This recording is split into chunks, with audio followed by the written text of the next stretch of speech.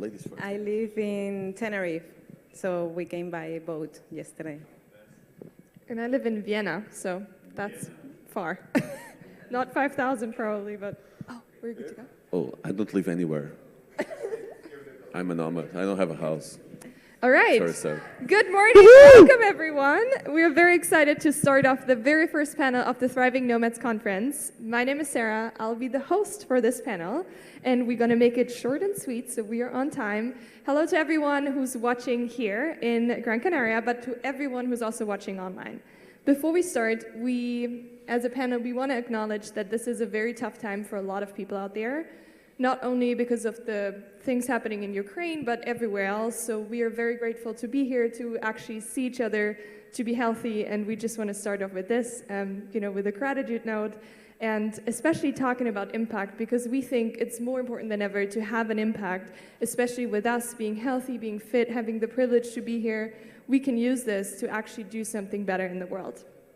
I'm the head of PR at Nomads Giving Back and Nomads Skillshare. I also have my own brand. There are so many things. I also have a workshop later today, just plugging in some ads from my workshop.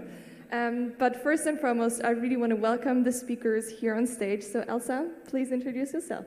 Sure. Hi, everyone.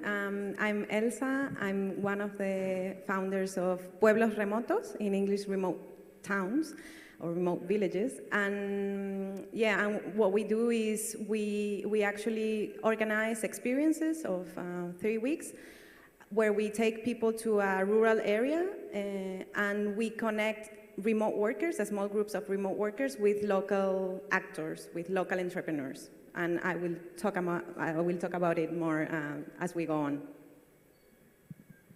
This is the most difficult question, so I hope the next ones are much easier. Just say what you don't do. Oh, this is probably short. I don't do diets. That's the only thing I don't do. So I started the Digital Nomad Village in Madeira with the Madeira project, helping people to acknowledging Madeira and come to Madeira. We had 5,000 people last year, so I think the first year was really good. We also started a project with Cape Verde, with Caparica, near Lisbon. Basically, we create the infrastructure for nomads to enjoy. I'm now the CEO of Nomads. I acquired Nomads. It will be launched today, actually, no pressure. And so we'll launch a new website, and it's now a community brand. So we will do everything community-wise. Our new logo is even a guy jumping because the community is in the center of Nomads. And I work with several countries and governments, having fun and creating nomad communities. That's it.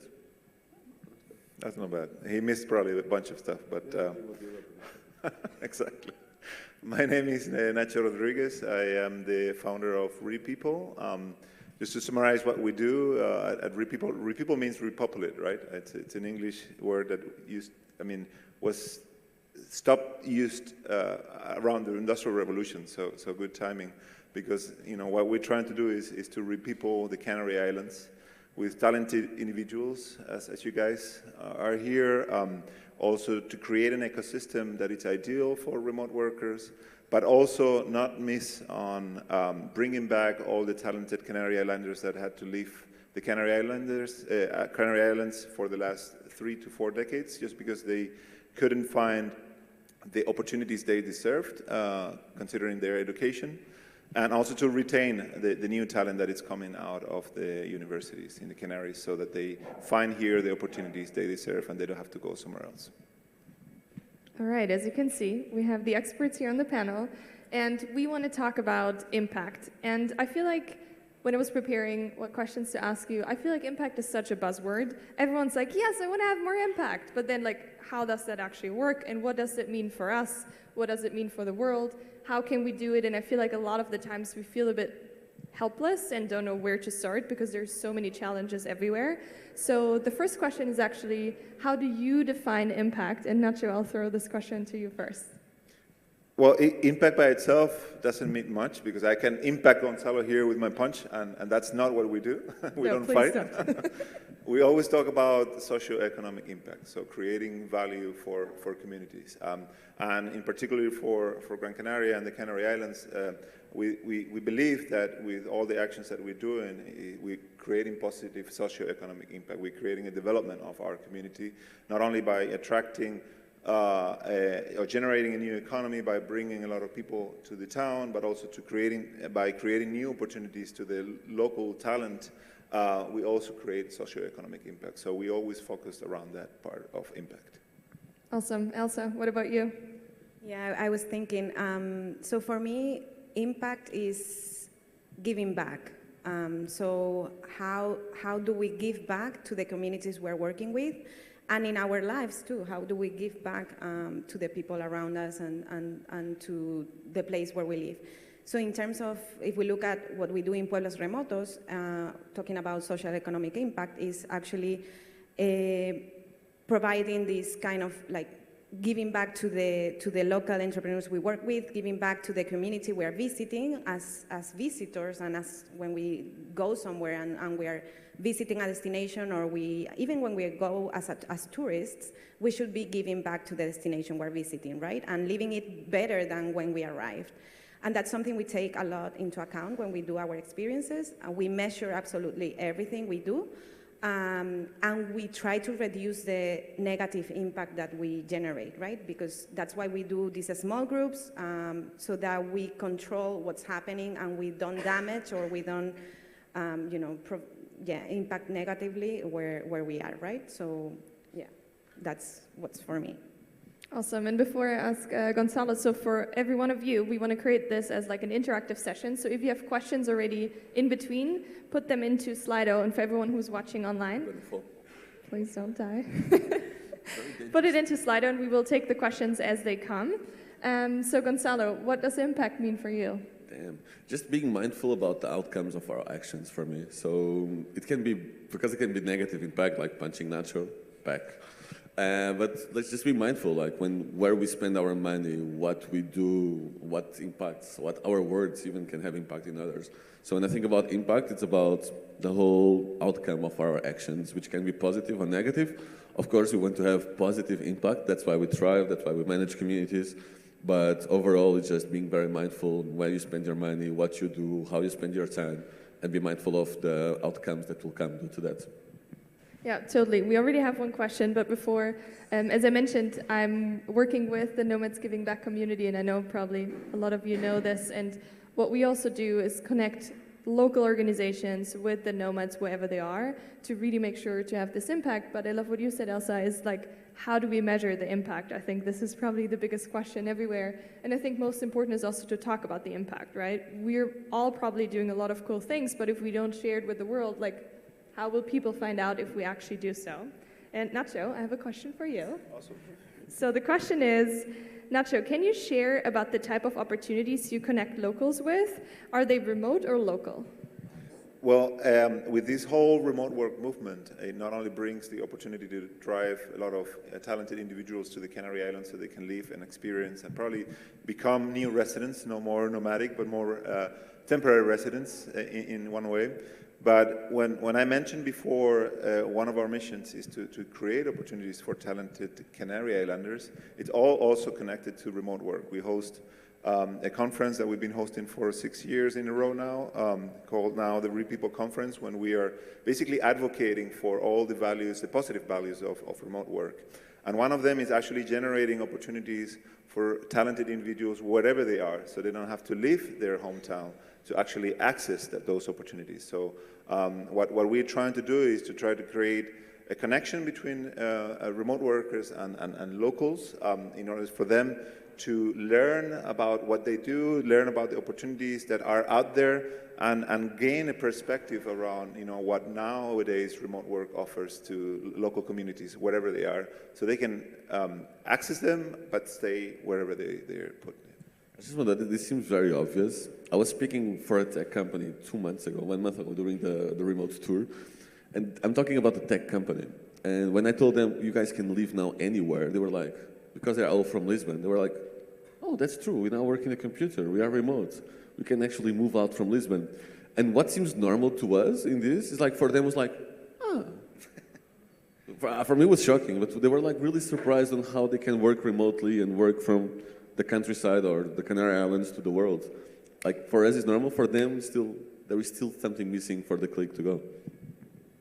Yeah, just to add on top of what Gonzalo said, we all need to be aware that what we're currently living through. I mean, we had the digital nomad movement before the pandemic, but now with the pandemic and the adoption of remote work globally, I mean, the opportunity is so large that we always compare it to what happened in the Industrial Revolution, right? When people migrated from the towns to the cities because the factories were there.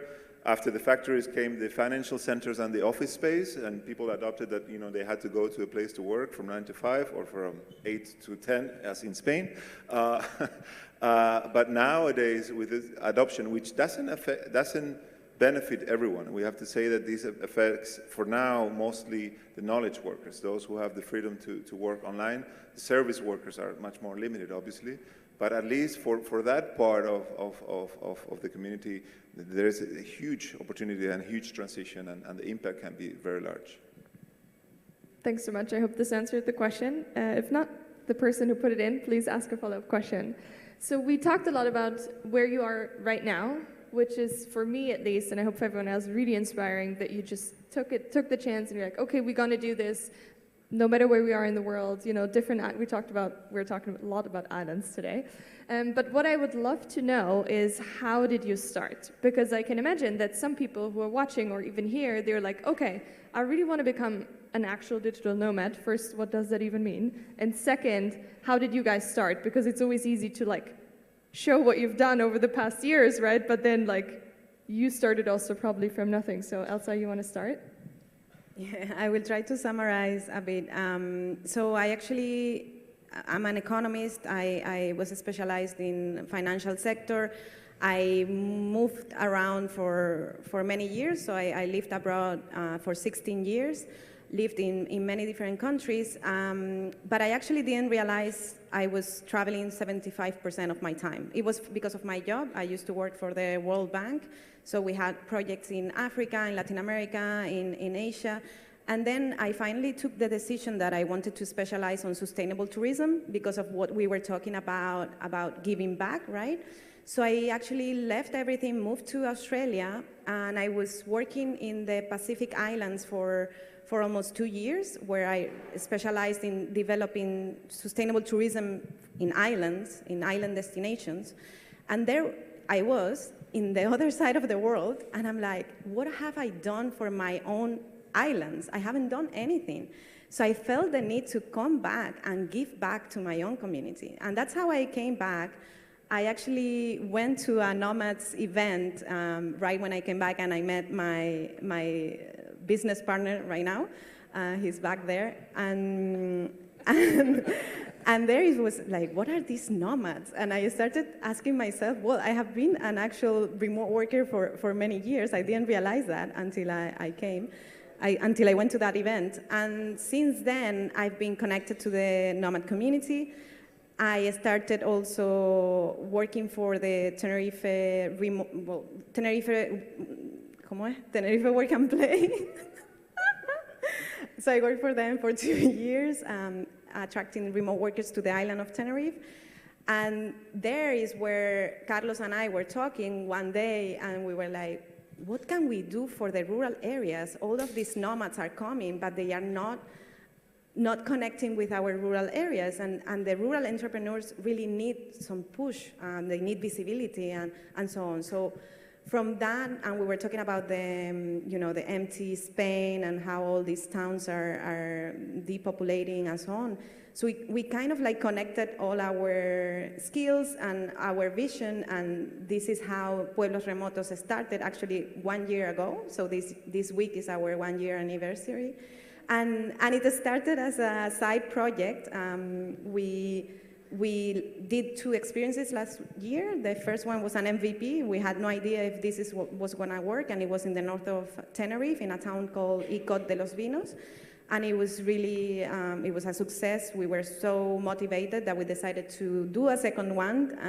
It was in Fuerteventura, in Antigua, at the end of last year. And this year, we have committed ourselves, our 100% time to Pueblos Remotos. So now it's our main project. And today, we have launched our 3rd edition that will be in La Palma, the island where the volcano erupted recently, because we want to give back. We want to really support the community there. And we're going to Fuencaliente, which is this little town in the south of the island, beautiful. So if any one of you want to come and experience this, you are more than welcome, and we will be here if you have any questions. But that was my journey in my case. I'm really, really happy to be here and be able to tell everyone. Wow. I just could see the people and like, oh my God, this is so cool. And I'm like, okay, where can I sign up to go? You know, can we all go with the boat already now? Awesome, thank you. So Gonzalo, So tell us your journey. story. Oh, Short, Jesus. okay? No. Okay, so once upon a time, I used to work in an office. And 8 years ago, or something like that, I used to study in Aveiro, Portugal, and I learned about digital nomads. I was a nomad myself, a student nomad first. I went to 7 schools to do 12 years of school. Then I went to 3 universities to have 3 half degrees, which I haven't completed any of them. One day. I learned a lot, just nothing about school. So that was working remotely. I learned about digital nomads, these guys that were actually traveling while they work, and this sounded perfect for me because in my mind I was already a nomad. It took me 5 years to get there though, so I had no skills, 3 half degrees. And then the Germans say, hey, we have money, do you want to come to Germany and live here? So I went to Germany, got a job in Germany, well-paid job. If you are Portuguese, Germany is like the dream. Things work, they have money, you go out at 4, it's incredible. Until you get bored, and then you leave Germany. Yeah, I love Germans, actually. But that's another story. So basically, I went to Germany, they had a lot of money, then I did 30, and I was like, oh shit, what am I doing with my life? This is not the thing. Like, this is a cool job, do I want to be here forever? I don't like the winter that much. And the answer was no, so I moved to Poland, which the Germans will never understand. So I was in Germany, I moved to Poland to get a better job. This is true. Dzień dobry, my people. So I was in Gdansk for 1 year, but the idea was to re-educate myself. So I accepted a job in an email marketing company so I could use this skill to sell it as a freelancer. That was the whole idea. So I was in Gdansk for 1 year. I love Gdansk, actually. I was very surprised on how good the quality of life is there.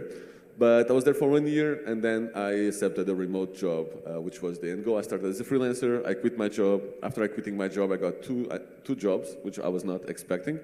One in Poland for a startup in Poland, and the second one was fully remote to Remote How, which is actually also founded by Poles. And actually, the guys are here. Ivo is in Fuerteventura, the founder of Remote How. So I accepted that, bought a ticket to Bali. I know, such a surprise. Bought a ticket to Bali and started my nomad journey as a full-time employee for Remote How, working on sales. And I'm not a very good employee, which Ivo can tell you more about. I have too many ideas, really suck as an employee. I want to fix the world and fix everything. Yeah, not good employee. So after 9 months, I decided to launch myself my first business, Remote Work Movement, followed by COVID pandemic and Remote Portugal, Remote Europe, followed by Digital Nomads Madeira, Remote Work Cape Verde, and a little bit more stuff.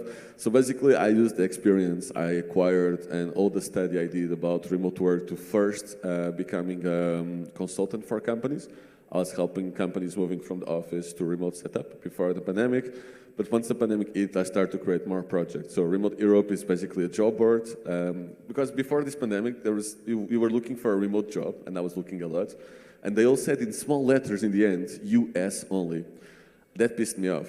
So I decided to create EU only just to mess around with them. It worked. So now we have EU only. Why not? So if you are Europeans and you're looking for a remote job, Remote Europe is the place to go. And then, out of an accident, I wrote a repopulation project in Italy for repopulating the villages of Italy through remote work. That was my project. This was through Erasmus+. I did an Erasmus+ workshop for 10 days called Entrepreneurship. And the whole project I created was how can we repopulate the countryside of Italy, starting with digital nomadism and have a funnel. Digital nomads, that's 1% of them will become remote workers, 25% of remote workers are entrepreneurs, how we create an innovation system in the countryside of Italy. Italians never took it, Madeira took the project, and well, the rest is a little bit history, and that's how I arrived to this stage today. Wow, thank you so much for sharing.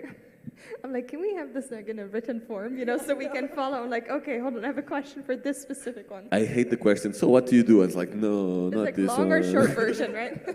Okay, Nacho, the stage is yours. Well, Gonzalo, if you keep doing all that stuff, you're never going to finish your degrees. So. Oh yeah, it's very high on my priorities. Oh, all right. Well, I am a Canary Islander. I was born and raised here in Gran Canaria. And when I was 18, I was lucky enough to get a scholarship to study in the US and spend there 5 years. I lived in Boston, which I don't know if you guys have been there, but Boston blew my mind completely. I mean, in the metropolitan area of Boston, there are 65 universities, some of the best schools in the world.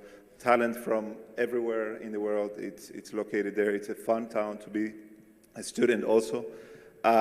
So that really transformed the way and my perspective around things. That drove me into traveling a bit around Europe after I finished my degree, until I traveled enough to realize that I really liked it at home. So I decided to come back.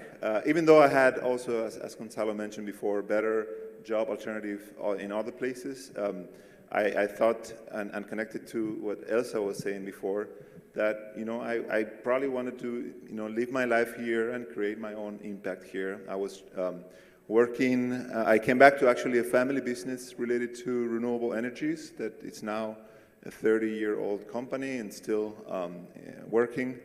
And in 2014, which to give you sort of like a time perspective of how new is this movement, 2014 was when Peter Levels created Nomad List.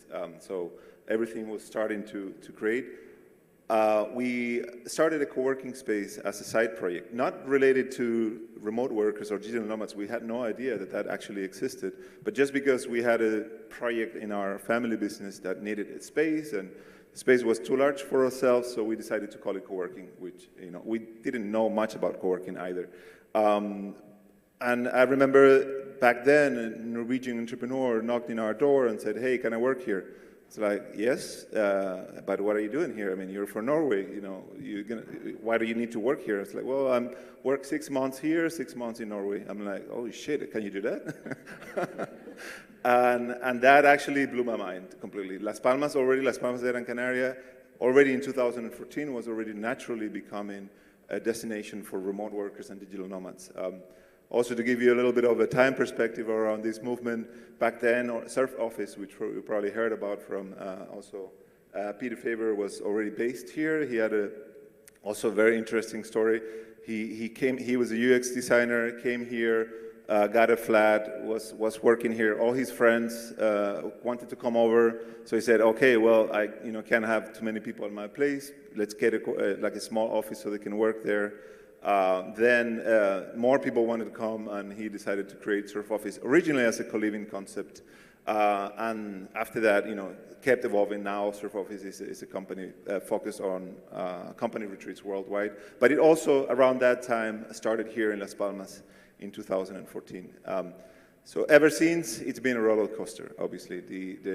Meeting people from all over the world, trying to position the Canary Islands as a hub, bringing people who are doing very interesting projects as the guys we have on stage to our yearly conference, learning from them and trying to iterate, collaborate, and get it going. And this is what got us until today on stage. I think if we can see one common pattern here is that there's no linear path on this whole nomad journey. And actually I wanted to ask you, who of you is just starting the digital nomad life, the remote work life? Anyone? Okay. Who has been in this thing? We don't know how to define digital nomads properly because they're, no linear path again. Who's been in for more than a year? Okay, more than 2 years? 3, 4, 5. Okay, 6. 5.5. Okay, so and you guys? More than 5.5, right? Yes. No, actually no. 3.5. Let's know, 4 years. 4 years. Or 2014. So. Okay. Yep. Not shows the clear winner of here. Although I must say, I don't consider myself a digital nomad. Obviously, I mean, I'm very local based. I do work remotely. I mean, even though our business is mostly service based, but I have my own home office and try to work from anywhere. So I don't. But still, I'm not a digital nomad myself. It's not just his own home office. That thing is a whole spaceship. But yeah, I mean, that I knew about, that I was, because I was not conscious about it. Yeah, 3 years, 4 years. But beforehand, I used to work remotely, and I didn't know that was something. So Yeah, I mean, actually, it's the same for me. I've been working remotely for like 7 or 8 years already, and I didn't realize that I'm maybe a nomad because I always had a house somewhere, but I was traveling all the time. And we have some questions already, but to kind of sum up a bit what you guys said, I think one important piece is that just go for it and do it, right? See the need where it is, and don't wait for anyone else to like, ask for permission or like, oh, maybe this is a good idea, whatnot. I think you all just went for it and you're like, okay, I see a need, let's try it. And if it doesn't work, well, we'll just move on. And I think another big piece is the whole community. So this is why we love Thriving Nomads so much, that they actually brought us here together. So big shout out to the team. Thank you for bringing us here in person and online. And I think the third point, which is not that much talked about yet, but this is very close to my heart, is the whole intercultural communication, right? So we are from all over the place, which is magical and amazing, but there are also a lot of challenges because, I was born in Germany, don't feel German anymore, just saying. And I work internationally with so many companies because I also work for a global NGO. And when I started, there was this, oh my God, this is so cool, so many people, but then, oh, everyone is offended for no reason and you don't understand why. And I think especially in the nomad culture, this is what happens, right? You get together, you have a global team, and it's very exciting, but I think it's so important to kind of see where the people are coming from, like which cultures, what values do they have, and just create this like neutral space where nobody's offended if someone is not on time or the other person has to call the grandma because that's what people do in other cultures. So I think maybe going forward, this has to be a big focus for everyone, also for big companies because they hire remote, we can all work remote, and I think it's so important to be mindful of everyone else's culture and where they come from, and so we all kind of create this neutral space where everyone feels safe to say whatever they want to say. All right, question number 1 is, what are the biggest difficulties you have to overcome when you're starting a project in a new city or island like La Palma? Whoever wants to take this. La Palma is yours. I have nothing to do. But they are starting a new project there. I mean, I'm happy I guess to the jump three in. of you can take it. You guys, I'm Portuguese. I don't know what's happening. It's like the hot potato. Everyone's like, oh no, you should No, do well, it. I mean, I'll start the answer and then I'll let Elsa elaborate on it. La Palma is the island where my father was born and raised, and I have a deep connection with it because I used to spend all my summers. I think it's a beautiful place, and we're in 2022. COVID started 2021. We actually started a co-living project there in Los Llanos de Aridane because I always felt that La Palma was already attracting a community of remote workers and digital nomads, but they didn't have a place to connect. So this co-living was actually a co-living and co-working space open to the public, and it was magical because I guess also combined with the effects of pandemic that drove a lot of people to the Canaries, the community showed up and made the place even more special than it already is. Unfortunately, the volcano came and we had to shut it down, but we'll be back. And hopefully with projects like Elsa, they will be active. And that brings me to a point.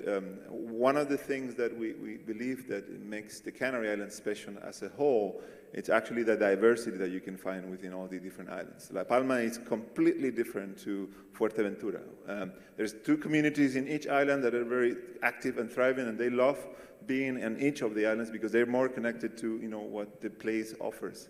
And in between, you can find everything. I mean, I think Gran Canaria in particular, we call it the miniature continent because you can find pretty much all that diversity within one island.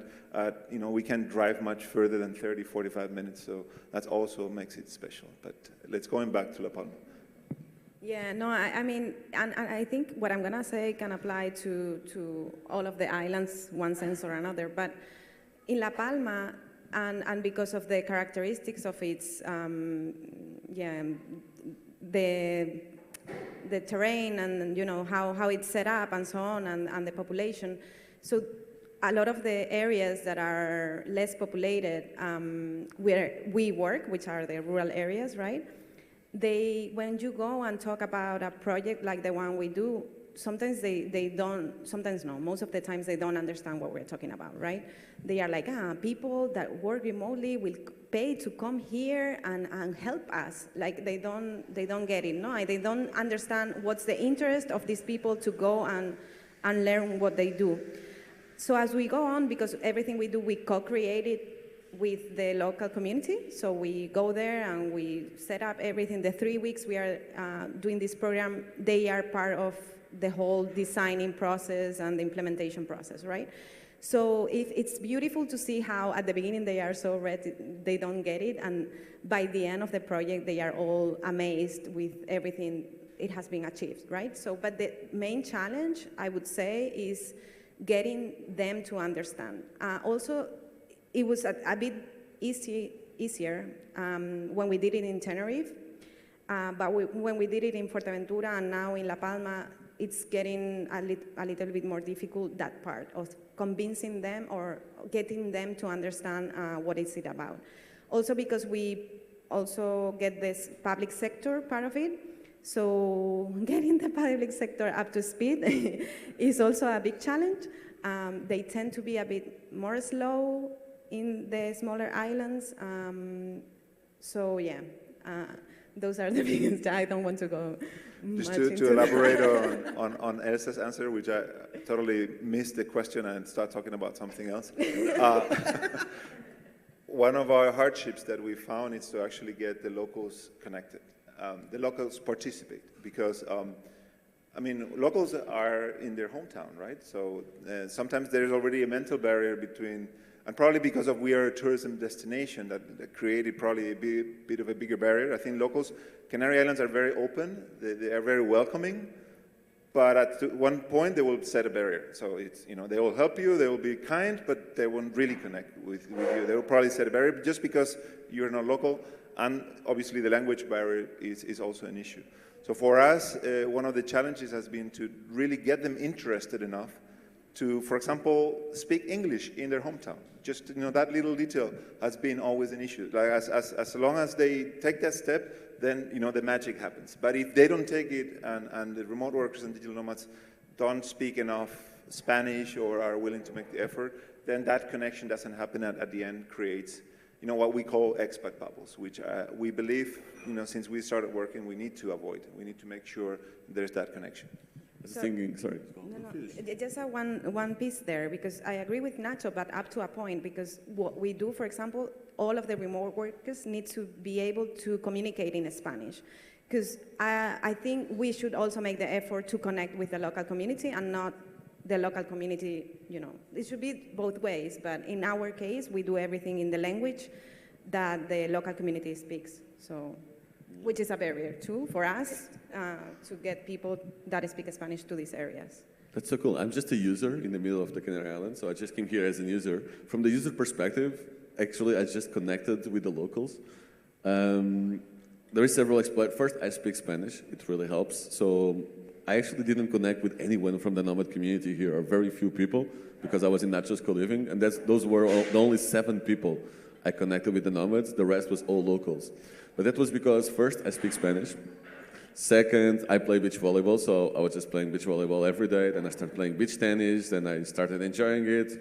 And third, I thought, in here specifically, that the local community was so interesting, there was so much to do, that I kind of, yeah, those guys have no idea what's happening. They just want to dance salsa. So actually here was the first place where I just connected with the local community. But again, if I didn't speak Spanish, that will probably never happen. And we know this, like from our volleyball club, which I love them and we want to visit them tomorrow, nobody speaks English, nobody. So that will be a huge challenge. Now, as a manager in Madeira, it's also a huge challenge to bring people, locals, and there is a massive barrier also because of 200 years of tourism or whatever. And what we are trying to do right now is, well, instead of connecting all of them, let's connect the innovation, let's connect the startups.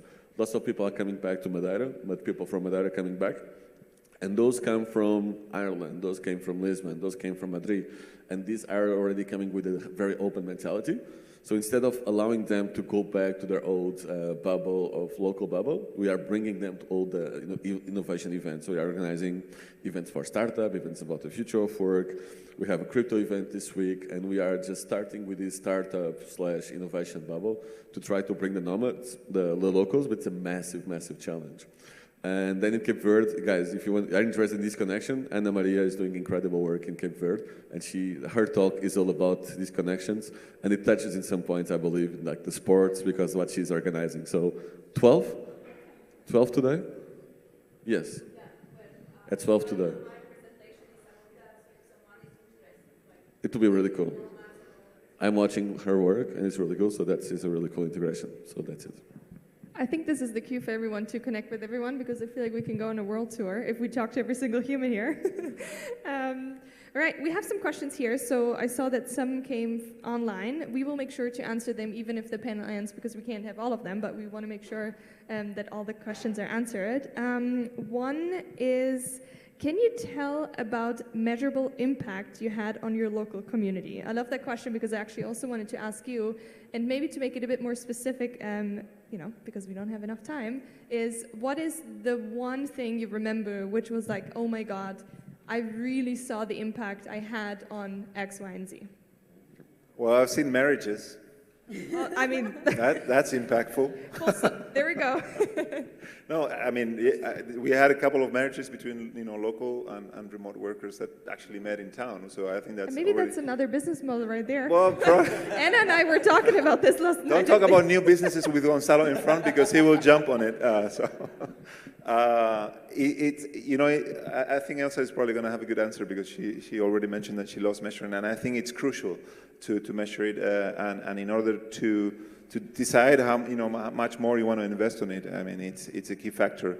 But in our perspective, it's still been hard to have resources to really measure collectively, what we're doing. I mean, we've talked to, for example, vacation rental properties during the pandemic that were flooded with remote workers that totally took over the traditional tourism. There's a huge impact, economic impact, direct economic impact because of some of the things we've done for over 8 years there. But unfortunately, nobody is really measuring it, and I think that it should be measured. I just learned from Nacho, so I just copied Nacho, but much faster because I learned from his mistakes and what he did well. Latecomer advantages, sorry, man. I came here to learn. No, just what we are seeing, we have numbers. So in Madeira, it was around 5,000 people that we measured. Nomad list says around 10,000, but we just know what we have. Around 30 million impact, direct economic impact, money spent by Nomad. So that's a lot of money for an island like Madeira. We saw like restaurants. I was in Madeira in December in 2020, yes. And then we were like doing the project in Ponta do Sol, a village. You see the village completely full. It was beautiful. Like the restaurants were full. It was beautiful. And then instead of the old tourists, suddenly everybody was young and had a computer. Like, this is weird. And now, like for me, I have several aha moments, but last Friday was a big one. Last Friday we were in a party. Yeah, we party in Madeira now. And we were in the party with DJ Vibe. And DJ Vibe is one of the best Portuguese DJs ever. He was first in the world for several years, and I grew up watching him. And he was playing at a party in my village, in Ponta do Sol, for like 500 nomads and locals. And at the same time, I received 3 messages from different countries, from ministers from different countries. I was like, oh, this is interesting. We are doing something cool. These old people are here because we started something, and they're in this space. And DJ Vibe came here not because of the money, because we don't pay him the same as the other places. He came here because this place became cool. So we are connecting everything in one little village of 5,000 people. Okay, so what I'm going to talk about, our impact is very micro, okay? Don't think about big numbers. We get between 8 and 12 remote workers in each experience, and we connect them with 6 local actors, 6 local entrepreneurs, between 3 and 6. So the numbers I'm going to say are very small, okay? So what we do, the way they connect is through two things. One is activities that we do with the local actors, with the local entrepreneurs, and the second is through challenges. So we do a needs assessment that these entrepreneurs have, and we propose these challenges to the remoteworkers.com, okay? The challenges could be from helping them improve their website, helping them with a marketing plan, or even practical things. Like, for example, we were working with a winery in Tenerife, and they needed to prepare one of the areas for new vineyards. So we were planting new vineyards. So it could be practical skills, practical things. So in all of these, we measure, as I said, we measure everything. We measure from, for example, from 18 challenges that we propose, they will resolve most of them, but they will propose, for example, in ECOD, it was 30 solutions more, okay? So because when they work in the day-to-day with the local entrepreneurs, they realize they need something else. They need other things that we haven't been able to analyze at the beginning, so that's the beauty of working with them. Two examples I want to highlight. It was, so imagine working with these local entrepreneurs. One of them was a farm. She's a lady. She has her own finca ecológica, so an ecological farm, and she works by herself. She has no one else, it's her. And when we proposed her to do her activity, she was like, what am I gonna teach them? I'm like, what can you do? She's like, well, I know a lot about seeds, planting, local seeds. I'm like, why don't we do a workshop on how you prepare seed beds, right? So she did it, it was beautiful, and now it's one of her new products. So she has put this as an activity. It's creation of new tourism products, okay? So both in ICOT and Fuerteventura, we have created 5 new products. So for me, that's big impact because they can continue doing that, right? And the most beautiful thing is that she has, in this case I was talking about, we have empowered her to continue and improve her business, right? The other one is in ICOT, because imagine these local entrepreneurs, they have known each other maybe from before, but they have never worked together. So the value of working together is what they take on, and it's not only these 3 weeks we are there, we want an impact that goes way beyond, right? So in the case of ICOT, they saw that they complement each other so well that they have started a new association in the town. It's called ICOT Sostenible, so Sustainable ICOT, and that's for us is another beautiful, impactful thing, right? And in terms of economic, impact, we have also, so around 70% of the price of what we manage as the budget of the project goes to the principal local actors, but then 30% of it goes to the secondary actors that we call, which are the communication people, which are the restaurants, which are the shops in the town, and we measure everything by asking the remote workers, by asking the local actors, and matching everything. So just to say there are more, but. Wow, I love that we especially go for quality versus quantity, because in today's world, everyone has like the biggest, the greatest, more billion, whatnot, right? But does it actually have an impact on the locals? And I mean, thank you 3 for sharing. I'm very inspired. I hope you guys are too. And before we close off, we have exactly 2 minutes left. I want to give you the chance to say whatever you want to say and leave this audience here and the audience online. So whatever you feel like sharing. Not sure you start. Well, in my case, I want to thank the Thriving Nomads team for putting this together. I think it's amazing, obviously, hosting this in my hometown. It makes me proud. Hosting it in this beautiful space, it's even better. And thank you guys for being here, for joining it, and for being part of the advocacy that we're doing for this beautiful island. Wow.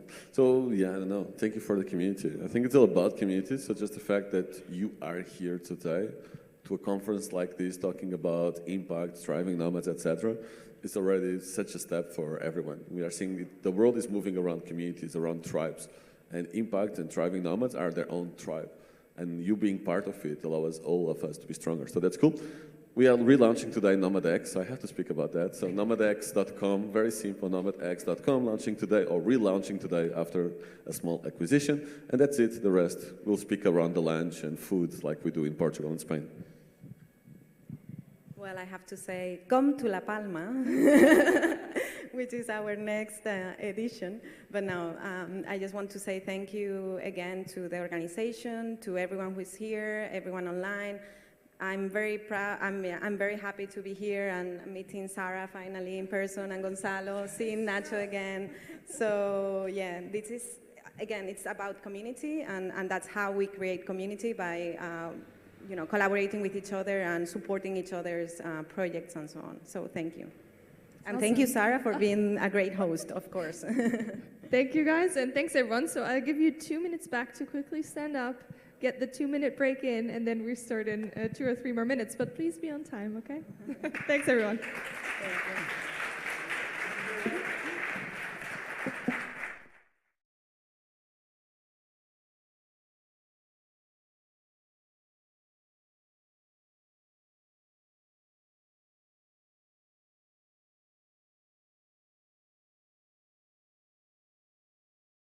Continue right away, so don't run away. We're going to have our next talk. 2 minutes of break. Take a break on the toilet, get yourself a coffee, and then we're going to continue in 2 minutes. Also for the audience online, have a quick rest and see you back in 2 minutes with the case study of Eduardo, local bird.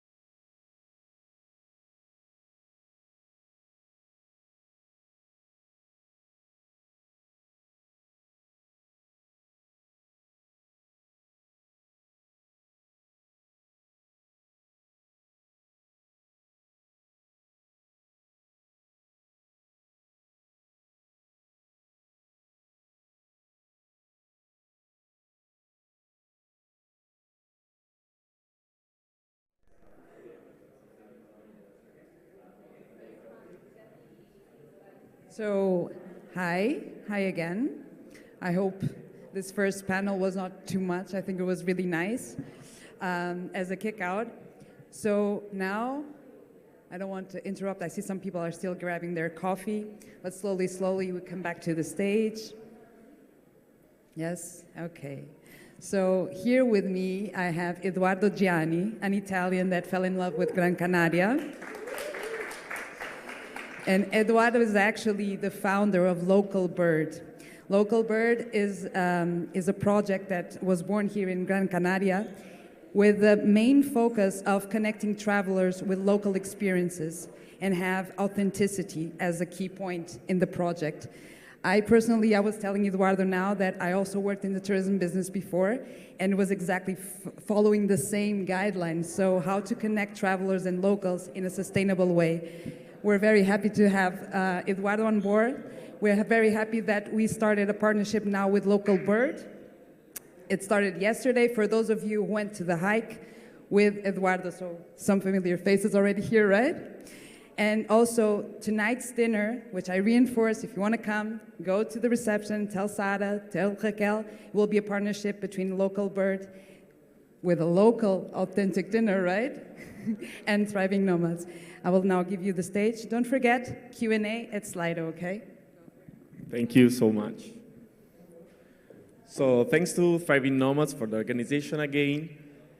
And I am very happy to be here, and especially after the previous speech, because they talk about a lot about locals and international.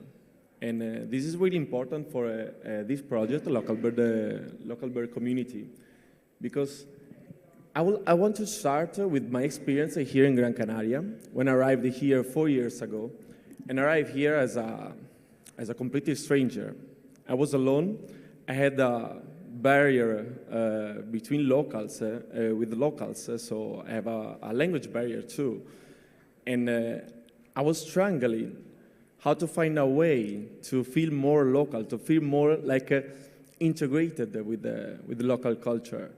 So, as I think Nacho before said about the aim of local people, that they are really friendly, they're really open, but then they put a barrier between them and international people, because they feel that there are a lot of people coming here and they are not really leaving a positive impact, at least the majority part. So I'm very happy that there are a lot of companies that work on it, and I think that we can do even more. We can do more things. We can do experiences. We can do communities. We can do events, congresses about that.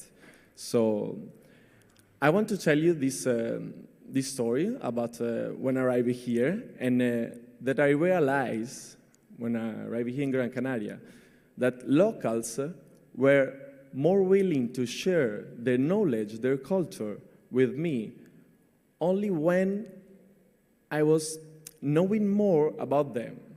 So when I was traveling around the island and knowing places that only locals know, they were more willing to share more with me. So I felt this sharing this between an international person and local people. So I start drawing a map, and I start finding all the places that local really know, local really have. Okay, they really care about that.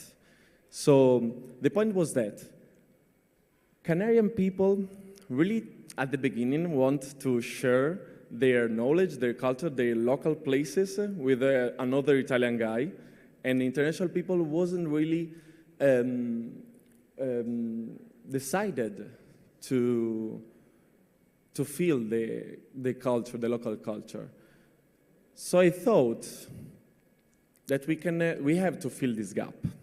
Okay, we have to delete this barrier and let international people feel more comfortable in this country, in this island, in this case, and encourage locals to share their knowledge and to share their culture.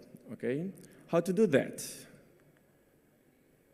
We can do it with a community that help internationals such as digital nomads, remote workers, Erasmus students, CEQUE students, people that come here for a short or long period and want to live an experience, want to live a unique experience, a unique adventure, and feel more local than they are. They want a piece of Gran Canaria in their heart. They want to come back with a piece of it.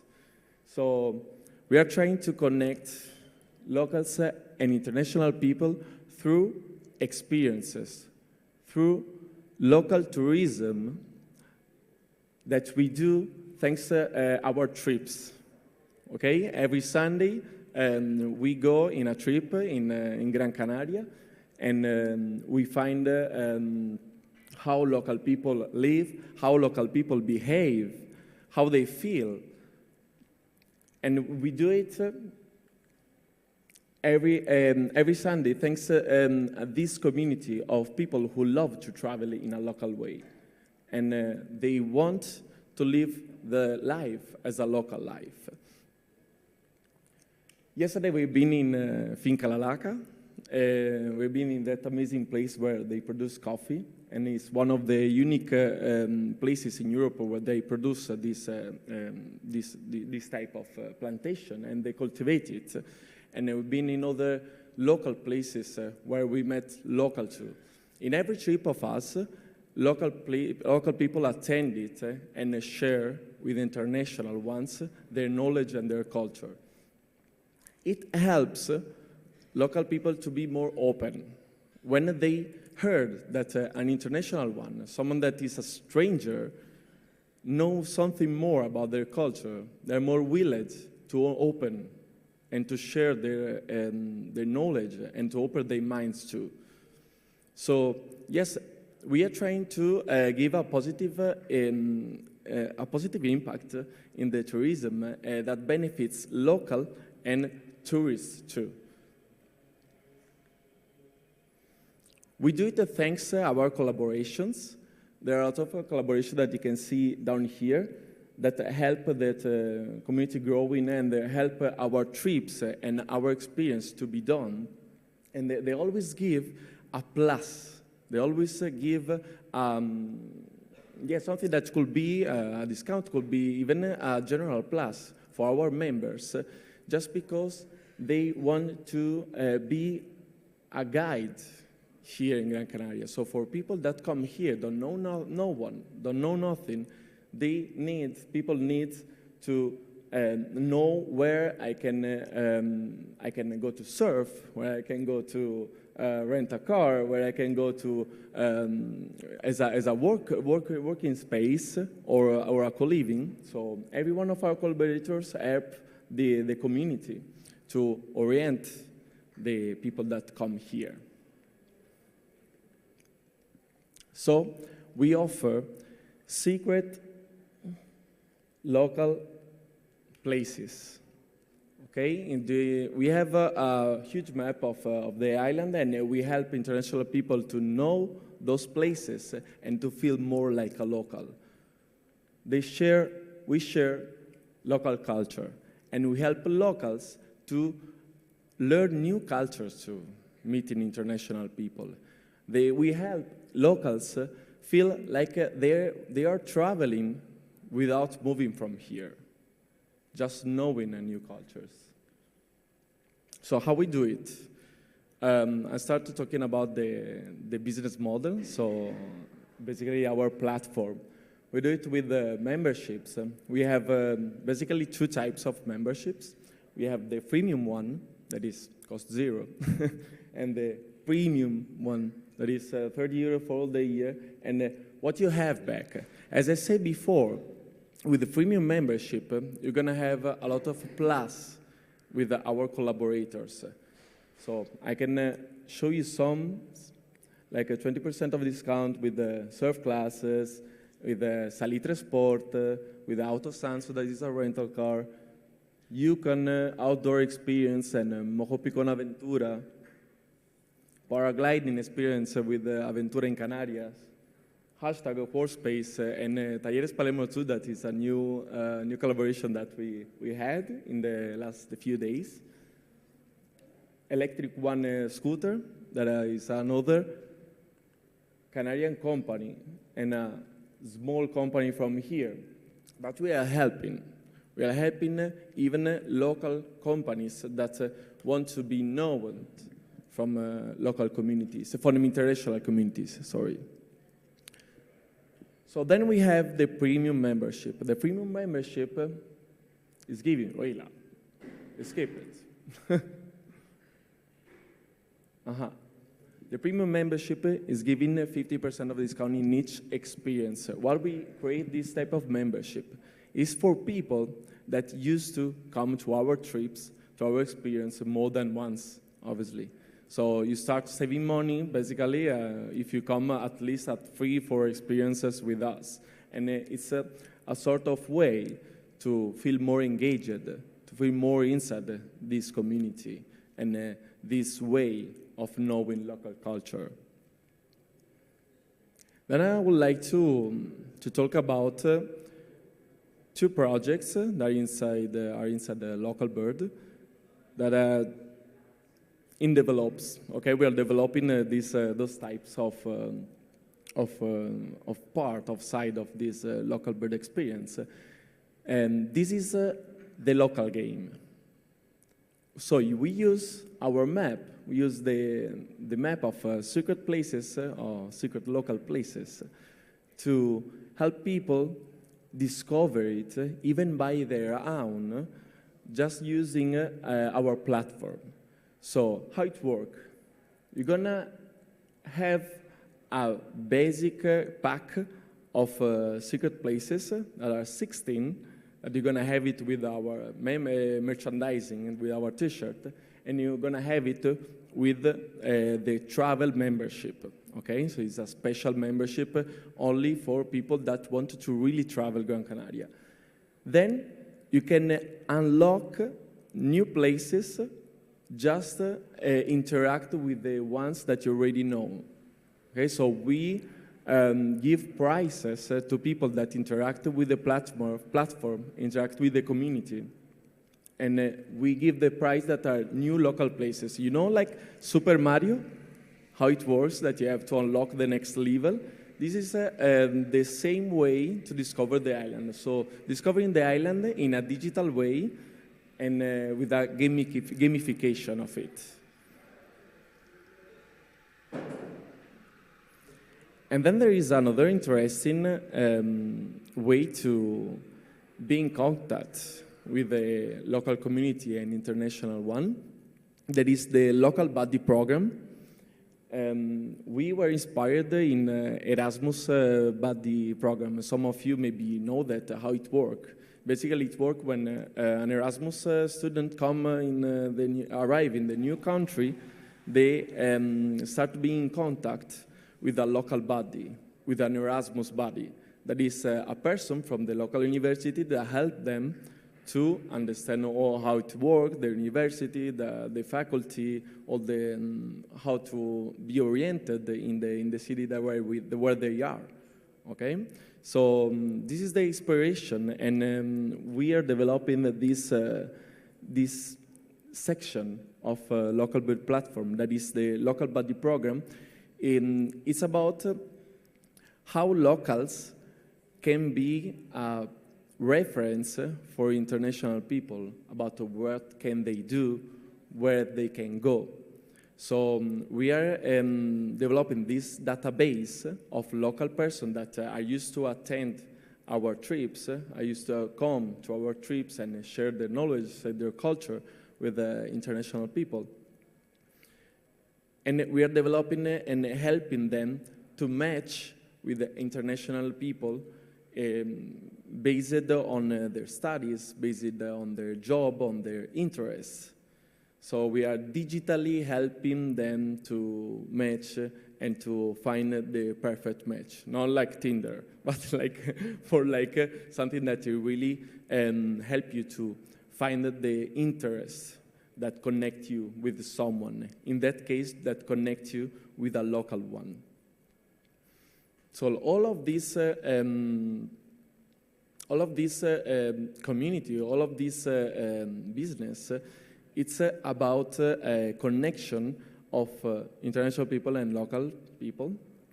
And we are doing it in 2 ways, basically, as I said before. One is a digital one, through the platform, through the membership, through the local buddy program, or the map that you can discover by your own.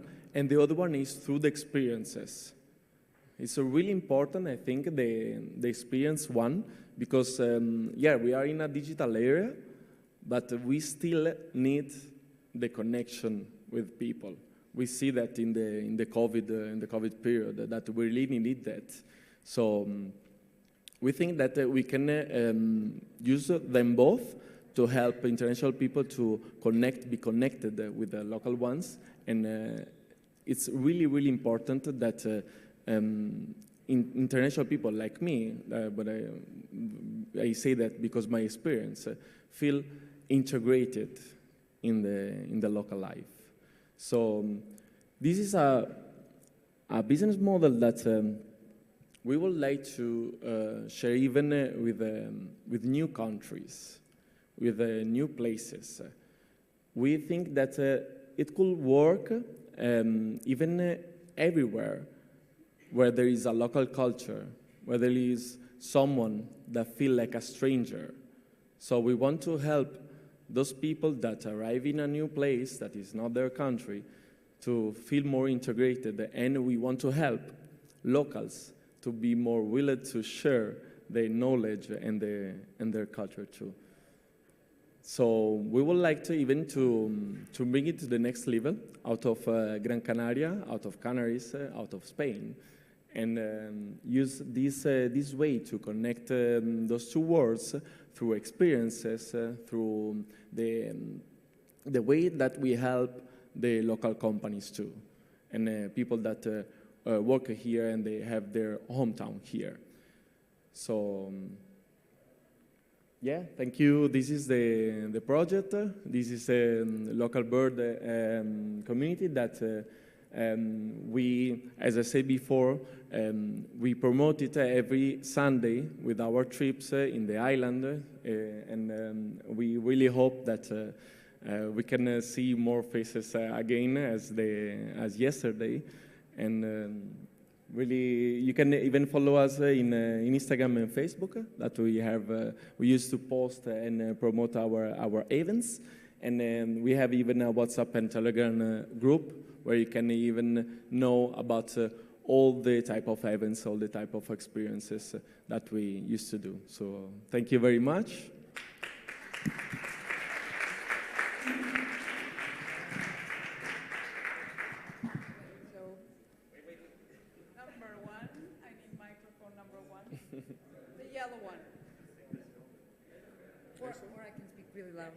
So next we'll have Carlos Chukowskis, but I'm really thankful for your presentation, Eduardo. Let's give another thumbs up for Eduardo, okay? And let just the guys follow the streaming, 1 minute, and we're next, okay? Thank you so much again, it was a pleasure.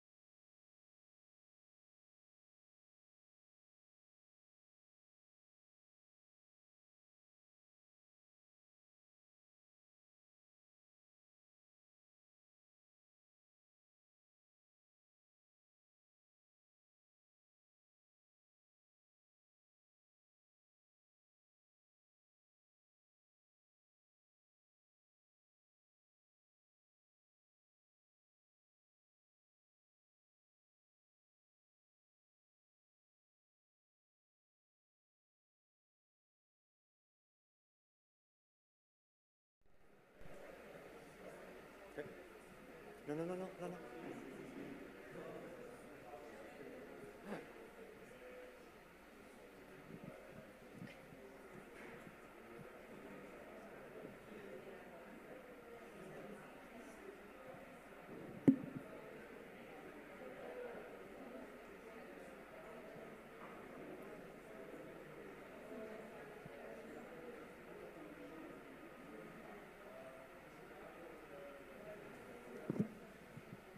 Hi everyone, just a quick announcement. We forgot to say early in the morning. We're also going to have a massage service during the day for your back. Okay, so if you work on a computer, yes. So you work on your computer all day, so your back's going to be sore. So she's going to come maybe close to lunchtime, and so tell us or tell her she'll be around. If you want to have a massage, there's a massage bed on top too, so you can do on a rooftop if you want. So yeah, just for you to know it's going to be available, all right? Okay, so now, next talk, we're going to have Carlos. Carlos, we've been talking for a while now. He has an amazing project he's going to, well, not to share because today the topic is going to be a little bit different, but he has an amazing project also for retreats and for remote workers that we've been talking so much about it. But today we're going to talk more about impact and technology, which is something very important. We're going to talk more about that in the afternoon. So technology can definitely be used for the good, and I think that's the idea that we want to share here with you, and really very excited to hear what Carlos has to say. So, Carlos, the stage is yours. Thanks to the opportunity to be here.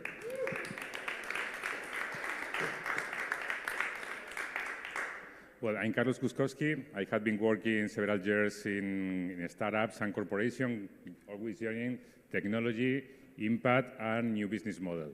And a year ago, I started deciding to start my new cycle of Impact Entrepreneur, and we launched with my friends and co-founder, Raul, Q-Centroid, and other projects that I'm going to explain today, and also share with you our vision how technology and new ways of collaboration could make exponential impact. So we started with Q-Centroid, that our mission is to try to accelerate the sustainable transformation through new ways of working and collaboration, technology, data, and culture. And with this vision, as you can see, I hope that you can see here, we are trying to combine these different elements, making different experiments that we are trying to launch different ecosystems, be part of other ecosystems, and also launch different startups. The first one that we are trying to create here, remotefulness. Years ago, I started remote working in Canary Island, in Tenerife, so I discovered the new fascinating goal of how the people could work remotely. So we tried to offer new capabilities to teams that don't have the ability to work together, to try to spend time, some days per year, in an amazing place like Canary Island, Gran Canaria, Tenerife, other place of south of Europe, making what we are calling the pop-up workspaces. So we think that for a lot of teams, the offices are not be an option. So we think that offering sustainable retreats for these teams could be a great way to start creating these communities. So in remotefulness, you can see in the web page, because I will love to have your feedback. What we are trying is, as I was saying, how we could enhance distributed teams when they need to work together some days per year. But today I want to talk more about our other project, that is how we can combine exponential technologies with new ways of organization. So I'm going to start, well, now. How, and I love to make this interactive. Do you know about quantum technologies or machine learning? No? Do you know about crypto, blockchain, and DAOs? More or less, DAOs, who know about DAOs? No? Blockchain? How many of you have a token? Yes? Okay. So what we are trying to combine, and I'm trying to explain now why we are working on it and why we think are one of the two most potential capabilities that we have in this decade to combine, is how these exponential technologies and new ways of collaboration, that part is remote working, could be one of our capabilities to make this change that we have this decade. So I suppose that more of you know about the challenges that we have for 2013. How many of you know the agenda of United Nations for 2030? No? The Sustainable Development Goals? Do you know about this? No? I don't believe. So United Nations defined in 2015 17 areas where the humanity needs to evolve, from poverty, hunger, smart cities, climate change, water, seas. So these are huge problems that humanity needs to face in the next decade, and that are not easy. So we are trying to collaborate, trying to support this project, combining, as I was saying, technology and new ways of collaboration. So I don't know, there is another trend, and maybe you know about the COP26, where every year all the countries and public leaders join together to try to define the next challenges. So what we are living now, as I was saying, is there is big goals defined by United Nations, and also there are big regulation, and a lot of countries and citizens encouraging public leaders and corporations to try to make the change. So this corporation, this organization need to start creating sustainable value. And mainly the sustainable value is related to social, how the people is managing and treating the workforces, and also environmental, how we need to start reducing the emission of carbon. So with these two combinations, we think that there are two main challenges now in the humanity. One is how as a humanity we can solve these big challenges, as I was saying, mainly in the environmental part, how we can reduce the carbon emission, how we can avoid the growth temperature that we are living. The second is how the companies, when they have their value creation model, how they are going to make this sustainable transformation. In the last 20 years, a lot of corporations and also startups start making the transformation to be digital companies. Now all these companies need to start making the change to start being sustainable companies. So we think that there is a big opportunity for one of the main or biggest, more powerful technologies that we have in this decade to be part of this game. So how many of you know or heard about quantum technologies? No one's? Someone know how this works? No? Okay. I'm going to try to explain why quantum technologies we think that is one of the most powerful tools for this change in sustainable transformation value creation. But I'm not going to try to explain how quantum technologies work. And there is Richard Feynman, one of the greatest physicists in the last decade, that they have a quote that I love, that is, if someone say that they understand quantum technologies or quantum mechanics, is that he's lying or is a mad guy. So the main important thing is to understand how it works. And why it's important? Because it's happening. So if we understand how to use this superpower, we can use for our companies, our startups, and also try to create this sustainable value. So I'm going to try to put the three main areas where quantum technologies are amazing and have these big capabilities that are, first, quantum computing, second, quantum communication, and the third is quantum sensing. I'm going to start with computing. Imagine a traditional problem. Imagine that you have a list of items that you need to go to a supermarket and you have 50 items, and you need to decide what is the best route to go into the supermarket to make the faster route in the supermarket. I am explaining the problem. Do you understand the problem? More or less, yes? So in a traditional computer, you need to start choosing and trying every item, combining with all the rest of the item. So in the moment that you start adding more items to the list, imagine that we start with 50 items, but if we grow to 100 or to 1,000, these problems start being impossible to solve for traditional computers, because they need to try all the possibilities, all the combination. Quantum computers have these amazing capabilities that, and what I'm trying to explain now is not real, but is to try to explain. It's like we are opening millions of universes in the same moment, and we are trying all the alternatives, and in one chance, we are going to have the best route to try to pick all the items.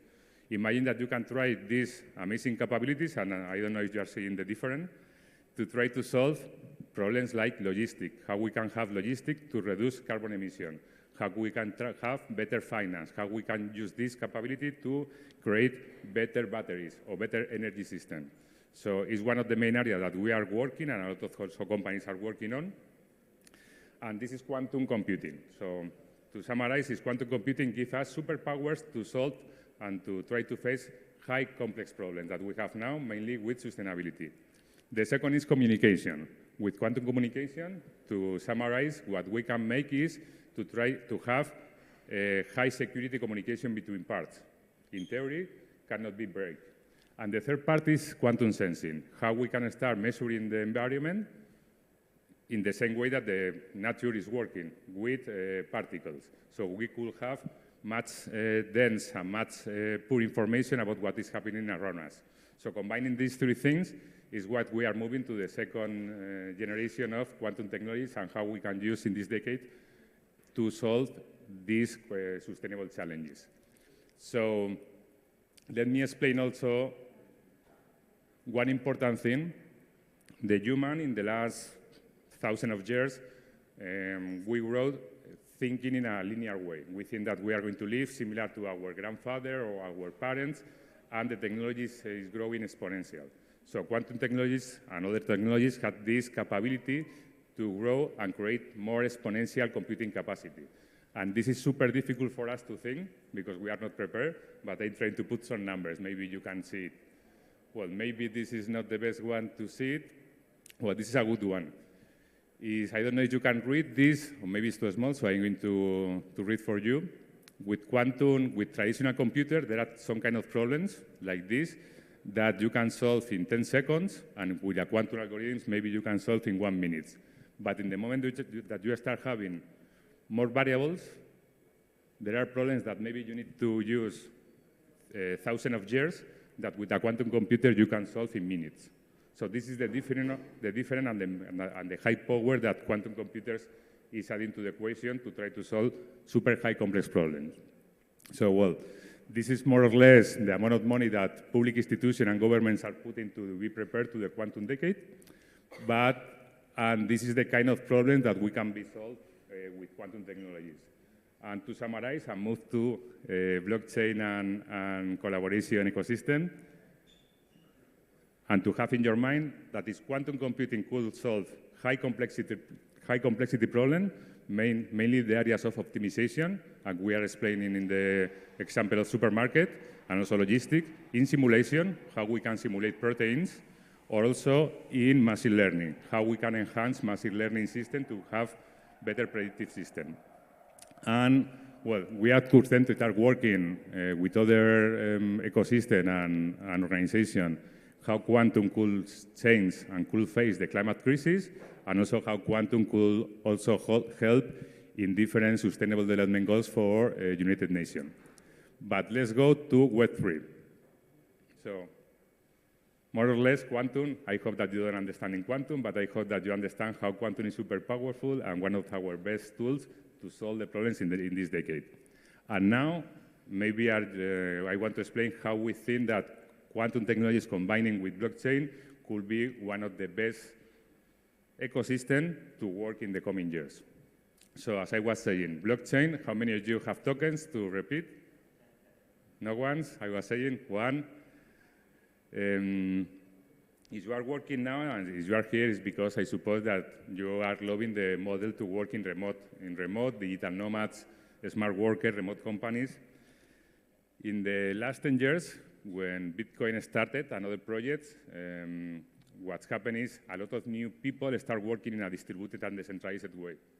What this means and for why it's super important for us also is because, as I was saying, all these teams used to be distributed and decentralized. So all these teams at the end are remote workers.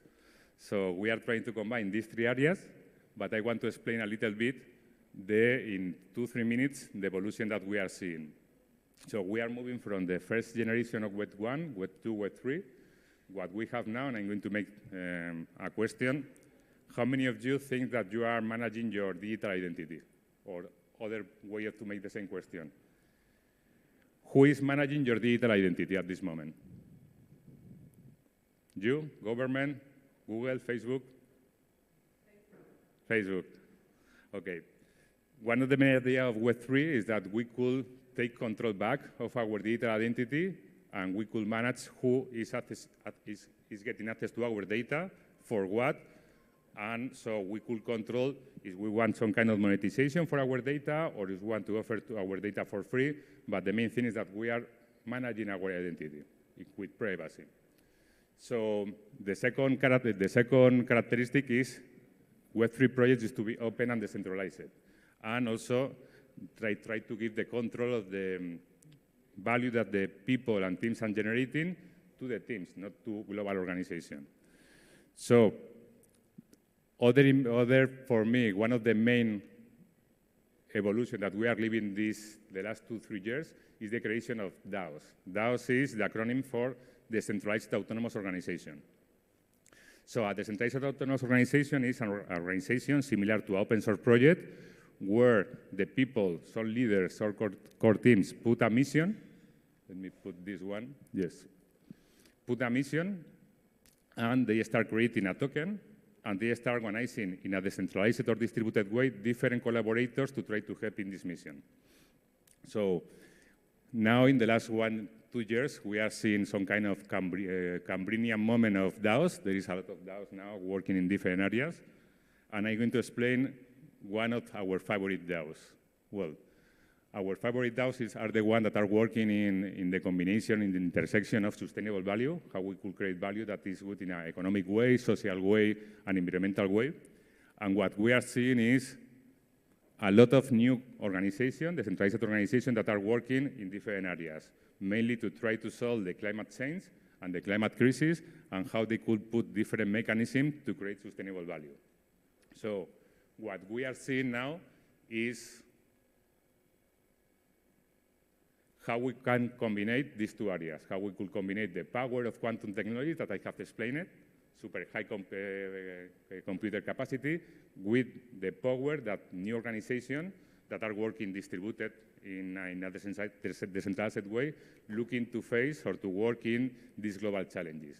So our position here, and I would love to have your feedback, and also looking for collaboration, is how we could offer quantum computing capabilities to these projects, and is we are working to offer quantum algorithms and quantum hardware that is not easy to access to these communities, and also how we could create together between remote workers, DAOs, and other communities, people working together, collaborating, and also aligning with interests and with reward mechanism to work in these sustainable challenges.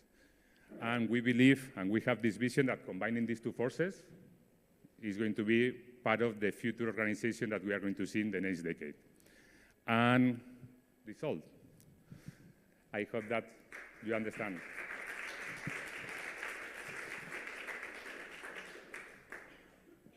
Gracias, Carlos. Entonces, con la gente que está aquí, las personas que están muy interesadas en el tema también de tecnología, ¿cuál es la mejor forma de colaborar, por ejemplo, contigo y con lo que estás haciendo? Well, ¿o en español? So. Well. All right, sorry guys. Yeah, so Carlos. Now, yeah, thanks for sharing and for your amazing presentation.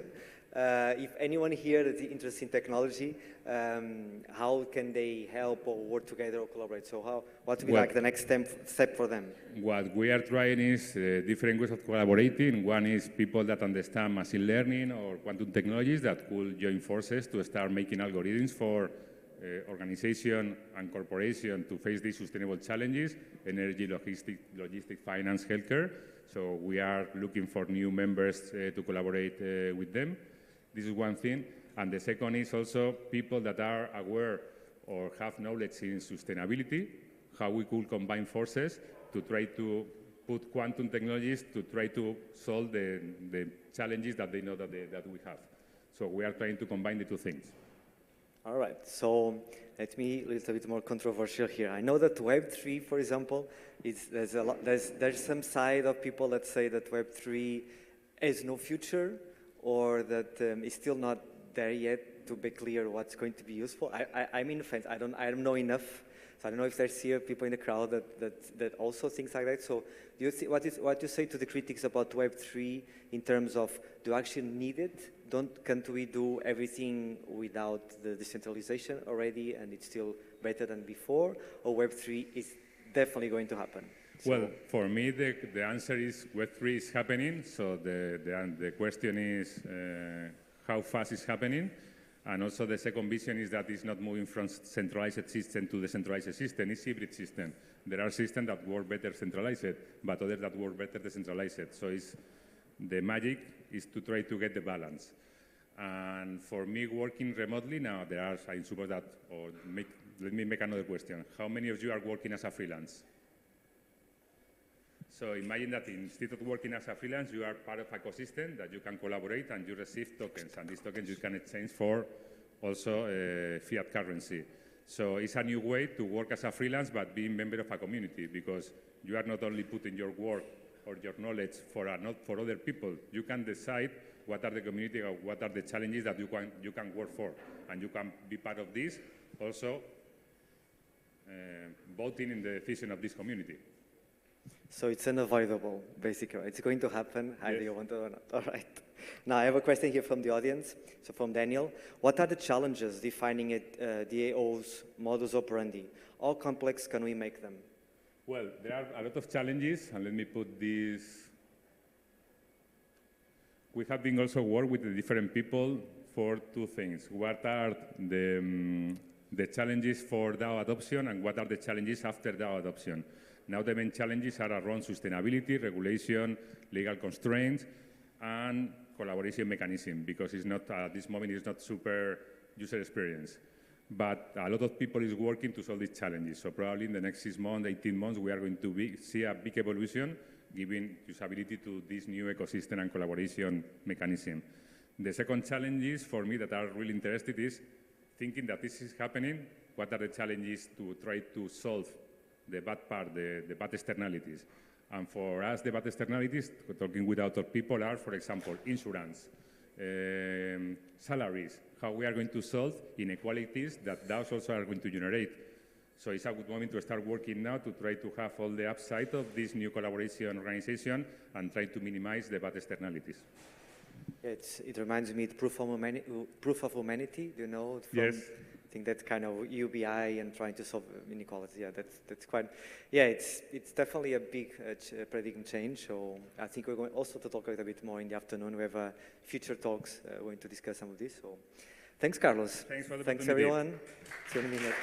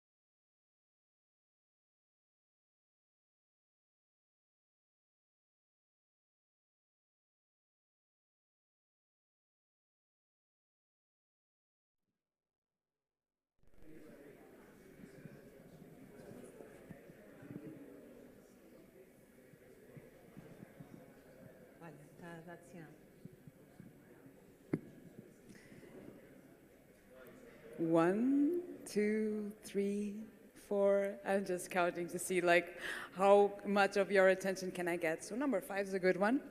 Guys, Next up, we have Ana Milhazes. I would say Ana is the Portuguese symbol for sustainability, environmentalism, and so many other things. She's a business coach, but also she is the founder of Zero Waste Portugal.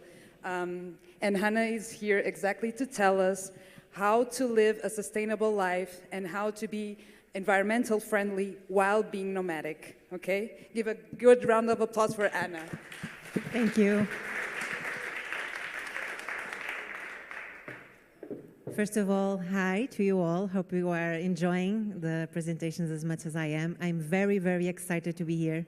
Actually, it's my first presentation in a Nomad conference. I also like to thank the Thriving Nomads team, an amazing team. And I'm really excited because I love to talk about zero waste. So first I want to know, have we here any zero waste enthusiasts? Okay, I hope the answer is a little bit different at the end. And so we are getting very practical and just talk about some of the things that I do, well, and when I'm at home and of course when I'm traveling. So just to talk a little bit about my journey, I studied sociology, but I always worked in information technology, first as a trainer, then as a software tester, and the last few years as a project manager. And I really loved my job, but something was missing. So I started searching for something else, and it all started in 2011 when I heard about minimalism. And I really wanted to simplify my life back then, so I started changing completely. And then a few years later, well, 1.5 years later, I decided to create my blog, Anna Goes Slowly. And I gave this name because I'm always in a hurry. I want to do many things at the same time. So it was really a very good place, and I still write on my blog, just to talk about the things that we can change in our life that can bring really a very good quality of life. And it was so good when I started receiving feedback, because I confess, and for the first few times that I just published my posts, it was only for me, you know, a way of keep tracking and just to continue doing all the stuff that was important to me. Then a few years later, in 2016, I met Bea Johnson, and Bea Johnson lives with a family. They are 4, they have a dog, and they produce a trash this size of waste per year. And I said, okay, if they are 4 and they have a dog, I can do better. So here you can find my trash jar, and I have trash here. It's completely full now. It's from July 2017. Of course, not all the trash is there. So there are some things that I cannot put there, of course. And then basically I started trying to live this lifestyle on my own. And I am from Portugal, and at the time was very difficult just to find bulk shops, just to find sustainable items. Sometimes I had to go online, and of course I didn't want to buy something from Australia or something. Doesn't make any sense. So at the same time that I was discovering all these new things, I think, come on, I have to share this with someone. Maybe because first because I felt really alone, and then because, okay, this is really good, and I really want to find like a community. So I decided to create a Facebook group, Lixo Zero Portugal, or Zero Waste Portugal, just to connect with people that were like-minded. And then it all started to grow, and I'm going to show a little bit of many of the things that we've did. And then just gradually, people start asking, oh, Anna, why don't you do workshops and talk about this? So first, I did this with my job, but then I got really sick. So I got a burnout, depression, and I wanted to quit for a long time. And I think it was just life telling me, now, Anna, go, it's now. So from 2017, I can say that I live through my passions, and I'm very happy with that. But then I had something here that I deprived myself from traveling. So for almost 10, 12 years, I stopped traveling by plane because it was too much for me. Come on, Anna, how can you be a zero waster and travel by plane? So I have here a picture. I was in Cape Verde in January. It was my best trip at all. And what I think is, and you all know this, right? The trips changes us. We grow so much, and we can do so much in the places where we go. So this picture here is just to remind me, Anna, life is beautiful, and you can do so much, and you can share everything that you know when you go to a new place. So Zero Waste Portugal. founded in 2016. It's just a movement, a Facebook group. Now I can say we are very happy because you already more than 11,000 members. And basically there, we just share what we do on a daily basis. We help people that are just starting, they don't know what to do. People that come to Porto, for instance, and they want to know where the bulk shops are, where the second-hand shops are. And in 2017, we organized, I can say it was the first zero waste event in Portugal. So the focus was, we have, of course, talks and about zero waste and sustainability. Also the shops that were there were only secondhand, and we had vegan food. But the main goal was at the end to measure the amount of trash that we did. So as you can see here in the picture in the top, we had more than 3,300 people, and that was only the amount of trash that they did. So I think it was really good. Then in this map, you have all the bulk stores in Portugal. This started with an Excel spreadsheet. I started contacting all the stores, and then Catherine, she's also a member, she said, oh, Anna, maybe I can do a website. So this website is very cool. A second-hand shop works the same way. So each of us can just go there and add a new shop. Of course, we are going to review the information, but it's very good because all the stores are popping up, and we can just go there and add new shops. Okay, I really want to start with this message because I know that many times we just say, oh, but I'm just one.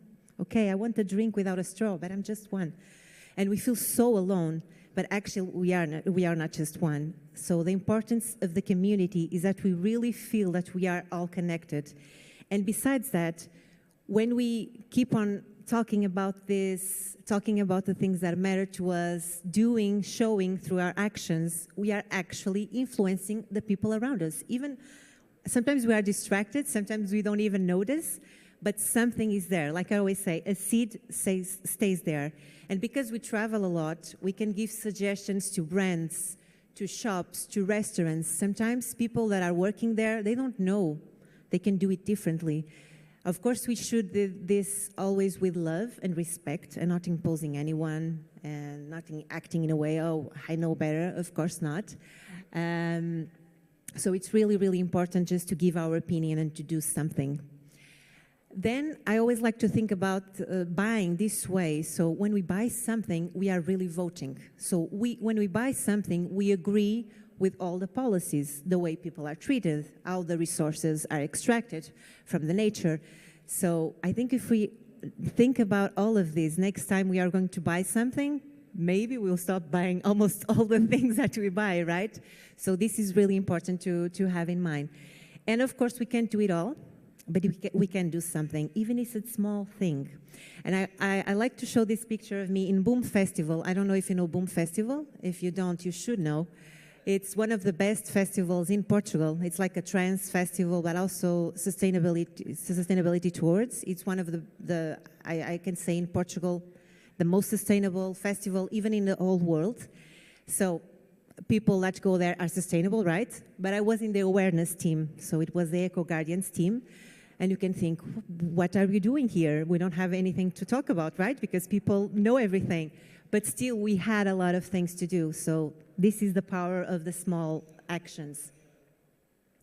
So what is this zero waste life? What is waste anyway? I like to think about waste like a design flaw, because when we produce the products, if we think that they are not going to waste, we are going to reuse it in a different way, we will have a circular economy model. There will be no trash. So imagine I stop using this, but then instead of putting in the trash, another company will use this and create a different product.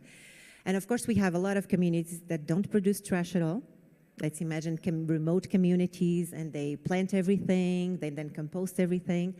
And of course, I know that living in a society is a little bit different. It's more challenging, of course, but we can do it. So what I'm going to show you today is some practical tips on how can we try. Of course, zero here, it's impossible, right? We are breathing here. So completely zero is impossible. But what I'd like to think is zero is just a motivation so that we can do better each day. So basically, we have 5 rules in zero waste by this order. So the first one is refuse everything that we don't need, right? Then reduce all the things that we need. Reuse, we are going to use and use and use all the things that we already have. And then, of course, recycle only comes almost at the end. And then, of course, after that, we are going to rot, so compost what's left. And I like to start with this magical word, no. And it was hard to find a picture of people smiling, saying no, right? Especially in Portugal. We think it's rude to say no. We like to accept everything. People are so nice. Yes, it's true. But when we say yes, it's like we are telling to the company that produces pens, oh yes, I want a new pen. I want more pens. We don't need another pen. We don't need another pencil, right? I'm sure all of you have enough at home.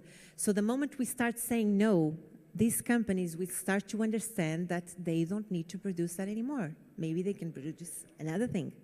Right? So I think this is very important. Also, when we say no, we are getting space for most important yeses, right? Reduce. So as human beings, we have to consume things, right? But imagine if all of us that are here, we can just reduce everything, just a little bit, but everything that we use. That would make such a big difference. I like to talk about the water because many countries now are, with the dry weather, they are suffering, and Portugal is one of them. And when you have a shower, well, if you don't shower, that's even better. But if we can just, I don't know, like have a 5-minute shower instead of 10, or 3 minutes, or 2 minutes, and just close when you don't need the water, that will make such a big difference. So next time you use something, just think, how can I reduce this? Then reuse, of course, we should extend the period, the amount of time that we use all the things that we have. Also, we can buy secondhand, and now we have more and more shops, more secondhand shops, which is amazing. Then we also reduce costs. And the best of secondhand, so this is the most sustainable things. Sometimes people ask me, oh, Anna, what's the most sustainable brand, this or this one? And I say the most sustainable, it's what already exists. Because you don't have to get new resources, people don't have to suffer, animals don't have to suffer, the things are already there. So the most sustainable is really secondhand. Then recycling. Recycling is not efficient, not at all. So if we can just refuse, reduce, and reuse, that's the best that we can do. Of course, that if we still use paper, glass, all of that, we should recycle, right? And then we have another problem. So when I was in Cape Verde, they don't recycle at all. So I was thinking, my God, I'm going to take the trash all with me to Portugal. But then I had just a small suitcase. I cannot do that. So I think in these cases, we can really bring awareness, talk with people about that, talk about how the recycling system at our country works. And actually, I'm very happy because I have a friend in Cape Verde, and she works for a company there. And they are starting the project to start the recycling system. So actually, this is pretty good, and I'm very happy with that. And then, of course, we have compost. So at the end of the day, we do all of this, and then we should only have like peels and scraps and so on. And I know when we travel, it's not easy, so we have to inform a little bit, the same as recycling, to inform a little bit how the recycling system works, if they separate this kind of trash. If we stay longer, maybe sometimes we can give our trash to local gardens, community gardens. That's also an option. We can, when we cook at home, just try to use all the peels. For instance, there are many recipes that we can use just to reduce the amount of this type of trash. Okay, so one of the first things that I think it's easy to do, we just think about the single use, not only the plastic, but paper and so on. If you try to refuse all the single use, this will make such a big difference. And of course, the straw. Next time you go to a place, just ask for a juice without the straw. It's so simple. I know the tricky part is forget to say, try to remember this before, right? Just if it's possible to refuse the receipt or the bag. Also, in Europe, you can drink tap water. It's safe. Of course, you can always ask, or you can always have some filters, tabs, or drops, but in Europe, it's pretty safe to drink the tap water. Of course, buy local, know the people, know the seasonal products. I've always a produce bag with you or a shopping bag. Of course, when I travel, I don't travel with all my zero-waste kit. So this is a picture from here in Gran Canaria when I went to buy groceries. And I just had one produce bag. So I put everything inside, just put the sticker. And if we think about it, all the fruits and vegetables, they already have natural packaging, right? So they don't need another plastic bag. Bring your own food container, especially to take out. If you have just a little box, it's so easy. You can take, the places accept, and you are not producing more trash. And yes, we can use apps like Too Good To Go. Actually, it's cheaper, and basically we are saving food from trash. At the end of the day, the food that they don't sell, we can buy it for a lower price, and we are saving food from waste. And yeah, we just have to plan a little bit more in the beginning, and then be creative and research a little bit more before traveling. So this is what I use on a daily basis. So just a cutlery set, reusable straw, cloth napkin, my water bottle, of course, and sometimes a cup, a reusable cup just to get coffee or juice or something.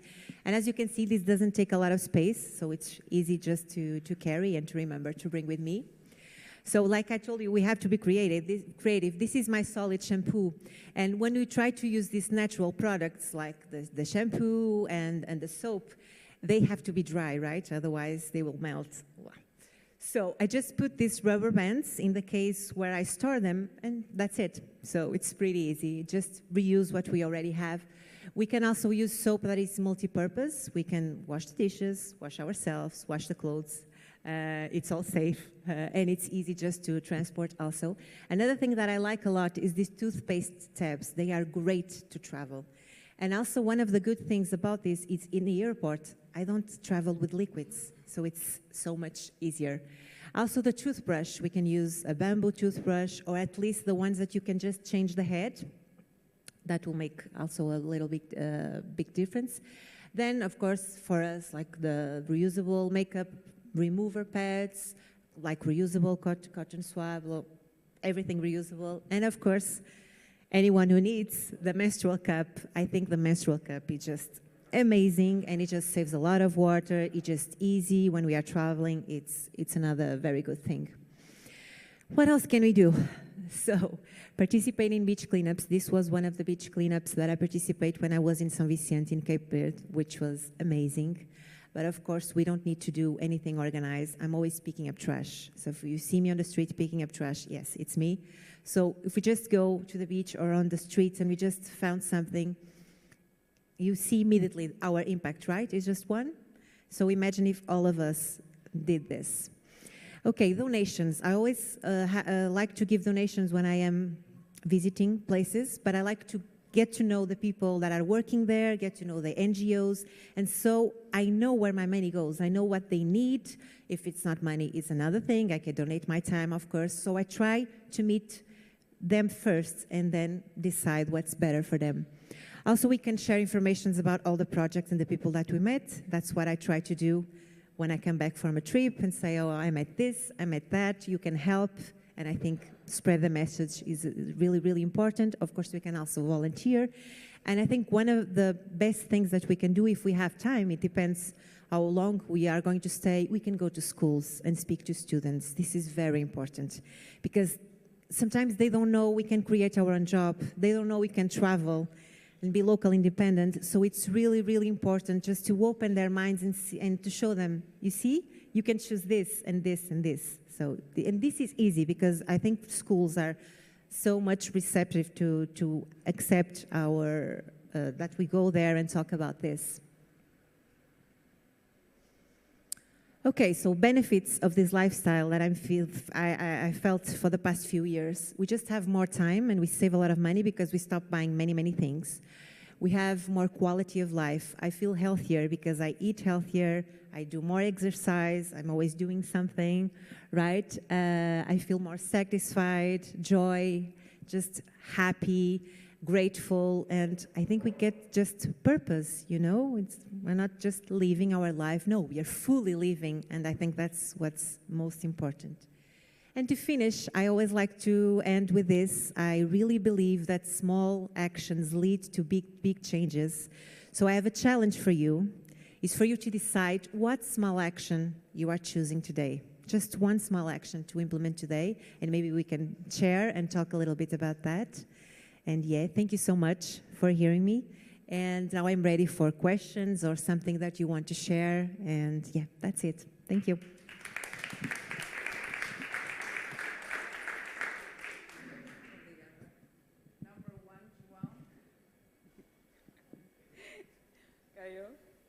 We actually have some questions here for Anna. Let me just turn on Slido.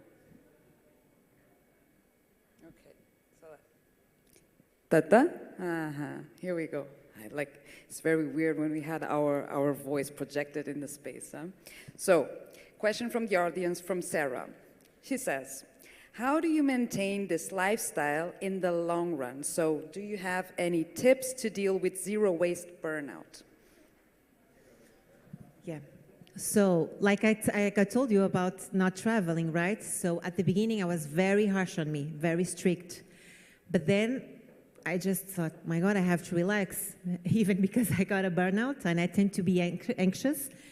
So I think it was like a gradual process. I really have to focus in what I can do. I cannot be perfect. I cannot do all. I can do little things each day. And I also think that when you have a community, you get inspired by the other people. Imagine in the Facebook group, we have a lot of people that eat meat, right? And sometimes we have people that go there, you shouldn't eat meat, that's not zero waster. No, but maybe the people that doesn't eat meat does a lot of things. I know I have a friend that she eats meat, she doesn't throw any clothes away. She doesn't throw clothes away. She has a sewing, a project, and then she always finds a way of reusing them. So, of course, she eats meat, but she does other things. So I really think that if we do this on a strict way and we are not happy, how can we impact other people? How can you be relaxed? You know, how can you just be in the present moment? So I think we really have to slow down a little bit and just enjoy the run and not just thinking about the goal and run. That is definitely a good tip. Another question. So, Anna, how do you talk to people that don't care at all about zero waste? So what's your top tip? Like, how do you approach them? How do you make them listen to you in a way? Because I remember once we were talking and Anna said that before, like some years ago when she started this, she was very strict every time that a person was not being environmentally cautious or even ate meat, right? Mm-hmm. So how do you deal nowadays with people that are totally unaware of this movement? How do you approach them? I was always very strict with me, but not with the other people. I think this also happened because I'm vegetarian for a long time, and people always criticize me, and I was like, yeah, okay, that's okay. So I get to go to a lot of companies and schools, and of course people that are there, sometimes they don't want to talk about zero waste. What I really think we can do is just lead by example. So I'm always very excited talking about this and just using my stuff. And when I go with friends to somewhere, I just use my cutlery set, I use my water bottle, but I never talk about zero waste unless people ask about it. So I think there's a way in, you know, because you are not talking, but you are showing. It's like you are doing a workshop without doing a workshop. And just people, I think the seed stays there and people start asking. And when people start asking, there you go, it's your call. But yes, sometimes for me it's difficult, especially when I go to companies and I see people just don't care. So I'm very focused and I just do my job and I say, okay, this message is going to spread, not just now. And we just have to respect other people, right? Each of us have our own time, so. So someone is asking if you have any zero waste products here with you that you could share that are good for traveling. Yes, I have on my backpack. So I have the cutlery set, I have the reusable cup, and I have the water bottle. And also I have, I don't know how to call it, but... The cutlery thing. No, it's like, so like... Like a cloth, like not a napkin, but it closes, where I have some seeds and I always bring food with me. And I think that's the most important. Even yesterday, when we went to see the coffee plantation, we get to try the water. And of course, it was in a not a plastic, but a single-use cup, and I had my own. So I'm glad I brought This is all true, guys. This is all true. I am sharing a house with Anna right now. This is all true. So Kwak wants to know, is there actually already a European network of zero waste movement existing? If so, which one is it? There's a lot. I don't know by memory, but there's a lot. You can search online, you can search Facebook groups. I think almost every big city has a Facebook group where you can just chat with people. When you travel, you can gather together and just see the zero waste, also the bulk shops. I don't know if the site still runs, but the Bea Johnson website had a map of all over the world, and you can search for the stores. So that's also good to meet people, because when you go, I always do this. So here I have to do it. I go to the bulk shops and just start talking, oh, when was the shop created, blah, blah, blah, and they immediately introduce you to people that are zero wasters in the community. And now from Armando. Armando is asking, how would you influence companies that you don't work at? For example, the supermarket in Las Palmas always prints the receipt, even if I say no. Yeah, so you can talk with the person that's there. Sometimes we have to call the manager because, yeah, she's not going to tell anything. And also there is this movement in Europe which is called Plastic Attack. So what we do is we buy everything. Of course, we try to not buy packaging things, but the things that we cannot avoid, we buy them. We go to our houses, we take all the packaging, and then we go and give it back to the supermarket. So this is amazing because, I think in Portugal we did in Lisbon and in Algarve, in the south of Portugal. So it was amazing because the news were there filming and everyone just put in the car shops. It was amazing. Wow. With all the plastic. But yes, because you are just, okay, this trash was produced by you, so I give you back. I don't want the trash, I just want the food. And of course, always with a respectful way, right? And I really believe in more of a slow activism and peace activism. I really think that it's the way that we get through, and yeah, but the best way is just to talk, give suggestions, be nice, and that's it. Anna, on a different note, someone here, or for following us online, he's questioning, like, what's your source to say that tap water is safe? Okay, so I believe that this person is in Germany, and he or she thinks that it gets tested for 800 substances, but there are way more than 2,000 substances on tap water. Okay, I don't know in Germany, but in Portugal, actually the tap water is even more tested than the bottled water. And it's mandatory to do the tests. You can actually call someone to go to your house to do the tests for free, and you can see and you can test the bottled water if you want. So in Portugal, it's pretty safe. In other countries, yes, you always have to search for, talk, send emails, just ask, because if all of us did that, they have to change something, right? So we really have to demand, because we have the right to have good tap water, something that we pay, right? So, yeah. I think we're done with Anna. This was a good round of frequently asked questions. I've seen other talks from Anna, and it's funny to see, like, the doubts that pop up from all of us are usually going into the same direction. So thank you for sharing this with our audience today. Thank you.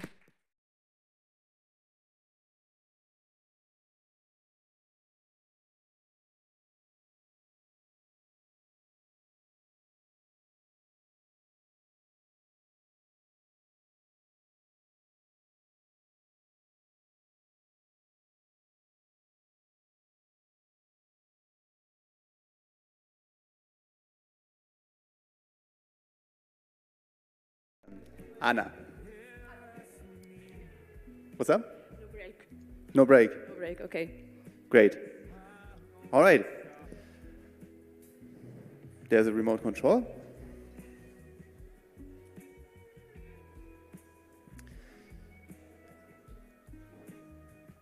Anna's going to talk about a topic, how to connect nomads with locals. And I think this is a pretty interesting topic.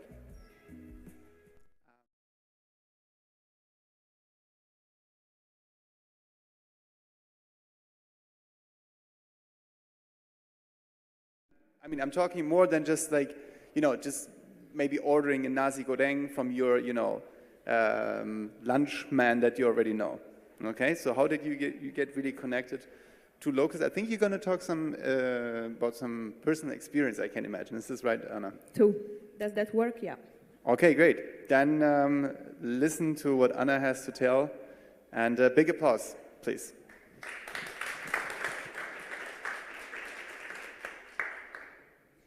Okay, so hello everybody. I'm Anna Maria Kochańska.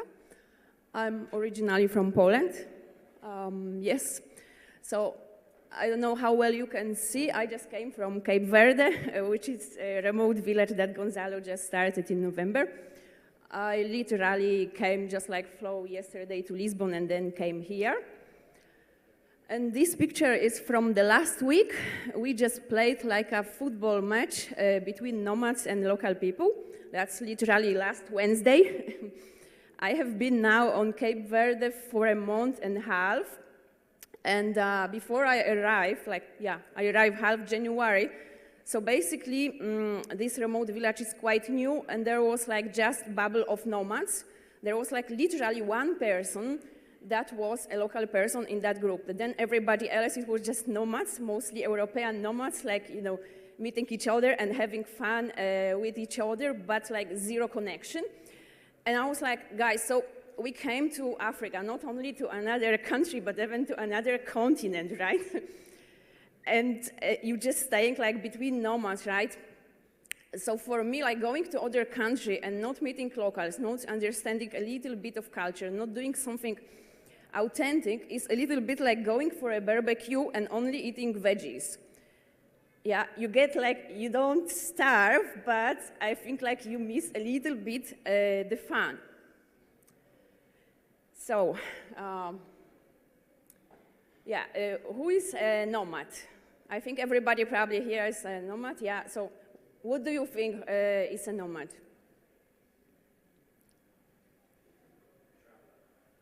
Traveler?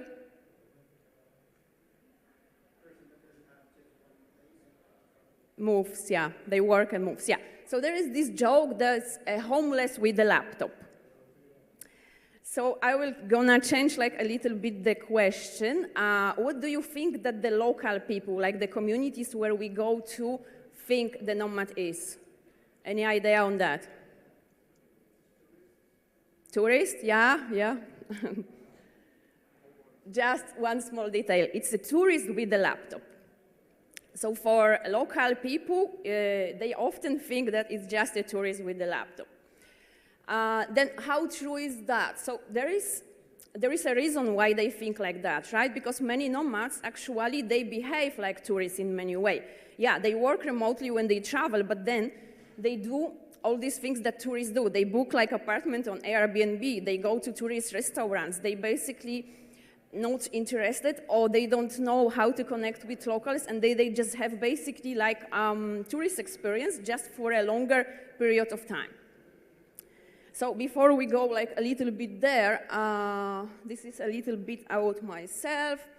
So I'm from Poland, but I have been living abroad like for 16 years now. I'm a nomad, I would say like part-time nomad since 2017, but since 2018 I don't have a home base, so like full-time. Then I still work in IT, that's how I earn most of my money, but I also have my consulting about cross-cultural skills. I'm a polyglot, I learned myself now it's seven languages. So as you see, actually like this language, I would say topics and cultural barriers or cross-cultural skills is something I was always interested in. I always work like international environments and I always like pay attention like how to actually connect with people that are very different from me. They speak very different language. That for me came professionally because I always work like with international clients, in international environment. I mostly work remotely like for many years, but again, as for a few of us here, I still would go to the office to do the job that was actually remote because the clients were like, all around the world. That's what I was doing. And in business development, there is like very big part when you do like business with different cultures, like you understanding their culture and how they do business is huge because it can make or break the deal often. Yeah, so why I'm even talking about this topic? So I have been nomad for 4 years. I have moved quite a lot. I'm engaged also in many nomad communities. I go to events, and I have realized that this is what it is. Like nomads usually like go to a country and then they live in a bubble. So they meet like other nomads. They do activities, but only between the nomads.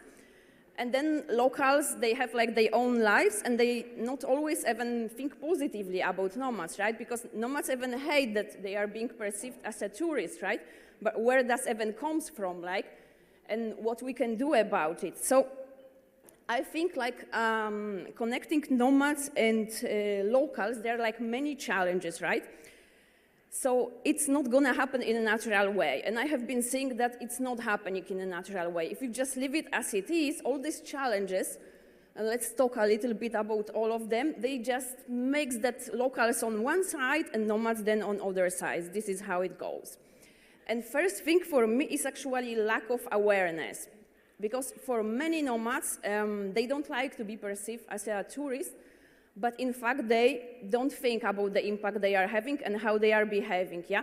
On this panel that Nacho and Gonzalo and I think, yeah, Sarah, they were mentioning about this impact, right? So when we are going to some country, to a new country, I think we are always having an impact. Like, we realize it or not, but we are having impact. So if we don't realize it, most of the time this impact is not gonna be positive. We're just like doing our things, but they are perceiving us from, I would say, from locals, the way they are seeing us is just like, if we are not connected, then basically this impression that now they are having is not very positive. And that's why I think we need like to, there is that too big gap between local communities and nomads. And I have started like some projects that I will show a little bit later in Cape Verde, how to actually connect, how to build a bridge, right? What we can do if we have all these challenges. So first one, and the most important, and that's why I put it in red, I think you can see that, right? Is lack of awareness, like what is actually our impact, that we even have an impact at all. Where do we spend our money when we go to the country, right? Like, where do we buy? To which restaurants we are going? Are we buying local products or no, right? So I don't think many nomads do still realize like what they are doing and how important is that. So one of the reasons is because actually nomadism as a movement is quite new, right? It perhaps started like 10 years ago, but then it didn't really took like, I would say didn't rise maybe until 2015 or 16 when it became a bit more popular. And then it only went like mainstream, I would say, with the pandemic, right? So before the pandemic, like some people were doing that, but they were not so many, and like media and all these projects like government now are launching visas and trying to bring people. This only started like 2020. Which means that actually we have like lots of new nomads that they only started nomadic because COVID allowed them to happen that, right? And for these people, it's like still everything pretty new. And I think like when you are at this stage, when everything is new, you don't really think about that much about others or giving back or having impact. You basically think about yourself, how you're gonna do that, make for yourself. And I'm not judging that because I was like that too. Like the first year when I was traveling, my main preoccupation was like, okay, how am I gonna do this for me? Is that gonna work? How much money I'm spending? Where do I meet people, right? Which destination I go to? And I think the change is so big, like if you are just living in an office and then you go like nomadic, that it probably captured like all your attention. So probably what you're gonna see is usually like people that try to give back and have some impact are usually people that did that for a while. And then, you know, like some consciousness comes with experiences, with time. But I also think that it's our responsibility, once we realize, to also make others aware. And that's why I put that, like, this lack of awareness is the #1 challenge and #1 solution at the same time, like building awareness about what we are doing. Then stereotypes. So locals have stereotypes about nomads, and nomads have stereotypes about locals, right? This doesn't help. This exists not only in nomad communities, this exists in all international collaboration. So if we are not curious and don't try to do things, then we have this barrier. Language barriers, very obvious one, right? So in some countries, they of course, like we go there, not everybody speaks English. But even if you speak English and the locals speak English, it's still not the same kind of connection like speaking the language, right? Like for instance, Italians or Germans, speaking English with them is not gonna get you the same treatment as speaking with them their own language. They will treat you differently. But this is kind of barrier you can't really remove, right? You cannot learn like all the languages of all the countries you are traveling in. It is what it is. So what we have to do is we try to do the most with what we have currently. Then you also have cultural barriers. This sometimes is even bigger than the language, because if they are very different, it's hard to connect, it's hard to understand. And this again, maybe like in Europe, is not that big of a difference, but for instance, I came from Cape Verde, right? Like people nomading in Mexico, nomading in Thailand. Like the cultural gap is so big, that's hard to build the bridge. Safety issues, right? So maybe you would like to connect with local communities, but depends where you are. If you are in some country that you are not sure if it's safe for you, and especially for a woman, right? Engage just with anybody on the street, then you're gonna be a bit more distance just to be safe, right? So we have to realize that that's there too, and that's something preventing us. Lack of time. So nomads are working, right? So then after they work at the end of the day, maybe they're just too tired, like to think, okay, how do I meet locals? And there is, of course, a group of nomads, so this is like the easy way to go. Rather than thinking, should I go to some NGO and ask, how do I meet locals, right? This lack of time, I think it's also a factor. Lack of know-how. Some people are probably aware they would like to give back, to share, to do something, but then they arrive to a new destination, and it's like, okay, where do I go? Who do I meet? Where? How, right? So if you don't know how, lots of time, nothing happens. You don't know who to connect. And, of course, personality, too. If you are more introverted person, maybe a little bit shy, it's not like everybody gonna approach people in a bar, on the street, in a different language, right? And try to make some connections or to do something. Some people are like, I will only join if there are other people like me, and then I can go, but maybe they would not go alone, right? So this is, I think, like first step is understanding that we have all this barrier, because I've been hearing a lot, like from people that usually are not nomads, like the local communities, but also just like, you know, people on Facebook groups, whatever, on forums. Basically, they say that nomads have no interest in connecting with locals. This seems to be like popular opinion, which I don't really agree with. I believe that the connection doesn't happen because you have all these challenges, and you see, it's so many of them, right? Like the language barrier is big, lack of awareness is huge, cultural barrier, safety, this is big. And what is even worse, that in some countries, and for some people, all these barriers can happen at the same time. So it's not just like one or other, you can have like 10 challenges in one country, right? So how likely is then to happen that you connect if you have to overcome all this, right? But it's critical to understand that, I would say, lack of possibility or cultural barrier or language or personality is not the same as lack of interest. I believe there is an interest, but we not always know how to do that. I think Nacho mentioned that sometimes there is no interest on the side of locals to engage. So this really depends a lot on us. You know, like in my professional experience, I think that people love to share their culture, love to show you, even for free, because they are just happy to show that. But depends really a lot on you, if they think that you are interested. So if they think you are not interested and you don't care and just come here to have fun with other like bunch of remote workers, then they probably not gonna do that. So initiative probably has to be on our side. And then you will see that they open.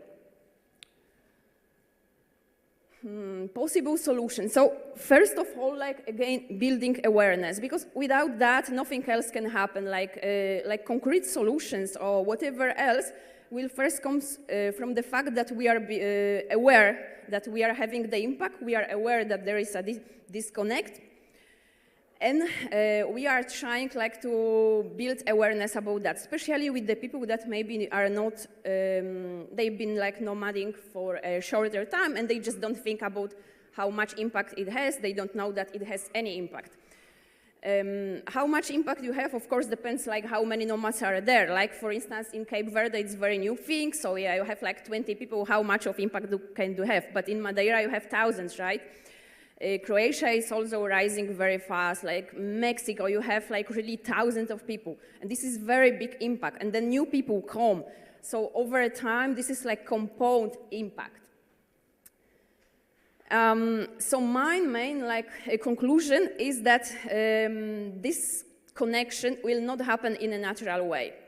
Because if it could happen in a natural way, I would have seen that in the countries where I have been, like in the last 4 years. Somehow it doesn't happen. Yeah, there are some small initiatives, but they are very small. So what we have to do is to build some bridge that will help us to overcome this disconnect. And the bridge can be like done in many ways. I have like listed here some examples. The way you can do that, like we will see also with some examples from Cape Verde, I also think the possibilities like really many. But first we need to understand that there is a need, and then we need some bridge, because you know, like certain challenges, you're not gonna solve them, they're not gonna disappear. If it's different culture, if, for instance, they only speak Portuguese, you speak English, right? So, you know, this gonna be there, right? If there is a safety issue, you're not gonna change that fast the whole country, right? So we have to try to connect, even despite all these challenges, I would say, and do what's possible. Yeah, maybe you will not become like best friends with someone that speaks a different language than you, but you can still participate in some activities. You can still think what impact you are having on them. They can still learn something from you if we do that in the right way. So for instance, nomad communities, I think this already started. There is like this Nomads Giving Back, Nomad Skill Share, but this is still very new. And I think that when we have like communities in different countries or around the world, again, like someone has to start.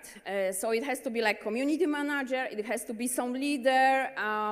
We have to think that nomads will not gonna do that themselves. They will not just go on the street and try to think, okay, how do we engage with locals? So someone has to start, but I have been seeing that when someone starts, for instance, what I did in Cape Verde, then there is a lot of interest from people, which completely like deny this misconception that people are not interested. So once you like give some direction and some support to people, they are actually willing to engage it, they are very happy to do that.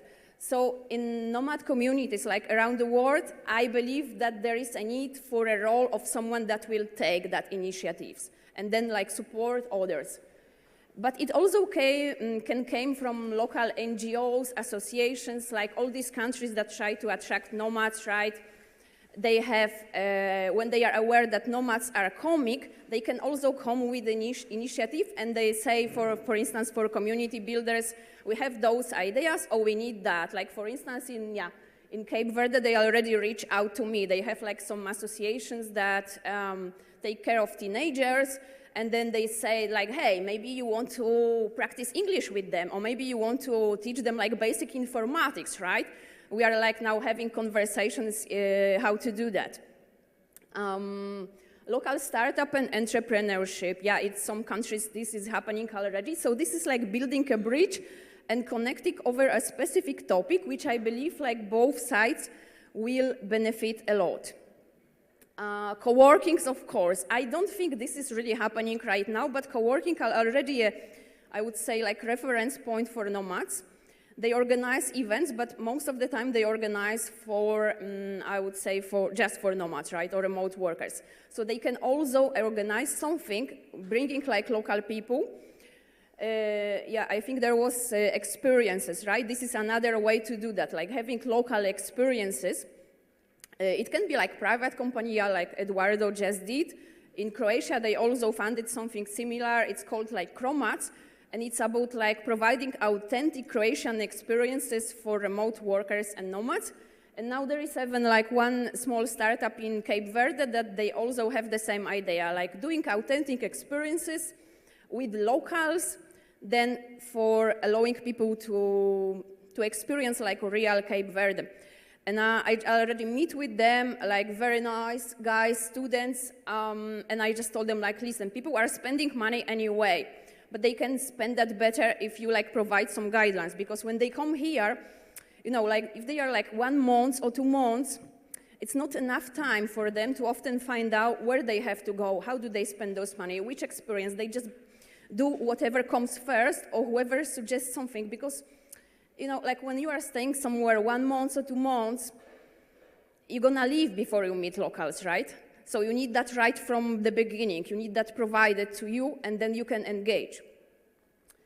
Governmental and tourism associations. This is not done at all, but I think it should be done. When I was in Croatia, I actually work with Zagreb tourist boards, and they asked me like what we can do to attract more nomads to our country.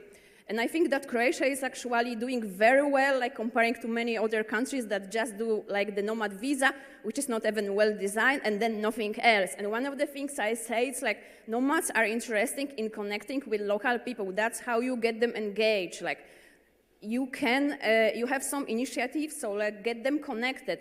And they was like, really? So they didn't even expect that this could be something that people could be interested in, right? Now they are thinking about which exactly initiatives they have could be interested for nomads. Yeah, and this is the view, by the way, from my terrace, Cape Verde, Mindelo. So we're gonna see a little bit, because this village is actually pretty new. I think Gonzalo started in October. I arrived there in January. And yeah, what I wanted to show you is this. Like, this was how it was when I arrived there, like half of January. I really don't know how well you see those pictures because there is like a bit dark.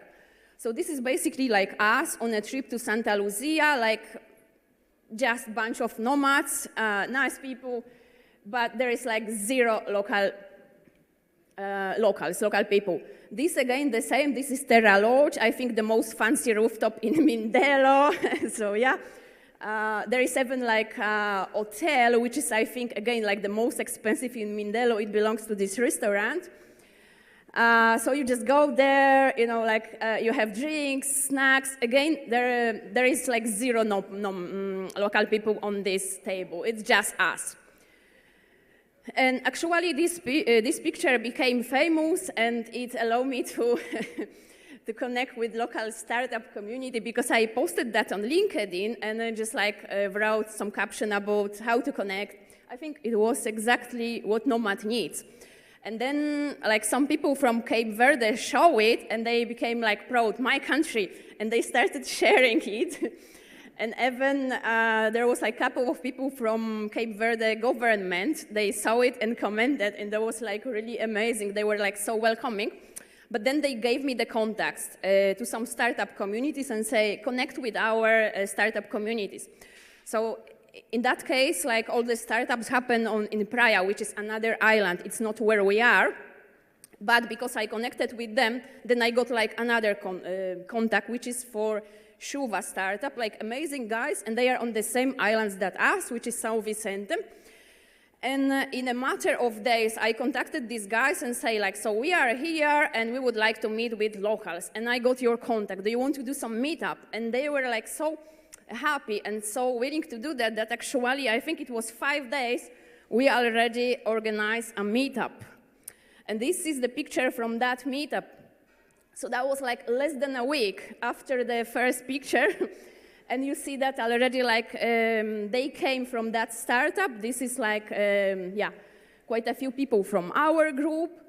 And I do also think that sometimes in less developed countries where like nomadism and remote work is not such a thing yet, they are also like more willing to do something. There is like more interest. Because, if I posted this picture, for instance, in Spain, Spain is an amazing country. I lived there 10 years. Or Germany, let's say, I really don't think that, like the person from government would comment on my picture, connect with local community. I don't think they would care, to be honest.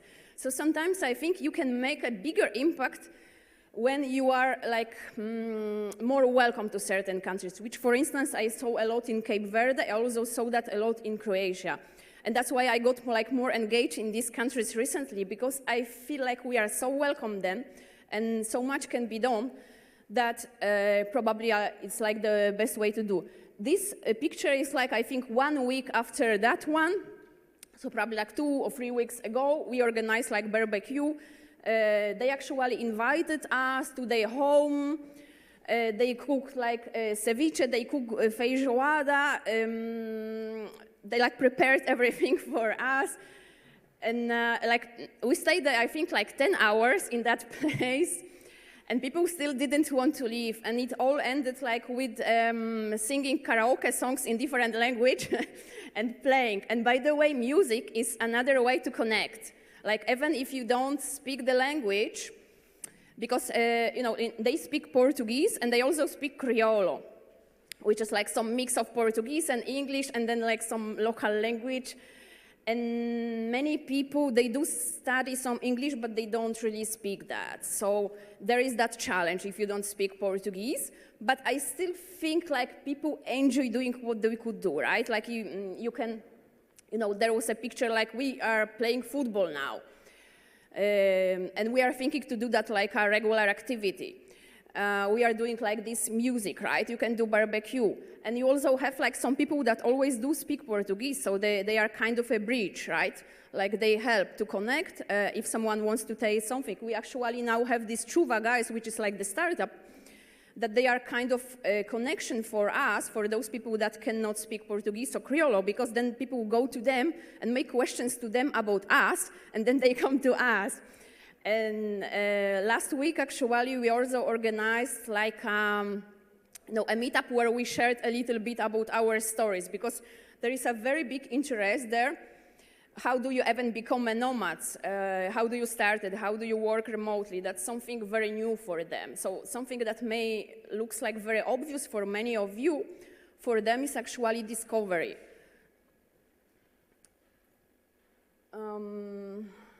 Yeah.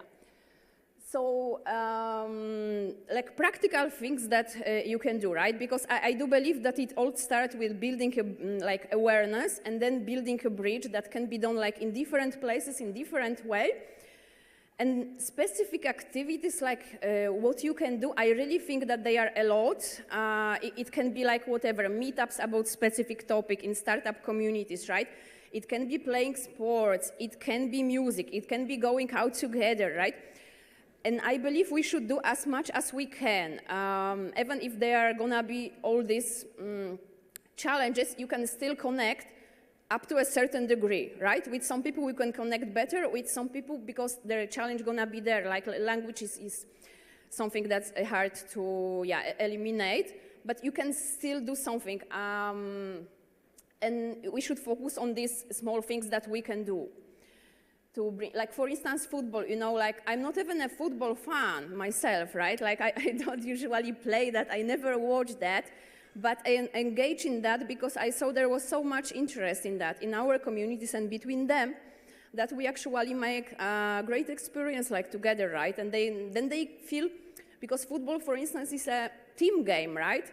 And we intentionally put like, it was not nomads against locals, but in one team you had like nomads and locals. So then they feel like connected, even if not necessarily they can speak the language. And yeah, so we also plan like to do with this new startup community like some activities. For instance, they They have like the dish, which is cachupa. So what we want to do is actually go to like for some community where locals cook that cachupa, and you also cook that with them, and then you eat with them. So, you know, like spend like the whole afternoon with them doing that. That's like very local experience. Yeah, so that's it. So a little bit of resume. I do believe that there is right now still like very big disconnect, but I don't believe it comes from lack of interest, neither between nomads and neither from the local people perspective. I just think there are like too many challenges that not everybody know how to overcome. But there is a need to overcome that, because otherwise we are becoming like very isolated. Now there are like new nomadic destinations rising. Also like lots of new nomads.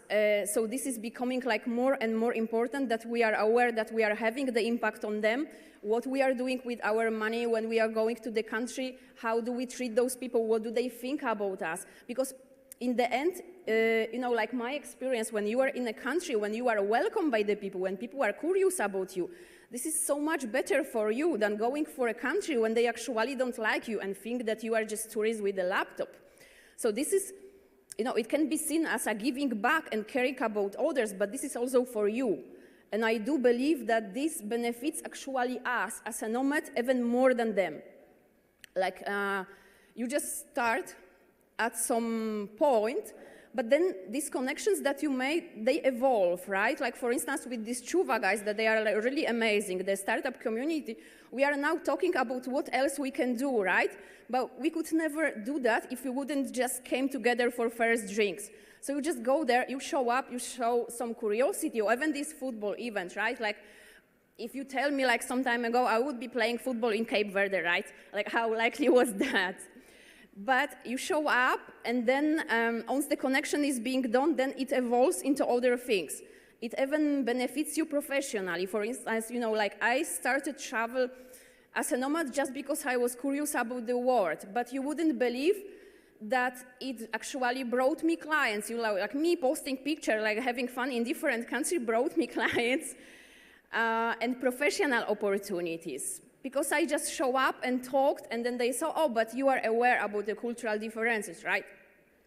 So I think it just takes somewhere to start. And yeah, so if you have to take just one thing from this presentation, I want you to remember that it's very important that we need to build awareness about basically our impact on those local communities, because that awareness is not there yet. So those of you who understand that, probably this is like a very special group because you already came to the conference about impact, right? So you may understand, but probably most of your friends, people that started nomading, they are not so much aware. So building awareness, like saying, hey, this matters, small actions matters, is also important. And the possible solutions, like there are so many of them, but most of them will require a bridge. It will not happen in a natural way. So we need to build those bridges. And that's all from my side. So you are very welcome to find me on LinkedIn, Facebook, or send email, or just talk after this talk. I will be still here. Thank you for listening. And yeah, see you soon.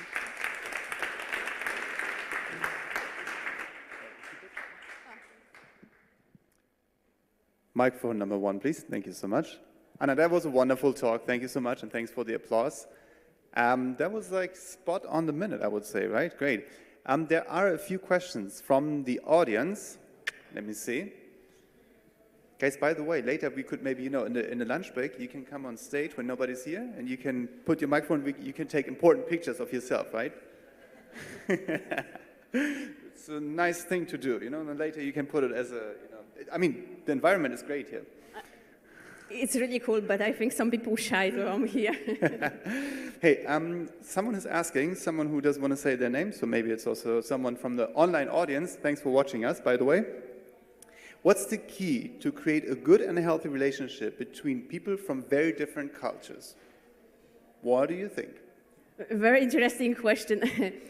I think, you know, curiosity and openness, because we have like many, I would say, stereotypes or ideas how we think people are. And we have certain assumptions, and then it's not always true. So it doesn't require you like to really know the different cultures. Is that fine? Because people think like, you know, what if you don't know about their culture, you don't understand them? But this is quite likely to happen. There are like, you know, 200 countries around the world, and some countries have many cultures inside one country. So you cannot know everything about them. You cannot speak all the languages. That's just beyond you. But what you can do is show some curiosity. And I have been seeing amazing things happen just because I was curious. With the language, like you cannot speak the language, but maybe you can learn at least to say hello or one sentence. You know, like when you speak in a language that's actually not that popular, and you just say like one sentence, like their faces usually illuminate just because you show the interest. And then they're gonna give back, you know, they're gonna tell you about their culture. Thank you so much. How can a community manager in his or her own space can engage people to be curious, as you say? And how can they also maybe involve local people? What do you think? You mean like the co-working or some communities? So for example,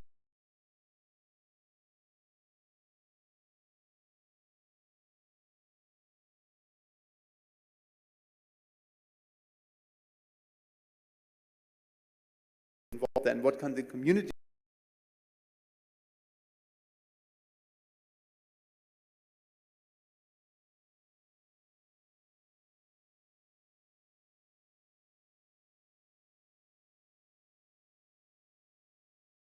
necessarily happen in every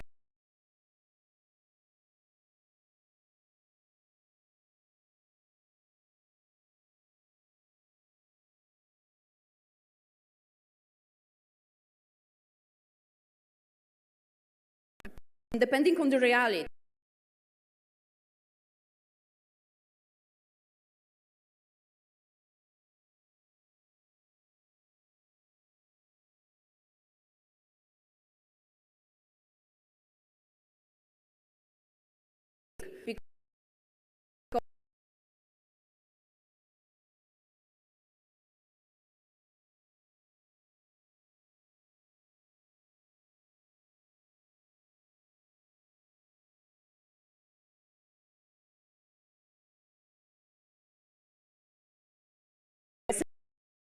Right? That was something.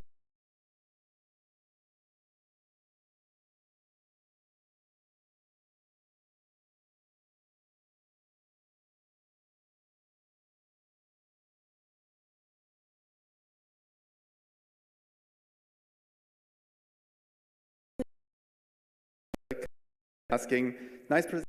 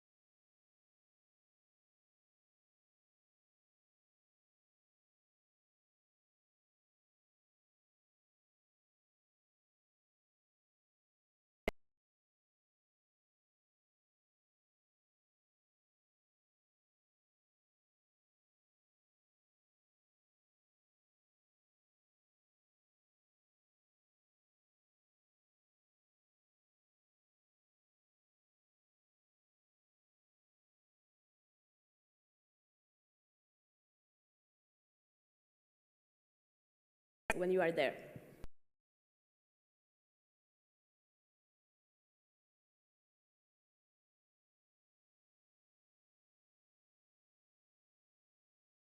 So is going to be, we have to change, 5 minutes. 5 minutes, guys. That's the policy here right now. Enjoy, take a little bit of a fresh air. It's actually quite nice and bright outside. And see you back.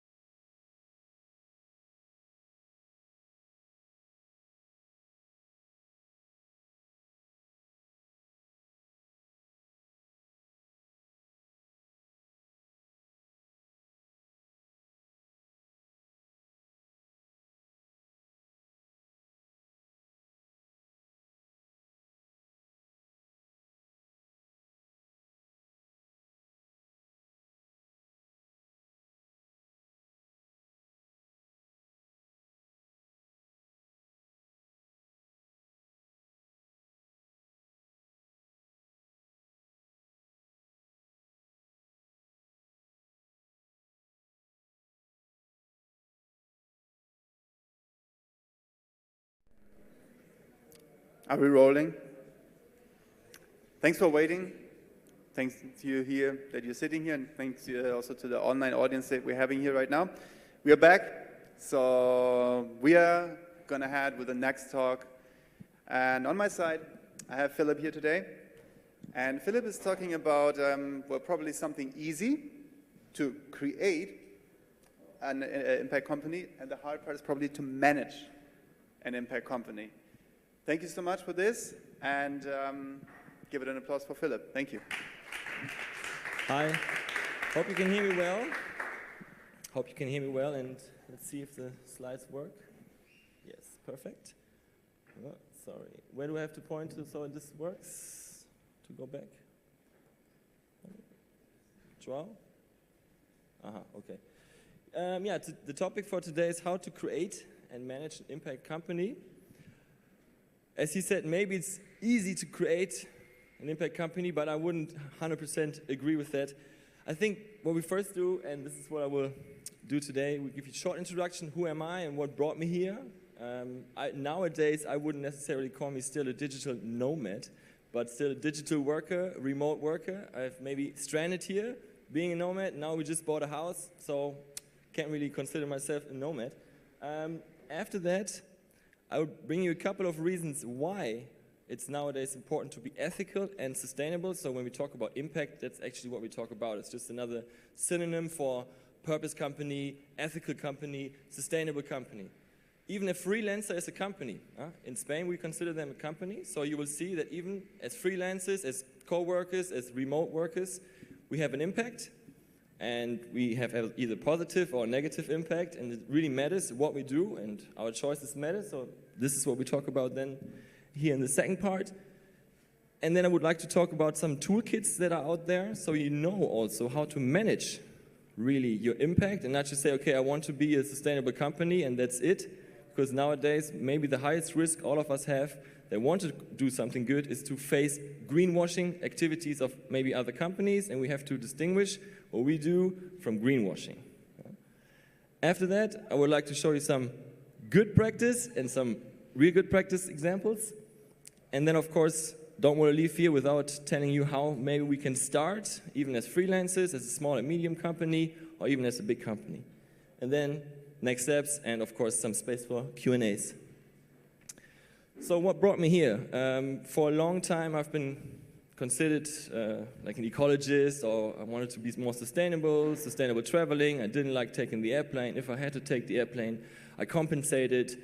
I tried to create as least waste possible. Sometimes I went dumpster diving just to prevent food waste and these kind of things. So I really, let's say, passion led me here, and this is also why I stranded here. I liked nature, so I loved surfing. So this is how I came here, and at the same time, I was looking for a permaculture project, because this is one of the other passions I have, how to design natural systems, grow your own food, and be as most sustainable as possible. And since I was finishing my PhD, I connected with the university, and from there the whole idea of founding a company to consult people on sustainability issues and ethical management. And this is basically what brought me here. I'm happy that João invited me to speak a little bit about the topic that moves me around. Let's see. So why being ethical and sustainable? So I will bring you a couple of arguments that are not my arguments. They are all backed up by data and by science and by academic literature. I'm still an academic, can't help it, so I always have to provide some facts. What you see here is a chart, Volkswagen Stock Exchange, or the Volkswagen stock from 2015. Does anybody know? Whoops. Let's see. Does anybody know what happened here? Anybody? Ideas? The diesel scandal. Yeah, so stocks went down from almost 200 to below 100. And thinking in stock markets, that means billions. So Volkswagen had a loss in billions of euros because they were having a big scandal on CO2 emissions, or let's say they faked the emission data on their cars. And made in Germany, the big cloud here, no? So this was a big thing. Now we see even on stock markets, you can't just do whatever you want. The big companies can't just do whatever they want. Ethical choices matters. Consumers care about this. Another thing, this is the stock exchange, the stock of Bayer. You know Bayer? Yeah. You have aspirin and stuff. Yeah. You see here, this first it went up and then it went down. Any ideas what happened here? Any guess is fair? No? Monsanto, thank you so much. They bought Monsanto, and if you know about Roundup, glyphosate, maybe you've heard about that, hopefully. It's like a pesticide or a herbicide basically, and they use it even on farms, and there's big scandals. You see the planes flying over the fields while the workers are still working. So consider these kind of things, and they're also in this whole GMO thing and taking away the genetics and loss of biodiversity. So obviously consumers care about this, investors care about this, so this is why all of us should care about this. A couple of more arguments why it has been now, or I would say it's an economic imperative for all of us, apart from the ideological side. No? We have to be more sustainable. They've been talking about that for over 20 years, Greenpeace, all these people. Nothing has unfortunately changed. Well, some things have changed, but we know we're still facing the wall. No? So nowadays there's even economic arguments why, if we have a company, we have to be more sustainable. The markets are changing. We have Generation Y and Z. Look at all of us here. Remote workers, all these things, they didn't exist before the internet, not in the same extent. And younger generations, they care a lot about the brands. Who of you have heard about Fridays for Future? I'm sure all of you guys have seen Greta and what's happening in the world. So this is the Generation Z that goes on the street, they act on climate. No, this is a hashtag act on climate. This is a big thing.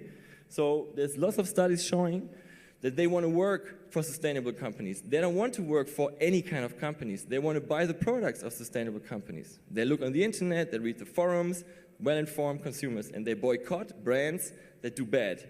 So from that point of view, if you don't want to lose business, be ethical and be sustainable. So we have a change in values because you see the digital world is changing the analog world, if you want to say so. We want everything fast, everything with feedback, interaction. I want to be part of the community, no? So these kind of things change, very digital, very emotional.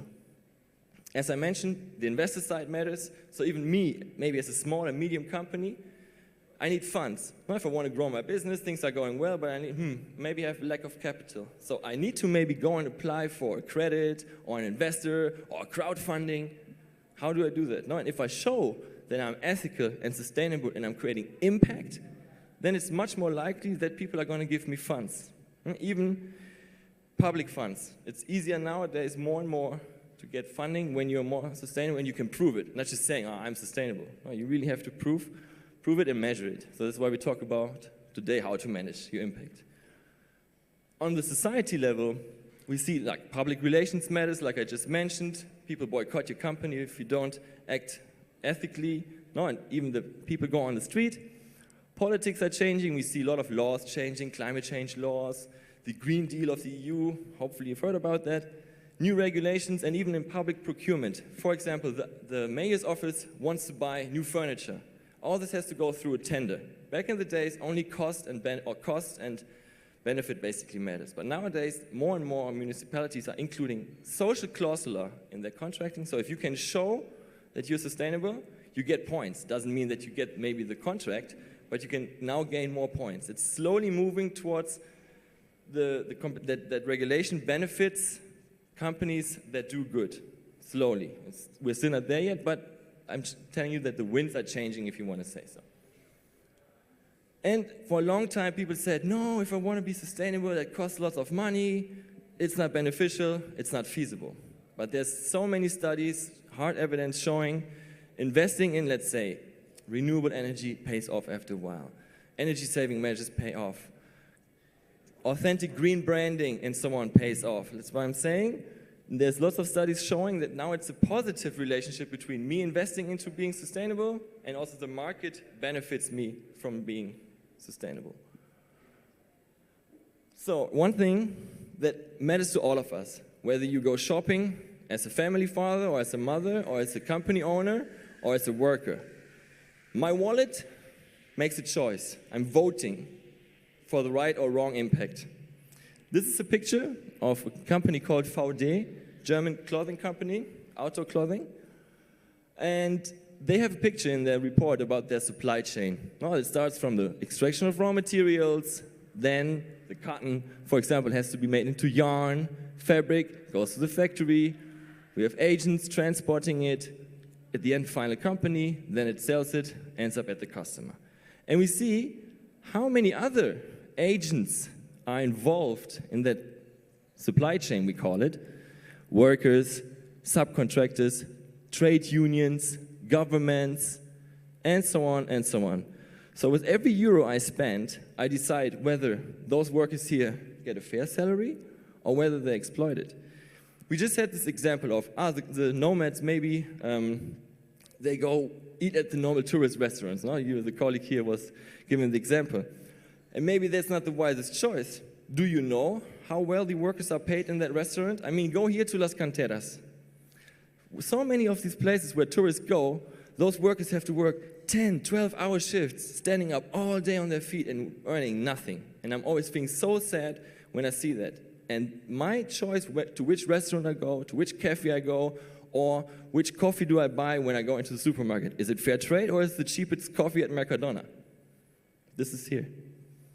No? So the company and the consumer are responsible for their impact. So all that was like a production company, and you say, I'm just a nomad, working digitally, no paper is wasted, I'm super ecological.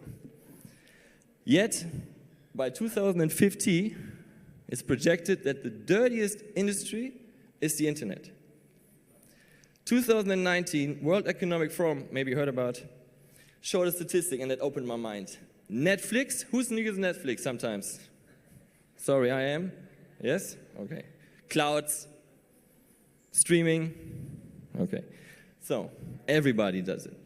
And the number was that in 1 year, Netflix, one website, produced as much CO2 as Spain in 1 year.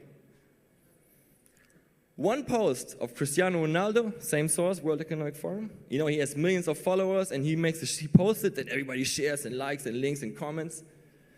One post, as much CO2 as one household in the UK for 1 year. So, for me, that has to sink in, like, wow. And funny jokes aside, back in maybe you know, these emails, on the bottom of the email, hey, please think twice before printing out this email, save the environment. Nowadays, it should be, please think twice before writing back, every click counts. It's like that. So, we see what matters, the electricity, of course, but also my usage. How many apps do I have installed on my phone? How many old software do I have on my computer? How long do I leave it on? Is it on standby? Is it turned off? All that creates impact. And this is, for example, my web provider for the website. Our website, Seeds for Sustainability, is 100% CO2 neutral because what we pay for browser hosting, they in turn invest in reforesting projects and things like that. And they use renewable energy and so on. So with the simple choice of whether I go with the cheapest provider or paying maybe 20 euros per year more, that's going out one night here, partying, for example. Huh? What's the big deal? But I make a big deal out of it by creating big impact. So what's the vision? Where should we aim to? Not creating an impact company. Maybe you've seen this. Looks like a donut, and it's called the donut economics. Quite cool. Harvard professor came out with this, and I mean, we talk about SDGs, we talk about climate change, and everybody seems to talk about climate change. And here we actually see in the donut that we need a social foundation and we have like an ecological ceiling. So how far can we go? And it's not just climate change. We talk about climate change, okay, but ocean acidification, chemical pollution, freshwater withdrawals, land conversion, biodiversity loss. So it's not just CO2 we talk about. So this is why I like we had the presentation about zero waste, one of the most important permaculture principles. So we need to think more about CO2. And also socially, we need to have a society that is coherent, where we don't have too much elbow and everybody against each other and then I just look for myself. No. we're talking about housing, networks, energy, fresh water, food, health, and so on and so forth. No? So we really see where we as a society, we can only stay in the donut.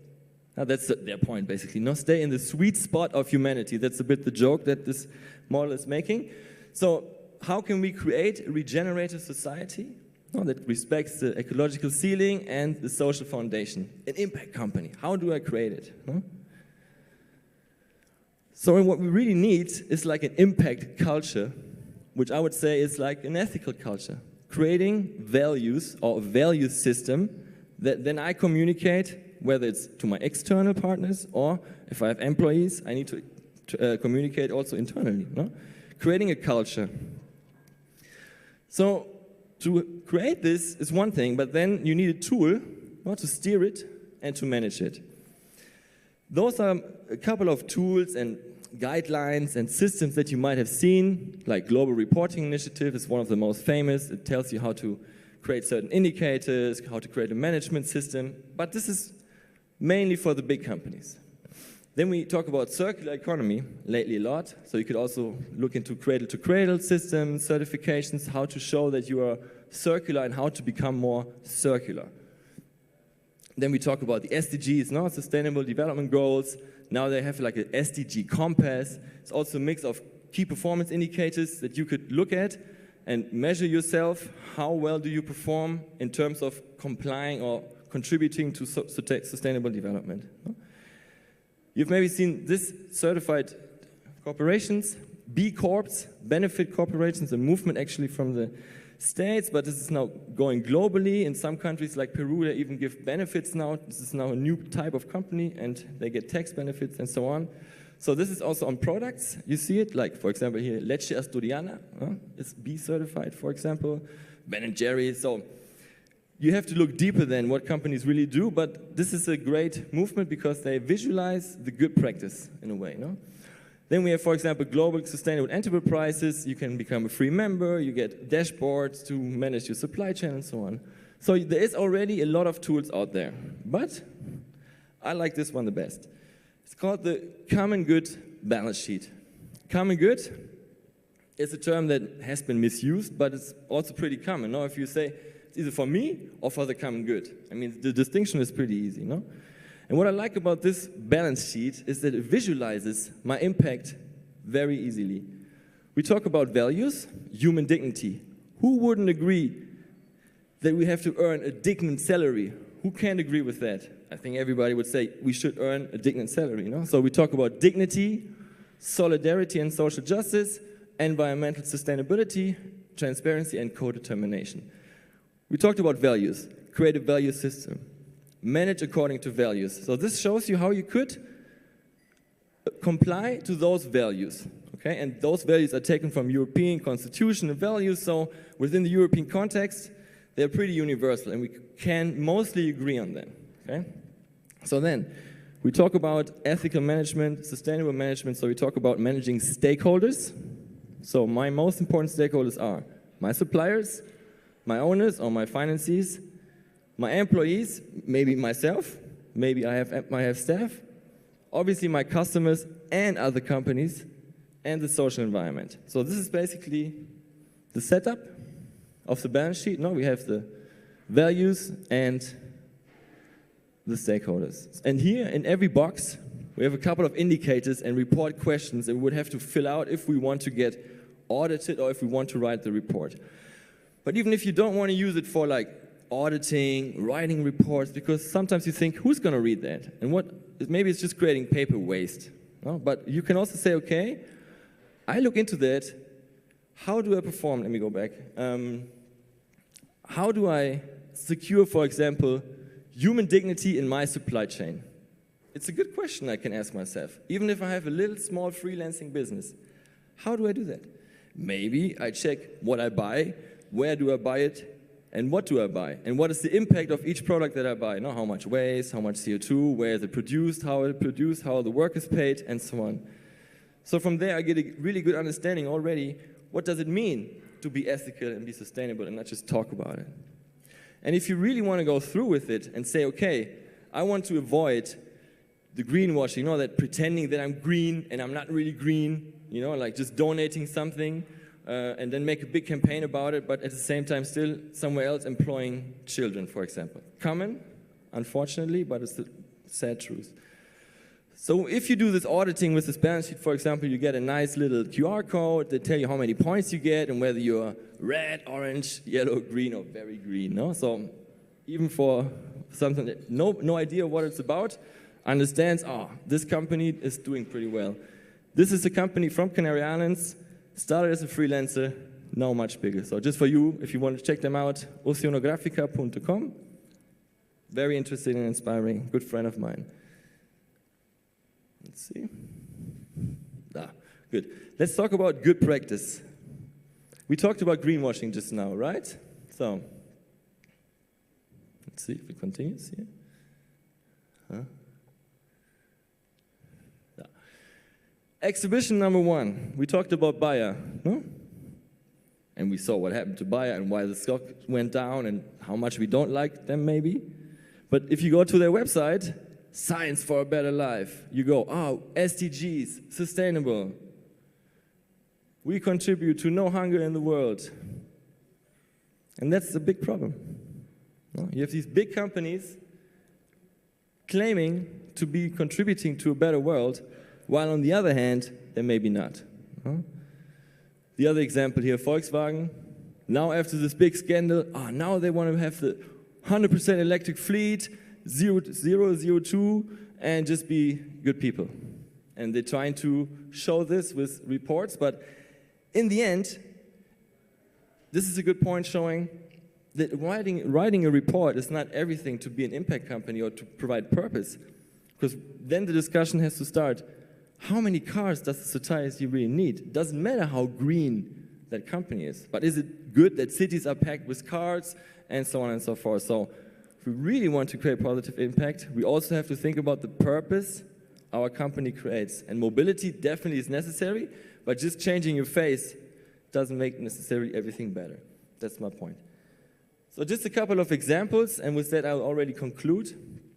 This is a company I mentioned earlier about outdoor. Go to their website, they have interesting videos, statements, sustainability reports, how to do things in the fashion industry more sustainable, for example, and how also to lobby positively and trying to make a better regulation and so on and so forth.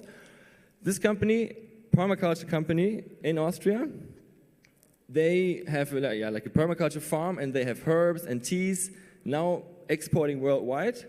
So you can be completely ethical, completely sustainable, and at the same time have a profitable business. They're making millions of revenue, I don't know how much profit, but they employ lots of, almost 200 people. So this is also impact.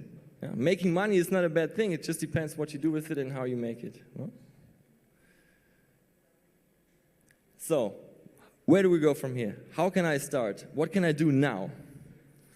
Well, this is actually not so difficult if you think about it a little bit. There's this cool website now, the Common Good Economy, and they have like a little test, self-test, 10 questions, where you ask yourself about these topics we just talked about. You get a punctuation, and from that you know whether you're yellow or green or red. And just go to the website. The B Corps we talked about, they also have like a quick assessment test, works in the same way. Just go to their website. I recommend everybody check your own supply chain, check your own buying policy, your own purchasing policy. Where do you go shopping? If it's for your own company, or where do I go shopping for my family? Do I always go to the discounter or always buy the cheapest, or do I think about where's my money actually going? Do I buy from a multinational company or a small local company? And so on. So my choices matter, no? Then switch your electricity provider. It's one phone call, or maybe not even a phone call. You can do everything digitally. Everybody's maybe with Endesa, just because. Maybe you can't because you're living in a shared flat. But somebody is titular, is the owner of the policy. Ask them, what electricity are we using in our flat? Because there's so many choices out there. You can just one click and you have green energy. And it's not necessarily more important, more expensive. Huh? We all travel a lot. You can think about compensation what you want, but wrong is not to compensate, in my point of view. So we travel a lot, we fly a lot. fine. But then at least spend a little bit more. It's 10 euros maybe that you have to pay more, and the CO2 is already compensated. With all these cheap flights we have, we maybe pay 10 euros for the flight ticket and 10 euros for the compensation, and it's just 20 euros. But at least you're CO2 neutral. It's easy. Same if you have a car. For example, there's one website called Fair Atmosphere, like Atmosphere, no? And you can even type in, this is my car, this is how many kilometers I've been driving per year, and they give you a price and you pay, and they invest it in certain projects to compensate and so on. Again, quite easy. And also, maybe you have a website, just change to a green website provider. Again, just one click, and you could be already CO2 neutral. With us, if you want to get in touch, feel free to contact Seeds for Sustainability, check out our courses, subscribe to our media channels, and just give thanks. That's it. Thank you very much. From my side, that's it. Now, Q&As.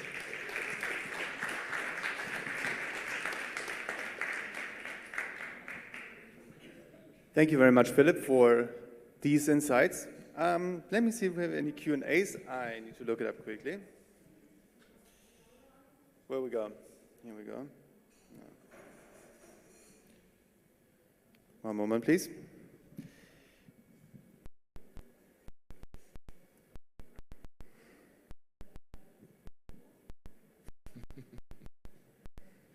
Ups and downs of digital life. Well, always in the moment that it should work, it doesn't work then, you know. So, there's one question here. So, someone's asking here from Netherlands, apparently. Politics should influence availability. Don't you agree?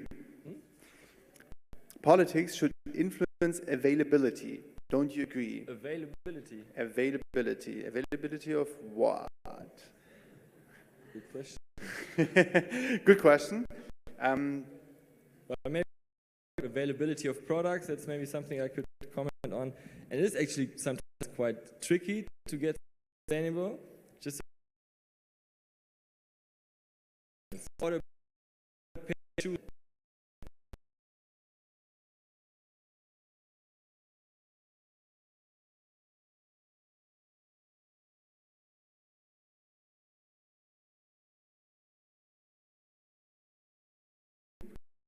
availability.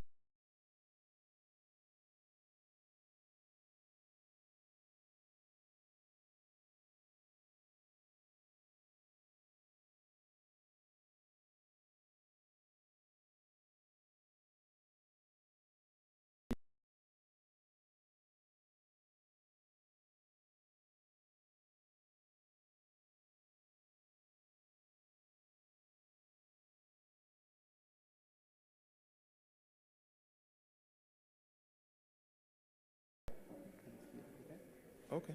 Okay. No problem. And can I use this one, right? Yeah, I think so. Hang on a second. Go. Thank you. Okay, thank you. Thank you so much. Yeah, just like I said, my name is Guillermo. I'm representing the Public Investment Initiative of the government of Gran Canaria. We are a commingling of initiatives, so to say, of the island's government. We are an economic development agency and an investment promotion agency. And first things first, I think it's, I wouldn't say it's complex to speak about. A good deal of my presentation will be about taxes. I'll do it very thoughtfully and briefly. But of course, after it still does make sense to speak about taxes after the common good presentation that we had before. Just let me see how I do the jump over from one side to the other. Anyway, what Best in Gran Canaria is a commingling of local and regional institutions that are looking basically to support investors and companies creating businesses on the island. And it's already, we've been working for 5-6 years, also working with digital nomads and remote workers, as we're seeing that it is a way for us to introduce the island from a more technical or economic side perspective, and most importantly for you to let us know, which I've heard about a few comments today, about what we are missing or what gaps we have to cover. We're still island government, so I know there's been flaws on the visa side. That's something you can blame on all of us institutions. And I'll speak later on about that. That's not something we can change, but we are working jointly with other national and regional institutions to improve that. Also, second point is that I think you've done, I don't know what sort of relation you have with the island, whether you just came for the conference, you're staying around, but on the good side is most of the information which only be a plus for you because you are already in the right place and you've taken that decision, most probably not based on taxes, most probably not based on employment creation, which is basically what we look at, but you've chosen the island because it's the right place for you or your project, which that means anything we can provide on top of that, that is a plus. It will not be provided today. You'll have my contact or contact of our organization. Just drop us a call or do it via the organization, via Joao, which I have to thank, or via Angel and Talleres Palermo, or any other of the people involved in the thriving community and digital nomad community. Very quickly, I think I had a video here, so you had, I don't know if we can we just see, click on the link and perhaps we can see it. Of course, this comes with the question, what do you know about the island, or what is your perspective? Is this something limited to this area, limited to Las Palmas?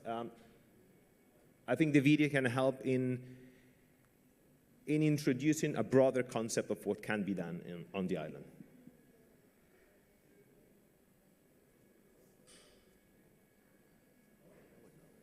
It forms part of the Spanish state and therefore part of the European Union.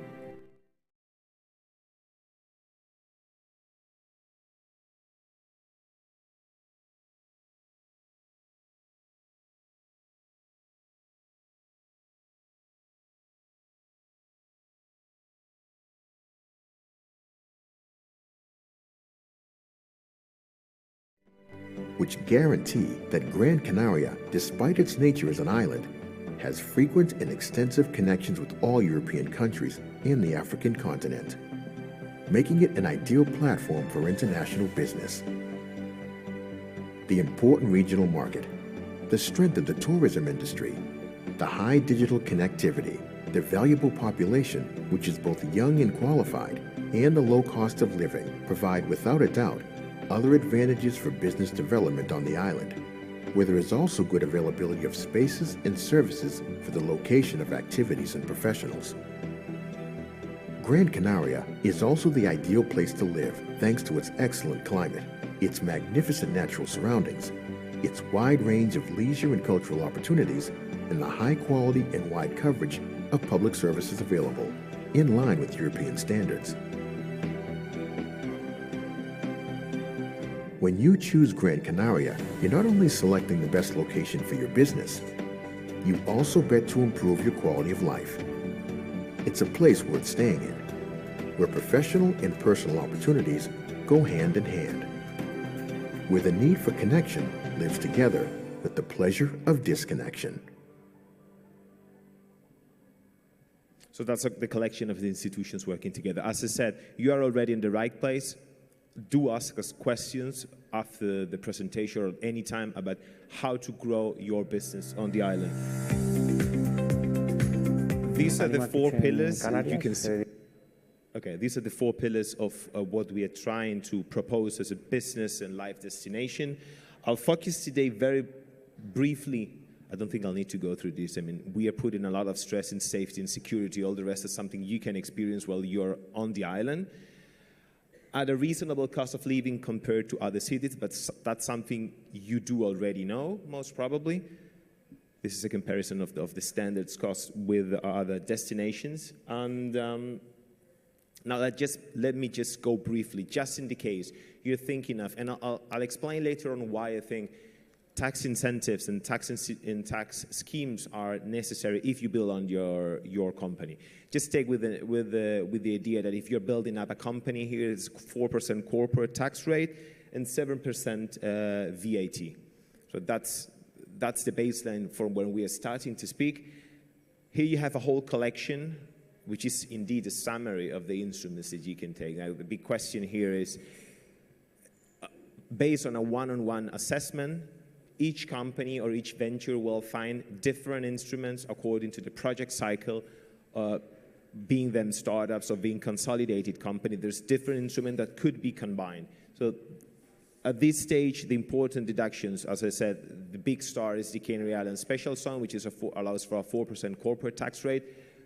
But there's also, we have no VAT on the Canary Islands, rather we have the indirect taxation of 7%, which is indeed important if you are offering B2C service at an international level. If you are performing acquisitions of fixed assets, 25% of deduction, and there's even more. This one is a bit complex instrument, but you can, if you are committing on reinvestments on your project, you can left untaxed up to 90% of your gross tax liability, provided that you reinvest them. And going on specific, if you are running R&D projects, up to 75% of tax deduction. So it's a big collection. It's not something that we are going to sort it out today, but that's something for you to keep in mind, that if you have projects that can grow up to a company level with a minimum size, and that minimum size being located partially or fully on the island, you can claim all those benefits. I think that's the best take, and just let us know if you want to go deeper later on. What we provide also is financing from the public sector and from local capital venture institutions. But from our side, we're talking about participatory loans at national, regional, and local level, in which we co-invest a certain amount of financial assets in companies that are based on the island. There's other national funding which can help with when it comes to R&D projects or projects related to the maritime. There's, of course, local talent that is looking to be, I don't know if, yeah. Local talent mostly in engineering and of course, in hospitality and arts that are looking to participate in any of your business ventures on the island. And these are the core verticals that we are working, which most of them seem actual natural to our activity: travel tech, maritime and logistics, but also audiovisual and software development. So this is basically what we're mostly involved in the recent years. And as I said, our services. Let me just finish with here. The video is something rather standard. Probably you will find way more useful our Moving to Gran Canaria relocation guide that we published last year, with all the details on how to best tackle the visa problem that we were mentioning, or best get all the local and municipality registration, how to find housing, etc., how to best settle down on the island from a person's or employee's perspective, not just from a company perspective. And what our service is, we provide information, technical assistance from our team or from related consultants, help in the recruitment or in tailor-made programs, offices and spaces. I mean, this is the standard services that investment promotion agencies provide. We like to take this on a one-on-one level. So if you have cases that see the island as a base for growing, because you're probably here, you're already thinking in it, you're probably your moving business case. So if at any stage you're planning on growing the scale, just let us know and we'll see how to best support you. And these are our contact details. Basically, I'll be around if you have any further questions. We're easy to find on the internet. We are not too profoundly digital in the sense of our videos and publications, but we love to go on deeper one-on-one support, seeing the cases, seeing the startups, seeing what is your need, or actually, like I started, what are the problems you have encountered while settling down on Gran Canaria. And yes, I'm open to Q&A.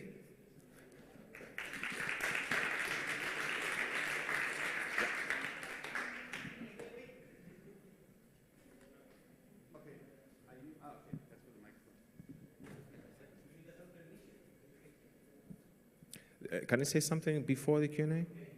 Yeah? Something extra? Yeah, sure. Please go ahead. It will be coming. I mean, I know it has been under discussion. There is actually a draft of the startup law in Spain, which will cover some benefits, not only in terms of tax, but also in terms of visas for the newcomers and new residents in Spain. This is just up in the draft. It's waiting for a parliamentary approval. It's expected to come during the year. We never like to take much credit for benefits or improvements that are yet to come, but that's something that will be probably under discussion during the year. Thank you so much, Guillermo. Yeah, that's right. And a little applause for you. I have a couple of things for you right now. So maybe first things first. Probably you feel it. You feel it, right? So if you need a massage, we have our wonderful massage person here right now. Talk to her if you want to use her service. Secondly, I don't have any Q&A right now. So if you want to talk to Guillermo, if you want to talk about further possibilities and opportunities to invest here or to, investment here in Gran Canaria, this is your man. You're here with your colleague, right? Yeah. Right, okay, great. Then you probably, okay. There's a question. Okay. Oh, there's just a question right now. How did you know? So, okay. Then, Guillermo, the question. Do you have any advice for freelancers, autonomous people to reduce the monthly social security costs? Do you have an advice? Yeah, a very simple one. We don't. Yeah, actually, most of the tax benefits in Spain are bound to the corporate income tax law, and they are the ones that companies that might benefit most from it. Now, as I said, this is a recurrent questions in all events and meetups. There's nothing from our side we can provide, to be honest. Let's have a look at and the way we'll like to take it here very briefly is at some stage, if you grow your business case, you are no longer going to be an autonomous or a freelancer. You're going to have a company and you can benefit from all this scale of potential benefits. Not an answer, or at least not a positive one, but... It was someone anonymous asking, so... Okay, if this is your answer, great. Then probably you feel the same as me. I mean, we had a lot of talks right now. That was a marathon, right? Let me... yeah, can you feel... I'm hungry. I don't know how you feel about it. We're gonna have lunch right now. After lunch, we're gonna continue with Christoph. Christoph is one of our main supporters from Nomads Ensure.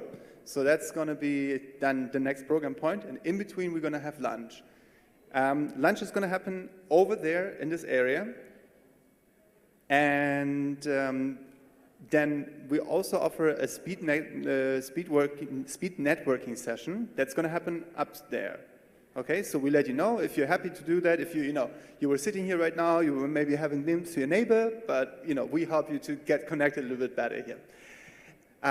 For the lunch right now, we have two different options. Probably you were already, everybody of you were already telling us in the entrance what you want to have. And you must have either your green or your yellow token, right? So now, in order to avoid a little bit of a mess and to have a big mambo jumbo here, please just feel free. Take a seat over there, and we serve you with the food, okay? Take your token, and please put it in front of you so that we come with a plate, and you're like, oh, you get this plate, great, and get me your token. That's how it works, basically. Same for the drinks, okay? In order to have a little bit of a, nice, you can take your time, talk to your neighbors, talk to the people that are there, and we get you the drinks like someone comes to the table and serves you, all right? That's basically it. Only for if you need to go to the toilet, that's what you have to do yourself. Anything else? Great. Thank you so much. Rest. Enjoy a little bit of the sun outside. Have a lunch. And talk to you later then.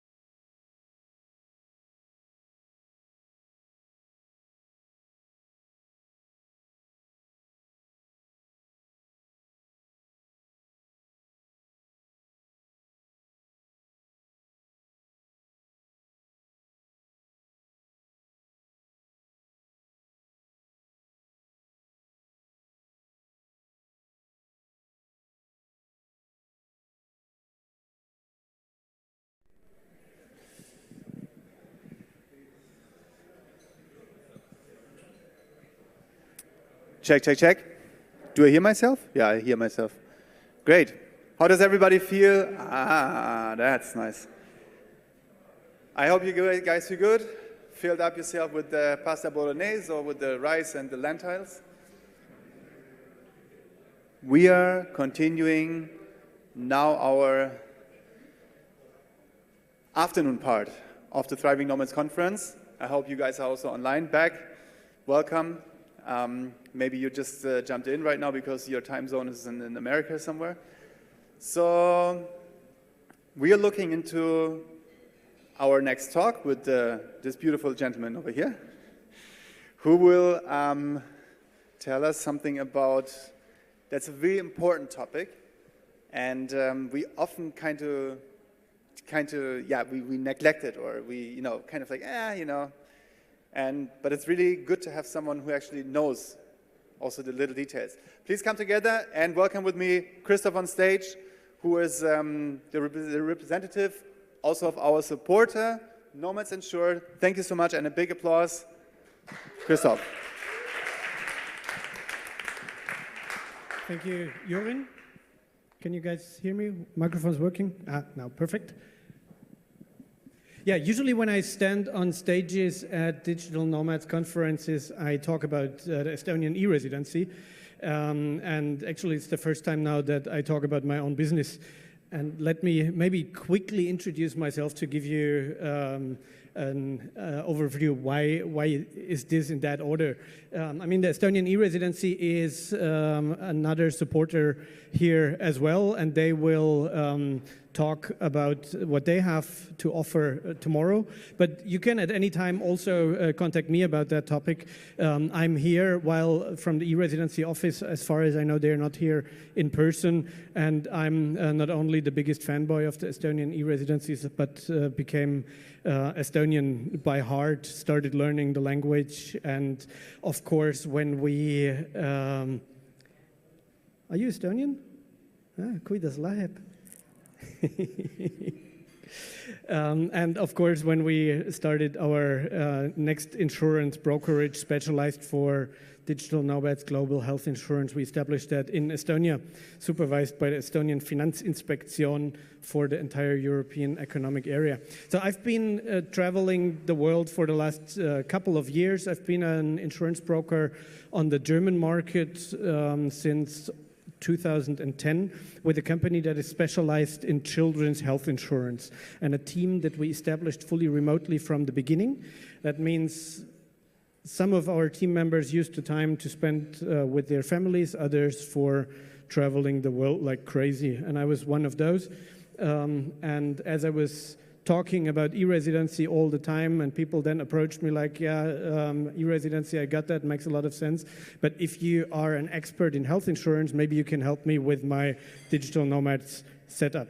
And that's how we grew into this field, and that's why we established a separate entity for that, Nomads.insure, our Estonian company with which we solely focus on helping digital nomads with their global health insurance setup. So I've seen the faces in the last talk when the guy was starting to talk about taxes. Insurance is the other topic that most people have a lot of passion about. I see it in your face. Yeah, no worries, I will not talk about that much. What I use the time here for is just to promote a webinar that we will host exclusively for the Thriving Nomads community soon. I just want to give you one quick idea of what this topic is all about and why it's very necessary to start early in your digital nomads lifestyle, digital nomads career, to think about how you want to create your healthcare setup. Because especially then when you sign off from your country, sign out of solidarity systems, public healthcare systems, you need to consider one important topic, and that's the healthcare costs over your lifespan. This graph might not surprise you much, but it makes a lot of sense to visualize that a bit. When you're born in the beginning, the curve is a little bit higher because babies often come to this world not fully healthy, need to be treated expensive or just die. And then nothing is happening for a long time in this curve, and in the end it goes up. So that means about 50% of your entire life's healthcare cost occur in your last 2 years of your life. Just unfortunately, you never know when these 2 years have actually begun. And that's too late to sign up for a proper health insurance. So this is how international healthcare providers calculate their insurance premiums. They just put in each age group a little bit of risk buffer and margin on top. And that's why when you're young, it's cheap. When you're getting older, it becomes more expensive. And in the end, you cannot afford it anymore. And that's where it's really, really important to leverage on that. Maybe find a solution to take that big chunk from the end and put it somewhere at the beginning and think about what healthcare actually costs. If you are trying to buy something for $40 a month from a provider that tries to tell you that it's a global digital nomads health insurance, this cannot work. That's not possible. You need to look into the time span of your nomadic lifestyle. If you're just doing this for 1 to 5 years, some long-term travel insurance might be enough. If you want to do that for 10 or 20 years and settle down somewhere, then maybe an international health insurance that covers you on the spot where you are and does not just fly you back home like a travel insurance might be sufficient. And if you made a life decision to become location independent for the rest of your life, you might need a bit more of a sophisticated solution. That's what we're going to talk about on the 15th of March. Everyone of you is invited. You can sign up under this URL, nomads.insure/thrivingnomads. And then we go a little bit deeper into the alternatives of this topic. And whenever you seek a in-person consultation, hit me up here in the next couple of days, and we do it over a drink here on the island or through a Zoom call at any time you wish. Thank you very much. I'm very happy to support this, this event here as a sponsor. Enjoying a lot what you pulled up here together. That's it from me. Thank you. Thank you very much. Thank you very much, Christoph. Yeah, Christoph is here. He's here today and he's here tomorrow. So you can always talk to him. Thanks a lot for that. And we are now having our next person on stage. I have to kindly get you from the stage right now. Big applause again. Thank you so much. Here we go. And we are following now with Maria. And Maria is giving us a future talk.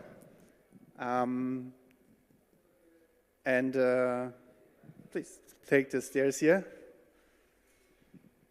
Do you need to put your laptop over there, right? Go ahead. Maria, what should we know? What should we know about you? Can we please have sound for Maria? Ahora sí. Hello? Oh, okay, perfect. Here we go. Maria, what should we know about you? What do we want to tell to our audience today? Wow, that was a question I wasn't prepared on. But my unexpected fact about myself that I pull out my sleeve is that I was chased by a baboon in South America. South Africa, I mean, once. That's on YouTube. So that's an unexpected fact. Okay, great. But that's not a must-know fact. Great. Yeah, the stage is yours. Perfect. So is this good where I'm standing right here? Okay, perfect. So hello everyone. I am Marie. Hi. I didn't hear that, but anyways. So yes, okay, perfect. Hi, I'm Maria Selting. I'm really excited to be here today to talk about some of the topics that I care the most about, which is how we can reinvent ourselves to prepare for an ever-changing world. So just to start off a little bit about me, I am a marketing tech startup professional from Stockholm. I've been spending the past 10 years in the tech industry, of which the latest 5 was at a fintech company that was acquired by PayPal a few years ago called Zettle. I'm a community enthusiast, and I was invited here today because of my passion project, which is my podcast called Unbox Your World. And in the podcast, I am essentially on a mission to challenge our beliefs to build a brighter future. So in the podcast, I am interviewing changemakers across the globe who are really challenging the way we think and live in today's society. And so I'm exploring the intersection of the subjects between science, philosophy, society, politics, and progressive thought. You can check it out at unboxyourworld.com. So to answer your question, I like to call myself a tech professional by day and a philosopher by night. And sometimes I like to add and a politician in a past life as well. So that's me. So if you are curious about any of the subjects that I will talk to you about today, you can listen to them at my podcast. But I am here then today to talk about the future. And just to set the expectations, so I will do a few snapshots into a lot of different subjects. So don't worry if you're not following each one, because I won't have the time to deep dive into each one of them. But it's just to spur some discussions and some creativity and to spur some thoughts. And after that, I will deep dive a little bit into 4 thought experiments that you will get to choose one of them that you will discuss in your groups. So make sure you listen, because you're going to have to choose which one, and then you're going to discuss them. So let's kick off. All right, so we've all heard that the world is changing, and that's no news. But the question is really, how fast? So is it changing faster than before? Is it just something that our grandmaster is saying to us? So I wanted to put some numbers onto this. And there's a futurist called Ray Kurzweil. He's also the director of engineering at Google. And he's famous for being extremely accurate in his predictions about the future. And what he's saying is that it would be foolish to look at the present and expect the rate of change to continue as is today. What would be more accurate would be to look at the past 20 years and draw a trajectory from that and see how the speed of change, how the rate of change is accelerating from there. So what he's saying is that by every 10 years, the rate of change is doubling. So this clearly has an exponential effect. So what this is saying is that if this is true, in 20 years from now, the world will change 4 times faster than it is today, meaning that you will experience a year of a change in only a quarter. In 40 years from now, the world will change 16 times faster, meaning you will experience a year of a change in less than a month.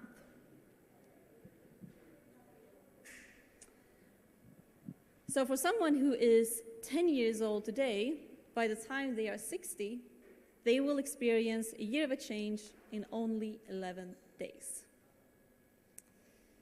Now let's pause there for now. So if kids today are going to school for 10, 15, or 20 years, just imagine the changes that they will experience by the time they graduate.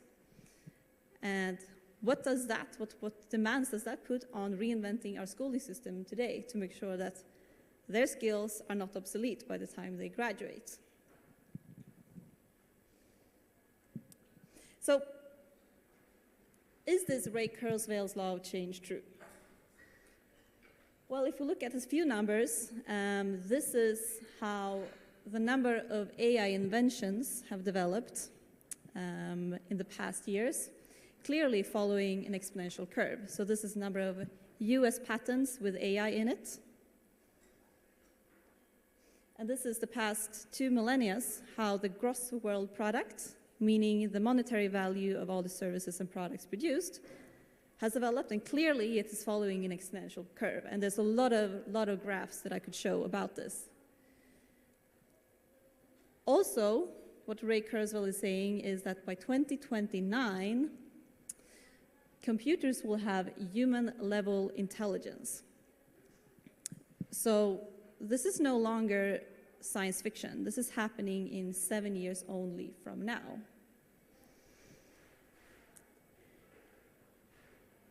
And so I can't pronounce his name, but Yuval Noah Harari, he's the best-selling author of Homo sapiens that probably many of you have heard. What he's saying is that in order to keep up with the world of 2050, you will not need to merely reinvent new ideas and products, but above all, reinvent yourself again and again. So, this is a little bit about how the world is changing, and has been changing and will change, but what are the things that's happening right now that we need to adapt to? So I'll give you a few examples of what's going on in the world right now. The first one is, according to McKinsey, by 2030, about 800 million workers globally worldwide will need to change their occupation. There's a few different drivers behind this, where automation is an obvious one. But we're going to face an enormous reskilling challenge in our societies. And what I really hope is that we're going to see this as an opportunity to build welfare and prosperity rather than seeing this as a threat. Also, something that has happened the past decades is that this distribution of wealth has changed. So in the past, when we were working in factories, the distribution of wealth between labor and capitalists has been rather stable. But the past decades, this has changed massively, meaning that more wealth is going to the capitalists, also known as today the tech giants. Now, what this changes the dynamics, and what this has given rise to, according to Professor Guy Standing, who is one of the brains behind universal basic income himself, and he's been working on that for 30 years. And what he's saying is that this has given rise to a new social class called the precariat, which is a social class that used to be better off in the past, that used to be having a secure income, but are now having to face insecurity, moving in and out of work. And actually, a quite good example of this could, for example, be journalists who used to be having a stable work, but then because of the competitiveness in the marketplace, they now have to move in and out of work. And what this means is that workers, because they're facing more instability, that one mistake and they could be out on the street. And so this is one of the ways to solve this, according to Professor Guy Standing, is through universal basic income.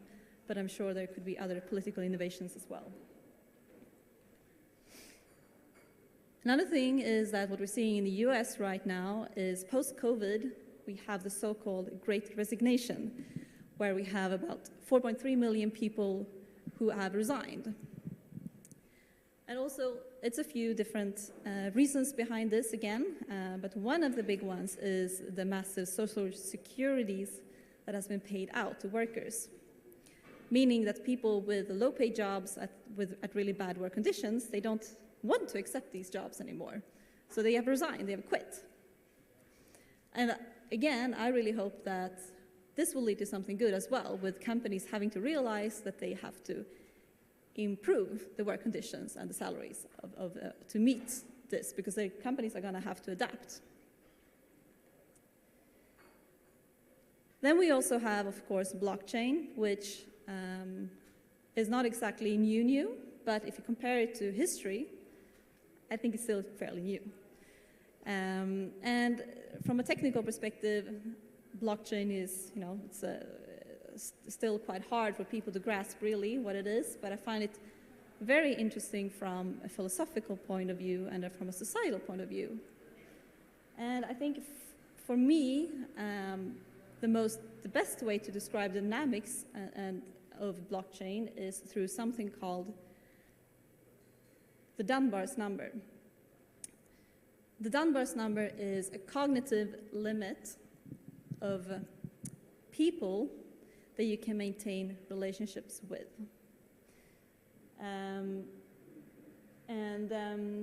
So this is estimated to be somewhere around 150. So it's around 150 people among that you can maintain relationships with and trust. So if, like we obviously, when we do business with people, we want to be able to trust them. And so these people-based trust systems, they don't scale beyond this Dunbar's number. But what blockchain does is that you can scale this virtually without limits. So the blockchain enters a security mechanism enabling you to make business with anyone in the world. And if you combine this with Ray Kurzweil's law of change, then the opportunities are quite hard to even grasp. Then we, of course, have the metaverse, which I assume most people have heard of by now. I think what's interesting about the metaverse is that from a philosophical point of view, this is a new technology that we don't know yet what it can be. The same thing was with Facebook. We didn't know what it could be in the beginning, but it has turned into a news outlet that we had no idea that it would be when it started. The same thing with the internet. When it came, we had no idea that websites would become the most customer-facing product that companies would have, giving rise to new job titles such as web designers and giving rise to new business models such as domain businesses, buying all these domain names and hoping that someone will come and buy them off desperately at a really high amount. So what we're going to see with the metaverse is new job titles arising as well, that we do not yet know what they can be. But one quite realistic example is that, so if we have these digital assets, NFTs and all these other assets, CFOs are going to have to understand how they should value them in their balance sheets. So we're going to have to see advisors teaching CFOs how to value these digital assets. Also, as you know, it's important to represent yourself at your very best in the offline world and in the social media world.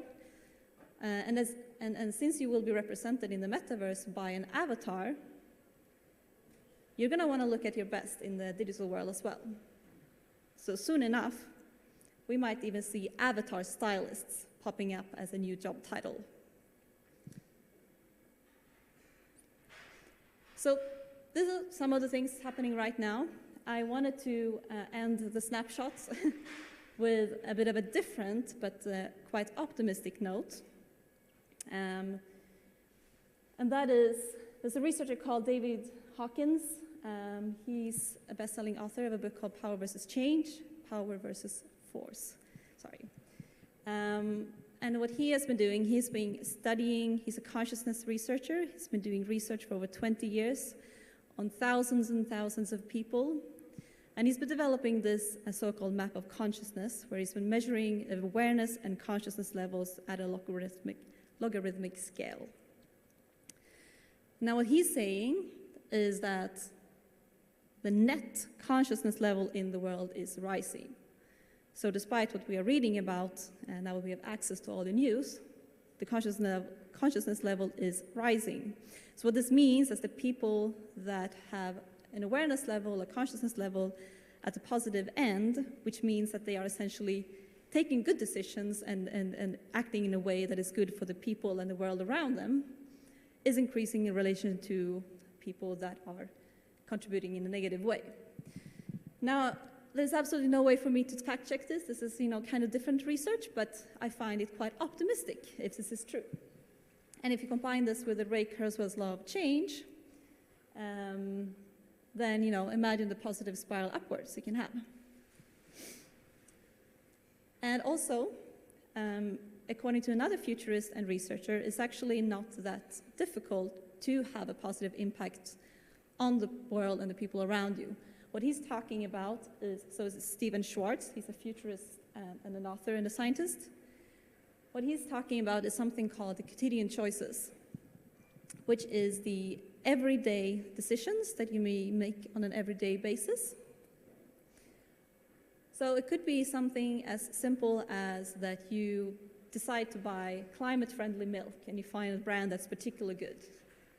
And you decide to just tell a few friends about it, and before you know it, you've set off a wave of positive change with more and more people just buying this climate-friendly milk. So what he's saying is mathematically, one individual has the power to influence positively thousands and thousands of people. So I also find this quite optimistic. So this was a little bit about the future and the changes that's going on. So I will now, we're now gonna discuss a little bit more so how we can adapt to the world and drive a microbit of progress each day. So I'm gonna present to you 4 thought experiments of what a few change makers are doing on solving these challenges in the world. And then, so listen to this and pick your favorite topic, and then we will divide you in groups. And then afterwards, you're gonna discuss these, and then we will pick one of you who can come and present your thoughts on these topics, your discussions. So the first one is, the first one is, what if we could apply UX principles to design a better future? So I have interviewed Stephen Bao. He is UX. He's been spending over 30 years in UX design. Before UX design was even a thing, so he was part of inventing UX design, you could say. He's also the founder of Builders Collective, and he has now decided to retire to focus on design that makes the world better. So he introduced to me in the podcast the concept of life-centered versus human-centered design. Human-centered design is, well, what we have today, what we know, where we are designing services and products that are optimized for human well-being or human profit. Life-centered design is, well, it's designed for the whole ecosystem. So it's taking into consideration the tiniest piece of grass, the tiniest piece of insect to humans, where humans is just a tiny fraction. Now, these are some sketches from him that he shared with me where he's developing this. It's obviously quite complex. However, what he's saying is that design has always reinvented itself. It's just changing the inputs of what you're designing for. So we actually have the skills and abilities to design a better future this way. We just need to change our inputs and what we're designing, what we're optimizing for. And also what he's saying, which I find also quite optimistic, is that nature actually has the inherent abilities to self-heal. So what would happen if we just simply let it be for a while? So the first thing to discuss in this group is, so what can we learn from life-centered design thinking, and how can we influence businesses to adopt to this? So that was the first one. The second is, what if game theory could help us solve climate crisis? So I'm going to present now an idea which made my heart go quite warm. I interviewed him in my podcast, and I'm actually quite surprised this hasn't gotten more attention in media. So this is the founder, John Bunzel, on stage on a TEDx talk in Berlin. He has founded something called Simple, which is a global vote on a better future to solve the climate crisis. He's a retired businessman what he introduced is the reason why nations and countries are so unable today to solve the climate crisis, even though we all know that we're better off solving it, that we need to do this. The reason is that they're stuck in the so-called political prisoner's dilemma. How many here have heard of the prisoner's dilemma before? Okay, so a few. So roughly, so this is from his talk, simplified, I mean, we have a lot of countries in the world, but if you simplify it down to two countries, government A and government B, both of them know that they're better off cooperating on solving climate crisis because, well, we need to. The issue is that they don't know what the other government will decide to do. Will they decide to cooperate or will they decide to compete? And our countries and nations today, as we are living in a global competitive marketplace, they need to stay competitive in this global economy. So the reason is that because if one government decides to cooperate whilst the other one has decided to compete, they're going to lose big time. So because they're afraid of losing, they're stuck. In both are stuck here in the compete. So what would happen is that both of them would have to decide simultaneously to cooperate, because then they would both be better off. But the issue is that we have a lot of countries in the world. So this is what this Simple is solving. So Simple is a global vote to vote on a better future, which any citizen, any politician, any nation can decide to support. So what happens is that if you decide to vote on this, you will lose nothing today because it will only happen when and if enough nations have decided to support it. Because then everyone simultaneously will start cooperating because they're all better off, naturally. So it's simply just using game theory to design a way to overcome this political prisoner's dilemma where there's no losses, there's only gains. There's only a possibility to win in the future because nothing will happen until the day enough people are supporting it. So you can check it out at simple.org. It's actually supported by quite a lot of politicians in the UK right now. So what this group can discuss is, and it's actually been supported by many renowned people. This is one of the previous Nobel Peace Prize laureates who's supporting it as well. So what this group can discuss is how can we apply this thinking, game theory thinking, to adapt to a changing world.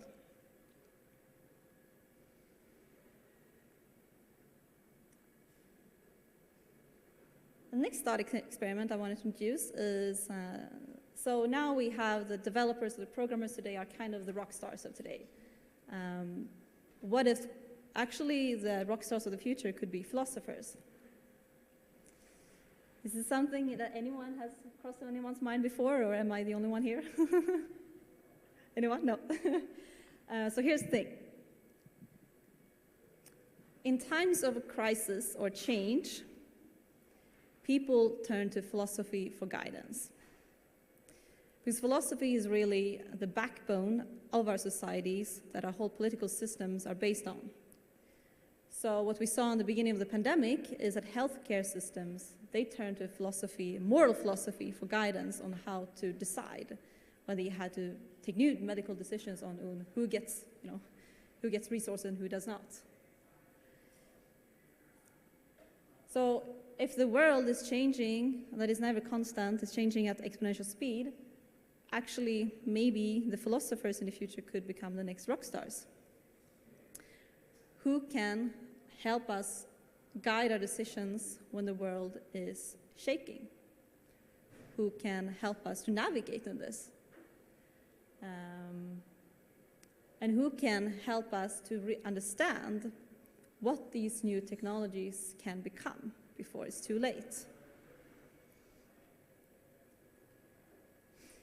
One field where we're already seeing commercial philosophers working today is within AI, where we need people who can understand and interpret artificial intelligence, who can understand what it can become, and most importantly, who can teach it to be human, who can teach it morality and ethics. So again, if we have AI exploding, then maybe even philosophy could become a necessity to learn in the future.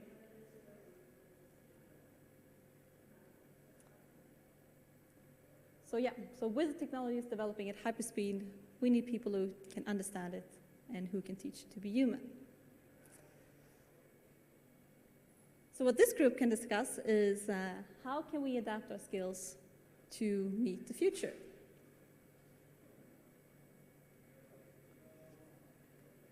And the last thought experiment is, so has anyone here, I think probably a few people here should have heard of eco-villages or smart villages? Yeah. So what if we could live in a modern community based on health and nature? So very shortly described, what this is that sustainability as we know it today is already obsolete because it's too late to sustain Mother Earth. We need to restore it. And this is what regenerative living means, that you're living in a way where you're restoring Mother Earth. And the good news is that enthusiasts across the globe are working on building these eco-villages or smart villages where you're living in tune with nature in a modern way with like-minded people in communities where these houses are even based on optimizing your own well-being. And we even have companies now working on doing this at scale. So this picture is from Regen Villages, which is a Stanford spin-off company that are building a SaaS technology for architects to be able to build regenerative living, well, enabling this at scale. So what this last group can discuss is what inspiration can we get from this? How can we live in a more regenerative way?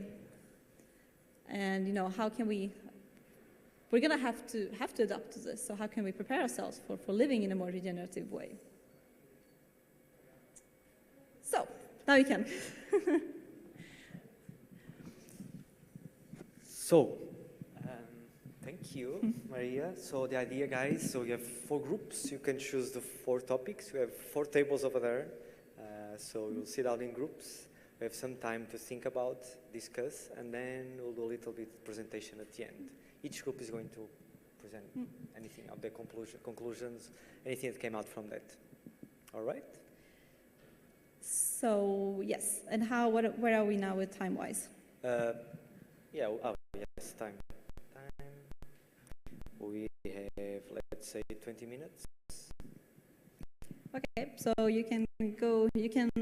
so we should decide a table for each Yep, maybe we can choose, so, yeah, maybe we can just go over there, and then just leave the stage, go over there, and then divide the groups. So let's do okay. Yeah, great. Thank you. So 20 minutes, and then you will present your discussions, what ideas that came up.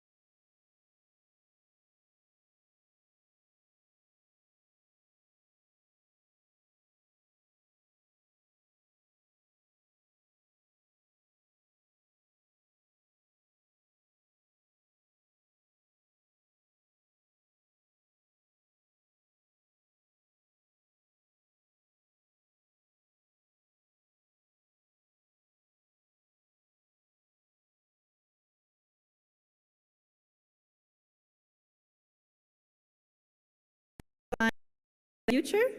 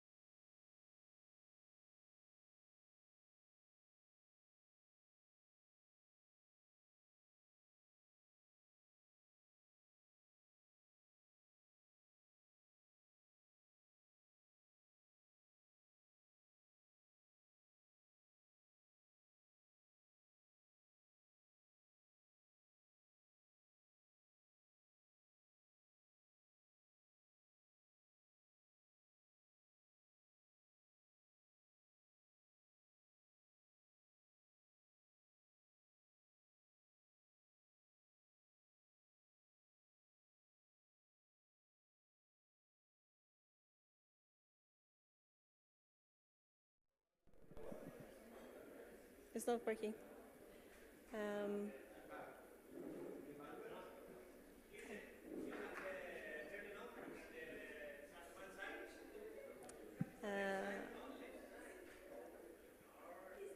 the left side?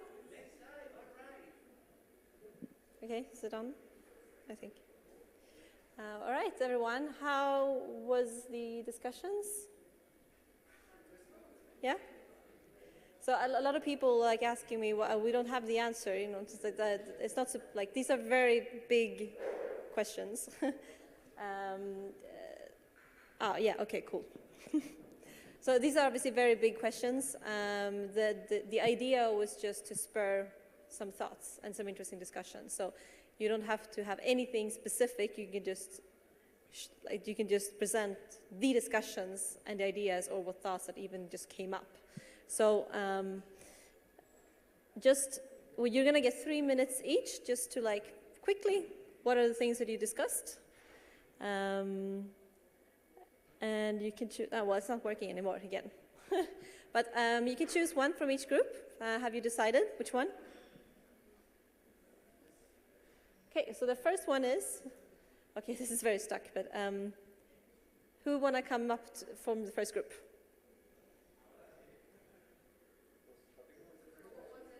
Well, it's not working. Now it is. Okay, now. Perfect, okay. So what if we could apply UX principles to design a better future? Who wants to come up from that group?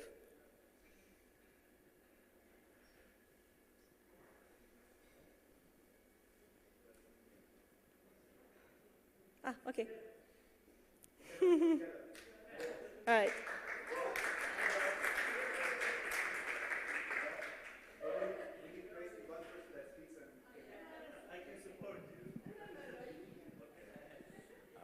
Thank you. Okay, so 20 minutes of workshop. We spent almost 15 to understand the topic. What I have to wait?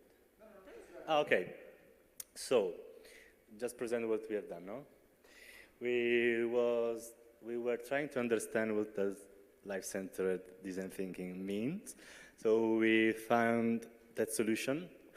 First, we have to spread this kind of philosophy in schools. So education could be first step to not renovate, but create a new kind of generation.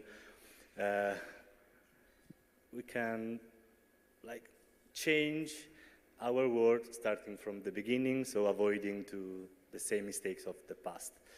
Second point, how can we influence businesses to adopt to this? We talk about taxes, so if it will be possible to create a blockchain method, sorry about my the technical words, but I don't know what, I understood what blockchain means today. So, and if we can recognize good companies, we can put certification on it, and then building a big group of buyers. So, do you know buyers group, a global one, imagine that these customers choose only good companies and buy products and services sold by this kind of companies. And they will have tax relief. Easy, no, but powerful. Then, as we spend all the half time understanding the topic, these are is not a lot of solution, but we didn't have to find one. But thanks to you, because we find a very big opportunity in this changing, in this kind of change. And we should also find a way to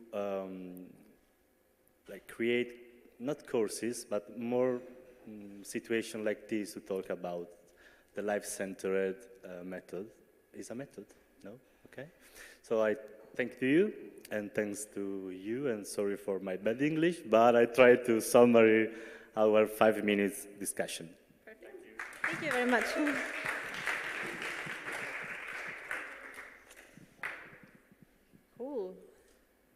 Okay, the next one was perfect. So what if game theory could help us solve some climate crisis? What? Oh, yeah. This one? Yeah, okay, there you go, thank you. Thank you. Okay, so I think we solved this one. So basically, we were talking about, essentially, the idea, if you'll get it, is that you want to be up there, but you end up slipping back here, because if the other person's up there, you want to be here, or if you're that person, you want to be there. So you always end up in the wrong section. So I was with 4 German people, so we decided government A would be the UK, government B would be Germany.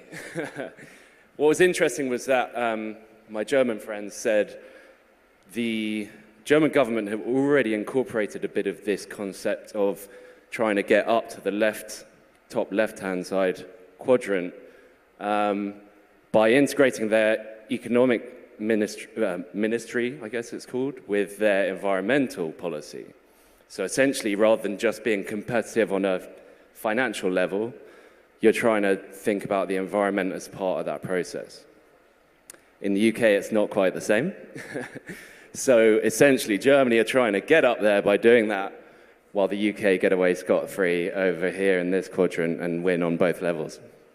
So, how do we get the UK to move over with Germany so we can both sit in that nice little left-hand corner and all be happy?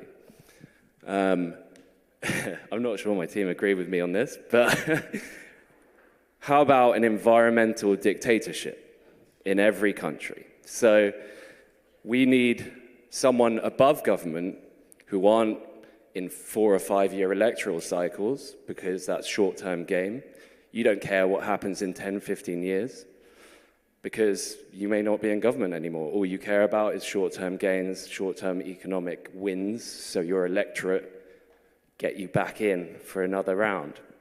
Whereas, if you are there for the future, you have some kind of office above the electorally, the government who are elected, then you're suddenly able to think long-term.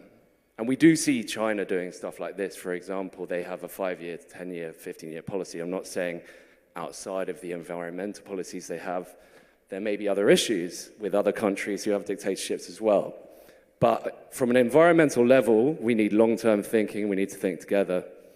Let's put someone in charge above our governments as an environmental dictator. So, controversial, but there it is. Very interesting, thank you for that.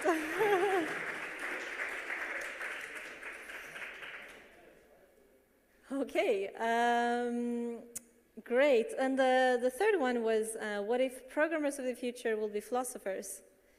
And the topic to discuss was how to adopt our skills. Thanks, Maria. So our topic was actually easy to understand, so there was lots of time we have been discussing that. And I noted like lots of ideas my team had.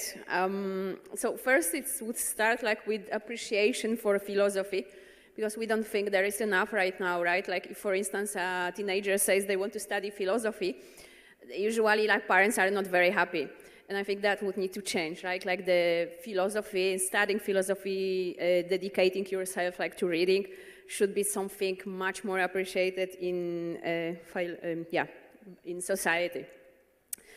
And then for the skills, so we should be always like asking, you say that people turn to philosophy in times of crisis, right? Like why only then? Like maybe it's actually late, right? Why don't we question things when they are happening? Like before, maybe we arrive to the point that there is a crisis, right? So maybe we should get used to questioning things and asking why when things happen. Also, there was, people were suggesting that, when everything moves so fast, maybe we actually don't want that. Maybe we want to slow down and have like a simple life and become farmers and, have our own tomatoes and milk and don't even use internet, that there is a possibility that we could just like, some part of society just turn away and say it like, we just want a simple life. If we will have like AI working for us and reprogramming our itself and things, then maybe we will have much more time, right? So then we have to think what we will do with that time. We need like the meaning. We need something to do with our time that will make us happy. At the same time, I think like that as the IT evolves, technology evolves, we are like looking for all the time for connection, like, and for all these skills like communication, connection, like even nomads, right? When you can travel the world and you have like the money, you don't worry about like your, I would say, basic needs, then it turns out that what you need most is actually other people, like, in connection with them. And for the kids and adults, I think the group agreed that we need to teach them how to reinvent themselves and how to learn new things more than learning a specific thing. So then when they change a course, they are ready for that and they don't go into depression because they have to reinvent themselves. Teach people how to be happy more than how to earn more money.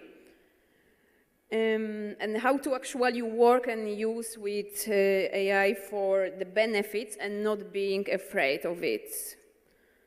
I think, I haven't forgot anything. So there are lots of ideas. My group was very active, so thank you.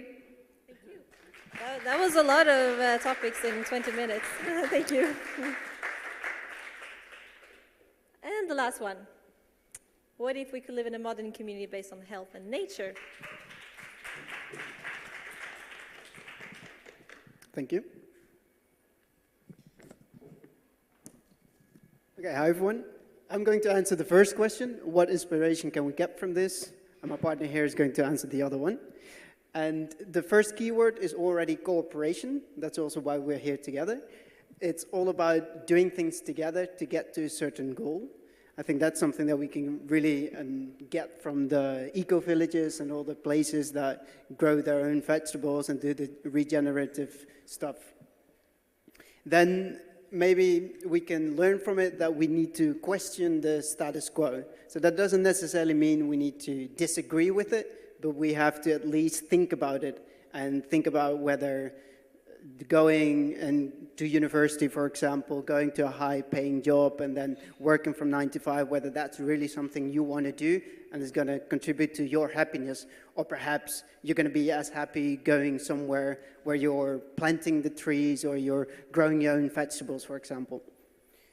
Then we are going to be more connected with nature. So in a way, you can think about maybe natural medicines. Right now, when you're sick, a lot of times you go to the doctor and they prescribe you a certain drug, and perhaps that's not always the best thing to do.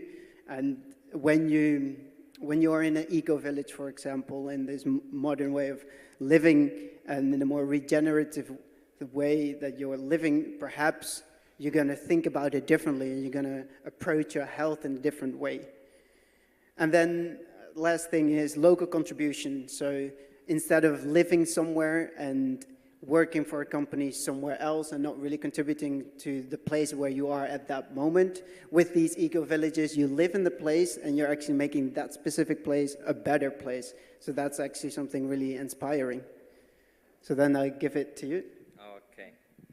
So then the second question was, how can we live in a more regenerative way? And we were coming up with a few things. For example, we were talking about moving out of overpopulated areas, you know, just to go out of the city and maybe just spending time in eco-villages. It could be also interesting just to understand that we don't consume or use a lot of things, you know, which could be also really interesting for this new way of living or the generative way of living. And then there was another point, it was slow movement. So traveling less, maybe staying more time or longer time in these eco-villages and making decisions maybe also with nature in mind. That could be also pretty important, I think, for this way of living. And yeah, that was the point I wrote down for this question.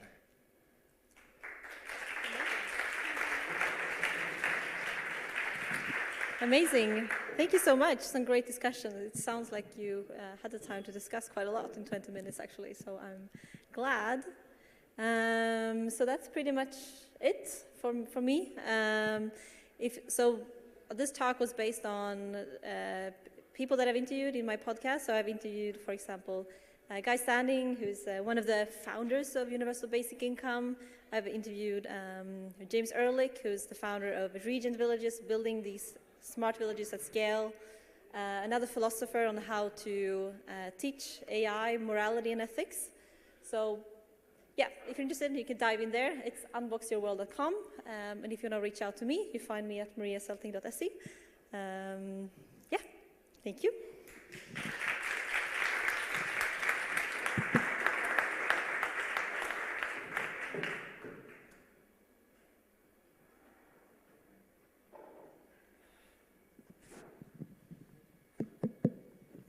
Thank you, Maria. All right, thanks, Maria. Okay, guys, so now it's time for the workshops. So we have 3 workshops now at 4 o'clock, and then we're going to talk about the 3. So Armando with Growth Marketing is going to be here. So anyone that wants to attend this workshop stays here at this stage, doesn't need to move.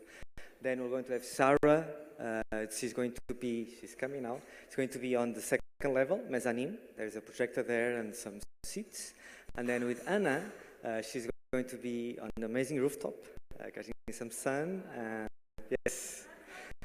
Well, she's going to talk about healthy nomads, so catching some vitamin D. It's also part of that. So, so that's the idea. All right, so guys, yep. So enjoy. It's going to be an hour and a half. Oh, sorry. Next slide, Anna. So just to explain the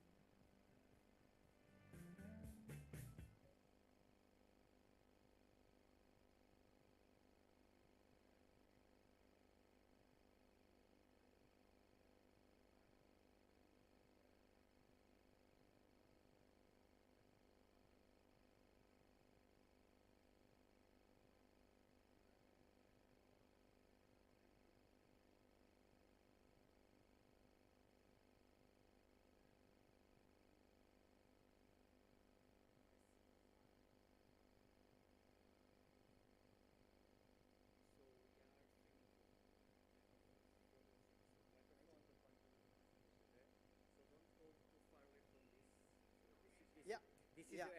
Do you want me to be on No, there? you can So? be here already adjusted, but don't go too much because otherwise everyone else heads is going to show up. So Okay. Okay. Yeah, like that makes this sense. area. Which up Yeah, to like here? this. Okay. Yeah, from here to the flip chart. To the flip chart. Okay. Perfect. I'll give you a sign. Yeah. Okay. Wasn't prepared for it, but we're gonna do it. Hola. Hola. Test 1, 2, 3. That's what I see the professional guys do. Yeah, I can go. Okay, welcome everyone. Welcome everyone at home as well. Today, so normally I start my presentation by saying, today I'm going to talk about, but I saw this video the other week, and that one said, don't start your presentation like that. It's more about understanding for you why you need to listen, right? That's the more important question. So today, I want to start by asking you what you expect from this talk. So some people have already heard about growth marketing, but is it something that you want to learn specifically, or is it something that you already have in mind that you want to start working on after you've heard this presentation? So has anyone any idea?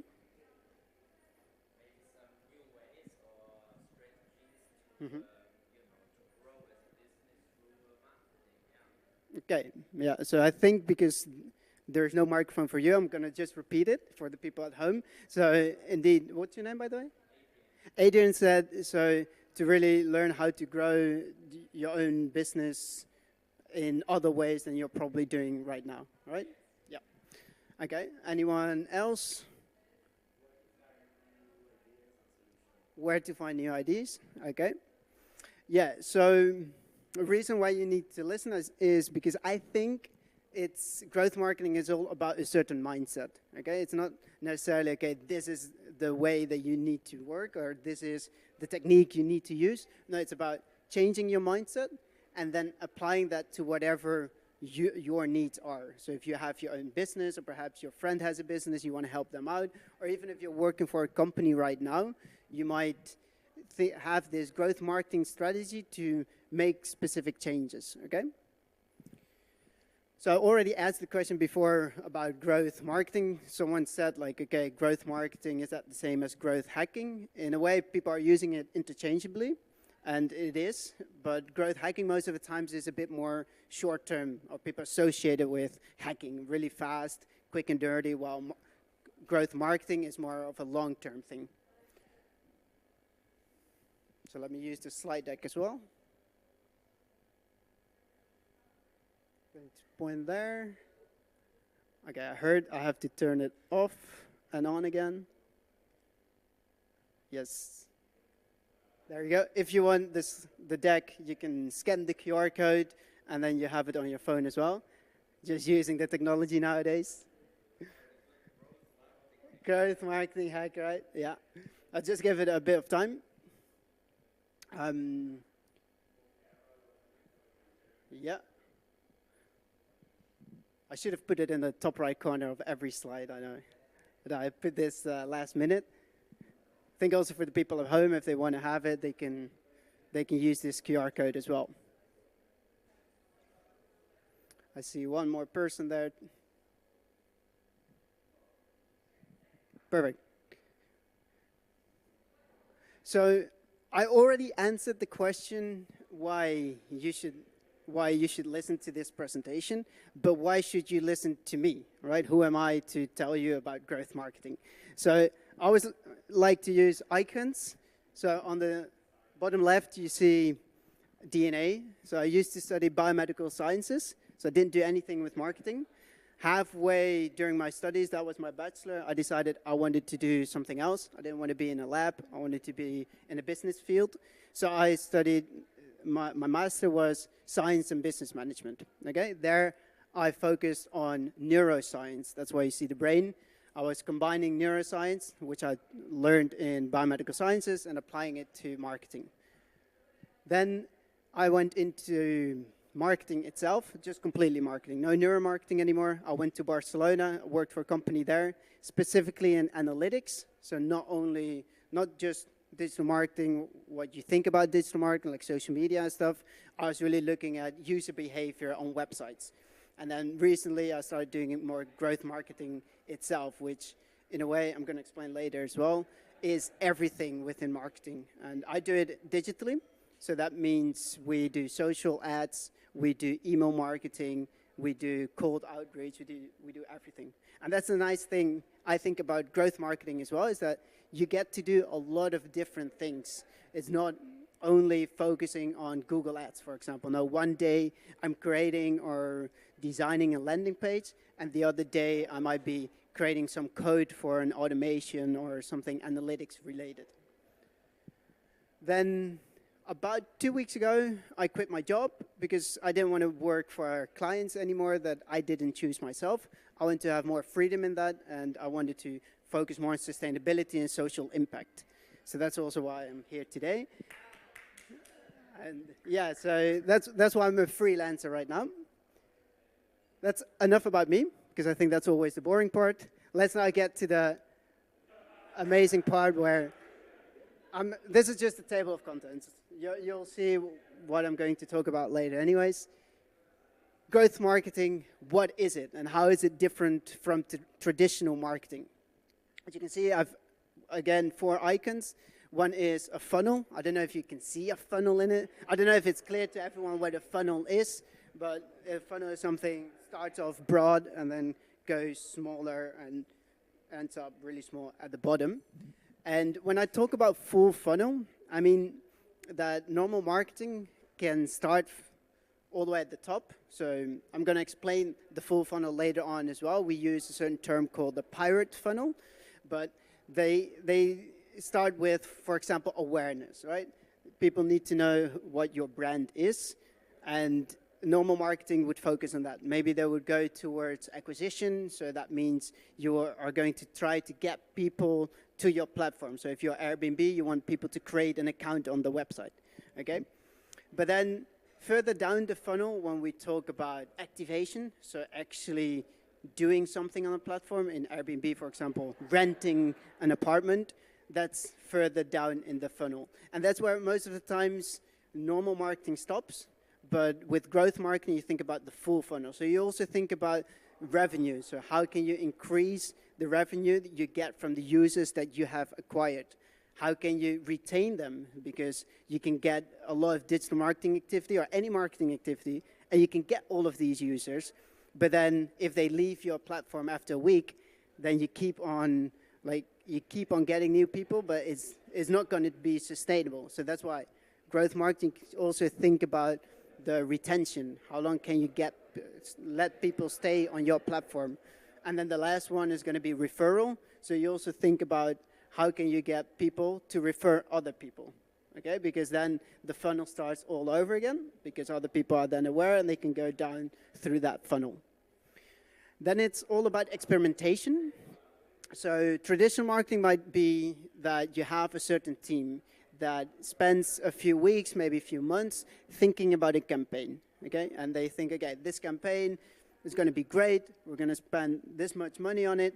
And then they might optimize the specific advertisement halfway, but they've put quite a lot of money into an idea that they think is going to work, okay?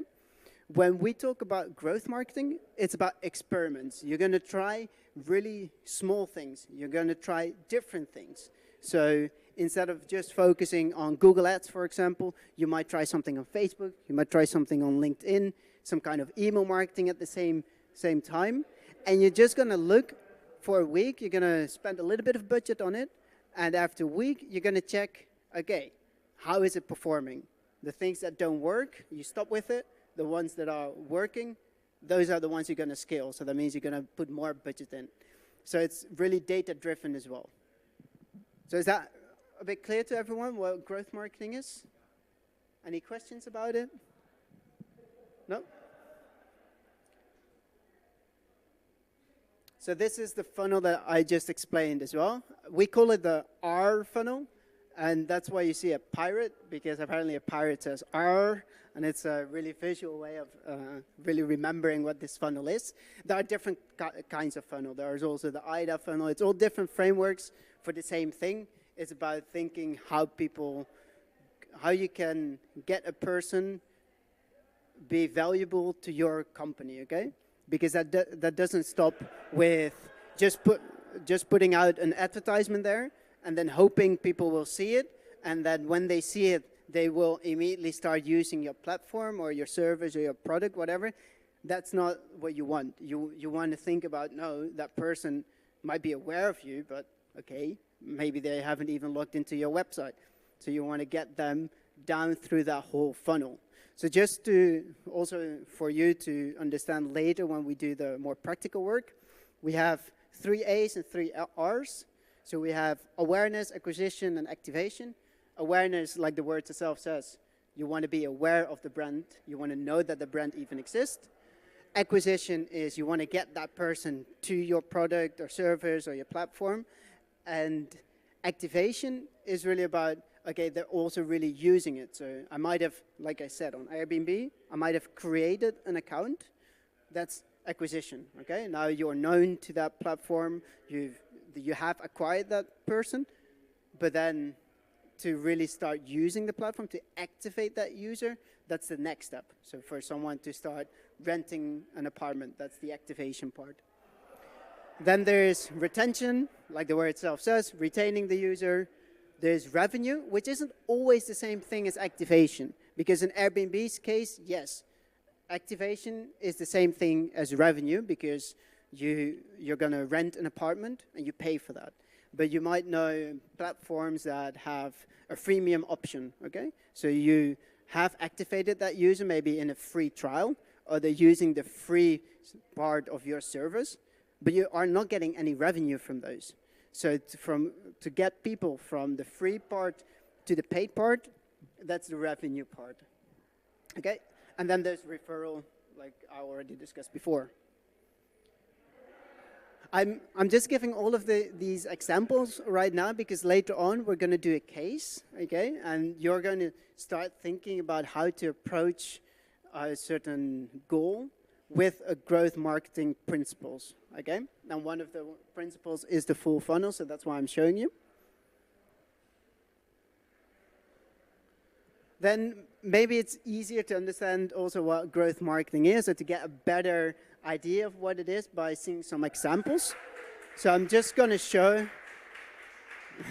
nice. I'm just going to show you 3 examples of growth marketing techniques that have been used, or growth hacking for that matter. And some people might already know these approaches. So has anyone heard about this one, Hotmail? You might even know it right now from, I think in the iPhone it happens as well. Whenever you send an email, underneath it said sent from iPhone. So it's a really easy way where Hotmail used this principle to, at the end, it said, P.S. I love you, and Hotmail is this free service that you can use to send email, whatever. But that way, they were leveraging their existing users. So if we think about the funnel, it was the referral part. They were using their existing users to refer other users that might have not even been aware of their brand, okay? So this is a referral example. Then Airbnb, I've got 2 examples for that one. Is on the left is an awareness example. So that's really top of the funnel all the way at the beginning. So when Airbnb wasn't as big as it is right now, because now if I say Airbnb, everyone knows what I'm talking about. But before that was the case, Airbnb had a platform, but they had to get people to be aware of their platform. So what they did is, whenever you were creating a listing in Airbnb, you could with one button post that same listing on Craigslist. Okay, so that would allow people to immediately copy their listing that they have just created in Airbnb and put that on Craigslist. And Craigslist had way more users back then. And that was, at that moment, the way that people were looking for apartments to rent. And in Craigslist, people would then see, okay, this apartment looks great. And then there was a link at the bottom that says, hey, if you want to rent this, go to Airbnb. So they were using this technique to leverage the user base of Craigslist and then get people aware of their brand. Then another one on the right is activation. So what they noticed at the beginning was, okay, people were getting to their website, and they might have created a listing, okay? But people were not necessarily renting a place. And you might know it already right now, is that whenever you look at specific apartments, you look at the pictures, right? And the more beautiful the pictures are, the more probable it is that you're going to choose that one. Or at least, if the pictures are really shit, you're not going to go there because it just looks bad, and you're not sure that that's a good place to stay at. So what Airbnb did was they said, okay, why don't we just give a free service to people that have just listed their apartment, and we just give them a free service for photographers. So photographers would go to the apartment, take pictures, and then those pictures will be uploaded to Airbnb, and then people were more likely to be activated, so this is an activation part, to be more activated and start renting that apartment. So that way they were able to get more revenue as well, okay? And then another one that I've actually used quite a bit, which is, you might know it from like a free webinar, or you might download a free ebook, and when you do that, they ask you to leave your email address, okay, which is called lead generation. It's one that you could say is acquisition, and HubSpot has one, and this website's still live. It's called How Good Is Your Website, or How Strong Is Your Website, and people would just put their website and then their email address as well, and when you click on the button, they would just show you, okay, your website is strong because of these and these reasons. They will give you a certain score. And people are like, oh, that's amazing that I can use this free tool to check out how my website is, how it looks, and whether it's strong or not. But at the same time, what HubSpot was doing was they were getting email addresses. And those email addresses they could use to send emails to and say like, hey, but did you know about HubSpot that can make your website even stronger? So that's another example of it. So then there's just one more principle, one more theory, and then you can go to the practical work. And that's what we call the OMA principle or approach, which is offer, message, and angle. Okay, so when we talk about marketing, and later on when you're doing the practical work, I'm going to ask you to think about specific campaigns. And to just give you a bit more guidelines, whenever you think about a campaign, you've got three parts. So you might have the O from offer, so you're offering something. Most of the times it's discounts. Whenever you look at an advertisement, it's if 20% discount on this when you click on this ad, okay? Another thing, an offer might be like the previous one that I just showed. This is an offer as well. I'm going to show how strong your website is, and then I'm going to get something from it in return. Then there is the message. So the message is really about, okay, what are you trying to convey in your campaign? In this case, in Airbnb, it might be, okay, Airbnb is the best place to rent apartments for digital nomads. Okay, that might be your message. And then there is another part where it's about angle. You can sell that message in different ways, because you can say it's the best platform for digital nomads because it has a lot of different cities available, or it's the best place because it's the cheapest one from all the other ones. So there is a slight difference between message and angle. Is that clear to everyone? Perfect. So, okay, then the last part, which is going to be the practical part. And I'm going to just take an example of something that we all know, which is Thriving Conference. Okay, so when I've worked for conferences as well that said, okay, we're going to have a conference and we want this amount of people to go to our conference.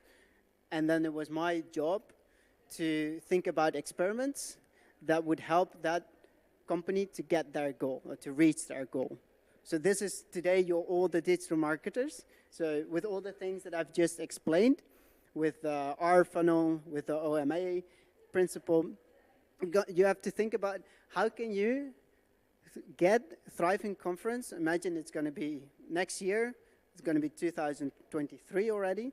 And in 2023, you will have they're going to be bigger, okay? Right now we're with 50 people. Let's say next year it's going to be 500 people, okay? And it's still going to be here in Las Palmas, Gran Canaria.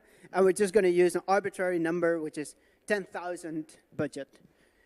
Then I want you to think about this funnel: awareness, acquisition, activation. And in this case, activation and revenue is the same thing, because if you get people to buy a ticket, they're buying it, right? They're spending money. So I want you to think about these different parts of the funnel and think about if you can come up with growth marketing ideas that you can use for Thriving Conference for next year to get 500 users or 500 visitors. Is that clear for everyone? Does everyone feel like all the information I've just given is enough to get started on the case study? Yeah? Okay, perfect. I think I'm just going to split it up in 2 groups. I think there's 4 people here. And are you joining as well? Yeah, so then 5 people up here. So that's one group, and this is one group. And yeah, just work together to think about different activities, different campaigns. It doesn't have to be digital marketing. Maybe you want to send out flyers in every co-working, for example. That's a certain growth marketing idea that you might have as well. Okay? Any questions about this? No? I'm going to...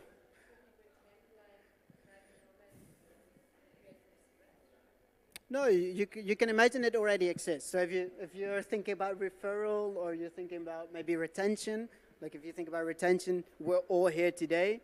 Maybe you can see how Thriving Nomads can give an incentive for us to come back next year.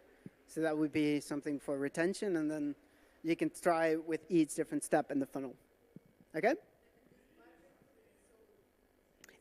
It's 10,000 euros. So it's just, you can say, okay, I'm going to spend 5,000 on awareness, and then I've got, it's your marketing budget, yeah. Yeah, growth marketing, yeah. Yeah, offline if you want, yep. Definitely. So this is one group, and then this is one group.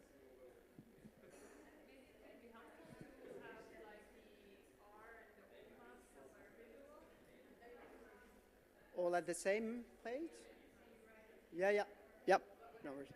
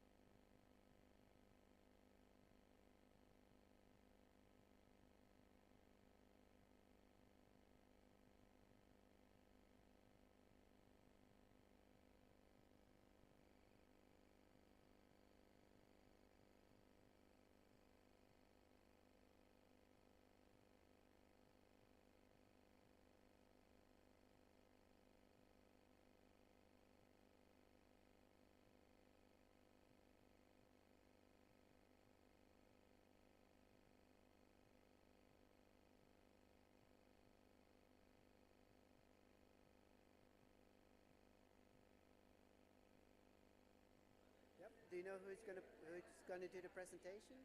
It's just a 5-minute presentation, or like shorter. Whoever wants to do it, just to summarize whatever you have.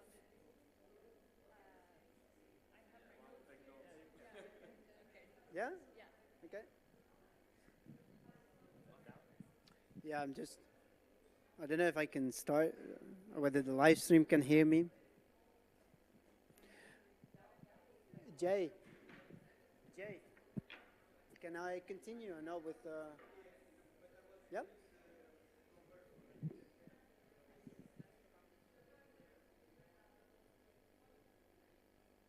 Yes? Perfect. There was someone sitting here as well, no? I don't. Okay, so we're gonna wrap it up. Yep. And like I said, it's fine if you don't have everything to the detail. It's really about the mindset, about thinking creatively, about how you can come up with different experiments and just gonna try all of them, or not all of them, but the ones that are gonna be, you think are gonna be the most successful. And then whenever you have implemented them, then you're gonna see if it worked or not worked, okay? So now, who of you wants to go first? Okay, Anne-Laure, if you want to go first. So the question, once again, just to repeat, it was, we have thriving nomads in 2023, and we want to have 500 new people. Let me show you. Yeah, we want to get 500 visitors. And I don't know if you've thought about the budget. It's fine if you've left that out. Yeah. And think about the whole funnel. Okay. So we did not necessarily think about the budget, but we just brainstormed on different ideas from awareness all the way through referral. So to begin with, when it comes to awareness, one idea that came up was we could do, for example, like a webinar. A topic that we could discuss was, for example, how to do taxes as a nomad, because that's a question that a lot of nomads struggle with. And then after that, we have their email information, and now we can send email campaigns to them to get them to sign up.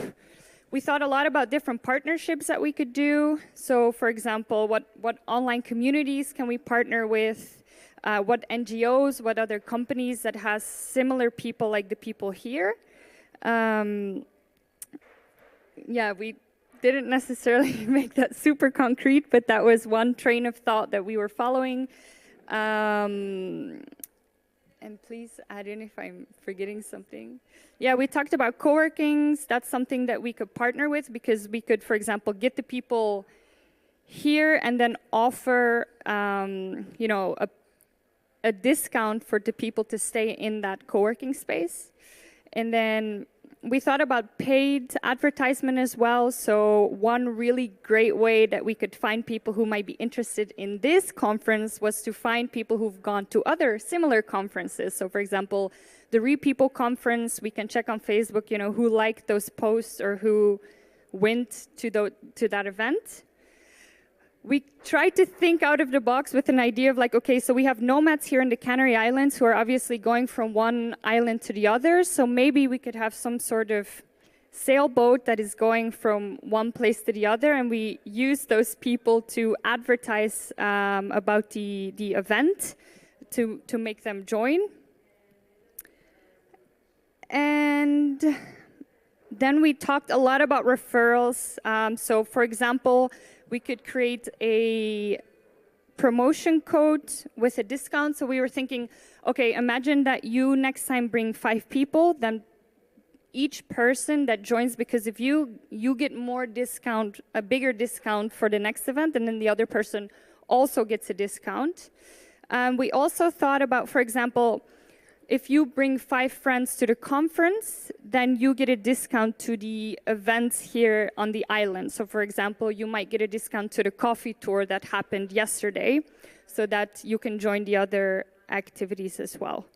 And then also one really big idea that we had was, for example, what we can do for the speakers who are here. They could create a video testimonial about what they liked, how they liked the conference, how good it was, and then we could share that on different social media platforms, because obviously since they are known, that would have higher value because people trust their opinion, and we can use that to make awareness about this conference. And those were the main things. Does my team want to add anything else?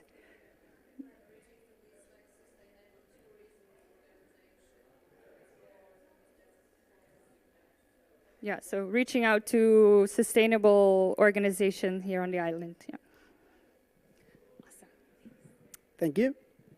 Yeah, nice ideas. I really like them. I like the boat. It's a really creative idea. And indeed, you're just going to try it out and see if it works.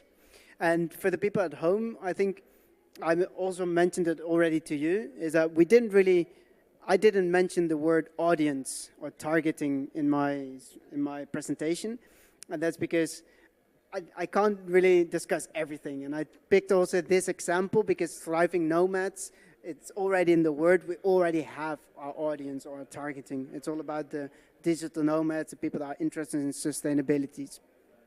I think you really went for the nice way to target those people. So thank you. Then the second group.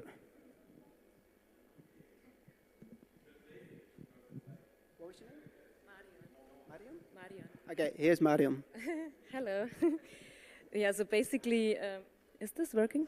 I think it's just, no, it's not. Okay, so it's almost, yeah, we kind of had almost the same idea, so I'm trying to find what other ideas we had. But I think what's super important with especially Thriving Nomads is that, yeah, it's all about the message and all about the story and the mission, and I think this has to go through the whole funnel. And I think when this comes out, then it's a lot about the positive effect in the awareness section, that it goes virally a kind of itself, like through the speaker, through people who are here who are basically the testimonials, through yeah, kind of joint ventures like People or Nomads Giving Back. So they would all, because it's a tribe, so they all sharing it because of their own purpose, their own will. So it goes naturally. So that's maybe, I think the awareness point is a big thing in order to get them to the acquisition, because it's not easy to sell tickets, high-priced tickets for a conference. Yeah. Yeah, one more idea is that we create an after movie, so people would really yeah, get an idea of how it really was. Yeah. And email following up. Yeah, I guess that's all. The rest was the same. I think you mentioned also some kind of freebie or like some kind of somewhere the lead generation? Yes. What was that? Recording from last year. Ah, yeah. So we were thinking of maybe instead of, so we had kind of two approaches instead of acquisition, so that they don't immediately buy a ticket because it's super hard. So we kind of run through the funnel and nurture them throughout the year, because the event is in a year, so that's a long time. So first, what we want to do is own their email addresses, so we get them into an email funnel. So how or why would people sign up for something? And so that's basically the lead generation thing. What could we offer them in the emails? And for example, me, I would be interested in all the social projects that are out there. So I would get informed regularly every month and yeah, know where I could help in order to, or instead of that I need to go on Google and find out about social impacts or webinars or I don't know, whatever freebie you can create, but that's an exchange of the email address. So we can nurture them the whole year. And at the end we say, hey, so there's this conference, now you shouldn't miss out on it because, yeah, because you're really a fan.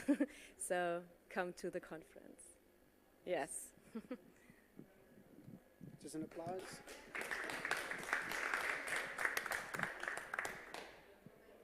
Yeah.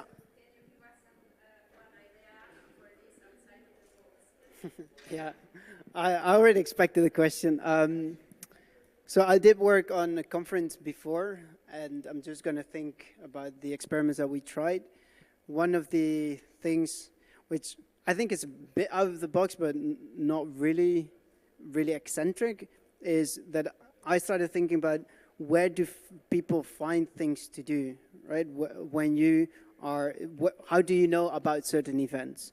So Facebook is for some people a place where they find events. So we created a Facebook event and just put it out there for people to be able to see. And if they could see, okay, in a month this event will take place, and they were able to find how to get the tickets. And that was actually an organic way of getting people, because you can create a Facebook event for free. And then I started thinking, what other ways are there? And I use, for example, Meetup, the application. So what we did, we just put the event on Meetup, and then that way people were aware of it as well, that it was going to happen. And it's quite a cheap option as well, because Meetup, you do have to pay a monthly fee, but it wasn't that much. And something that we use in growth marketing quite a bit as well is we work with automations. And one of the things we do is, for example, LinkedIn automation. And what we did was the people that were organizing it, they had LinkedIn, they have a LinkedIn profile. And what we would do was do an automation, just write a small message that said something about the conference.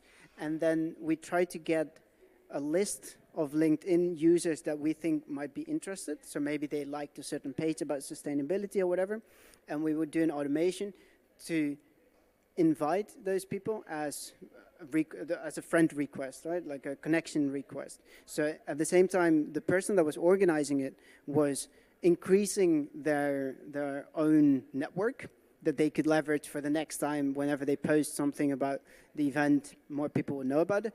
But also in that message, in that request, it would be a small message that said, hey, we see that you are into sustainability. We got this conference that's happening, and this might be interesting for you.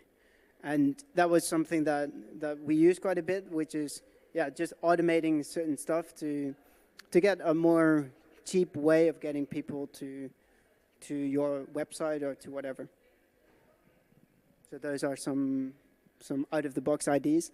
And indeed, so I think some people said lead nurturing, and I heard someone said the funnel is really short. And indeed, whenever you work with a certain target, you can think about how fast can someone travel through the funnel. Whenever you buy maybe shoes, it might be a really short funnel. You might say, hey, this is a nice shoe, I'm going to buy it really quickly. Whenever it's something more expensive, if it's a software for enterprises or whatever, it might actually be a really slow funnel. And you might really have to, like someone said, to nurture those leads and to nurture the people to first start an awareness, tell them a little bit about why this is so great, and not immediately start saying, hey, here's 20% discount, please buy whatever I'm selling. Okay, so in this case, I think because the conference is not that expensive, the funnel might be really short. It might be really quickly, because people might just see it and say, oh, that sounds interesting, let's buy a ticket for it. If you're not on the island, you mean? Yeah, true. Yeah, definitely. Yeah, for me it was really easy because it was just around the corner, but indeed for people that might be further, they might need a bit more nurturing, and then you might think about how to, when you're working with emails, for example, so you've acquired those emails, maybe not immediately start saying, here's this conference and buy a ticket, but first say like, hey, this is something about sustainability, hey, this is what we do, blah, blah, blah, this is why this is interesting for you, and then at some point start selling something. Okay, was that all clear to everyone? Does someone have a question? Yeah. Lead generation. Yeah. In a way, yeah. It is. Yeah.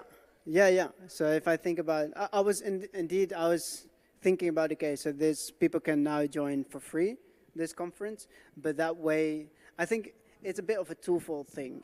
It's indeed awareness, so people know about it. People that might today or this year might have thought, okay, I can't really go this year, or logistically wise, it's a bit difficult, they can see already how this conference goes, and they might be more convinced to come next year. So in a way, you've made them aware, and at the same time, you've also acquired them already, the free users, and now you just need to convince them to go to paid, right? To activate them, to get them to revenue. But it's easier to get them right there if they've already seen the conference, if they've seen they've seen the content, they've seen the speakers.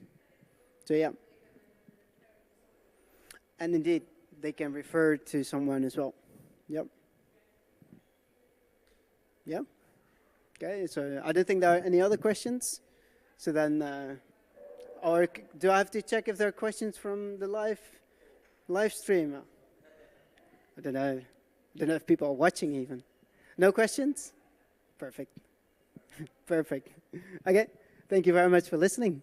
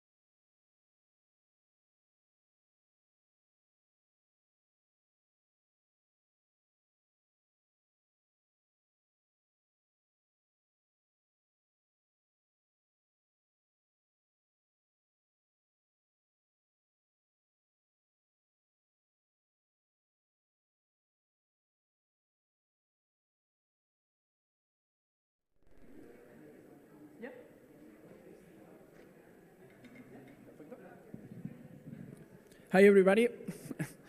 Thanks for coming to this workshop. Well, it's a mix between workshop and open Q&A. In this little exposition, I explained some tips, steps, wireframes, okay, to use for build your digital strategy, okay? But where you want, you ask me some questions or where you want about this, but this is not consisting in one-path conversation, okay? This is a conversation between us, and no problem for this. Okay, this is the title, Build Your Digital Strategy from 0 to 100. This title is a little marketing title, okay?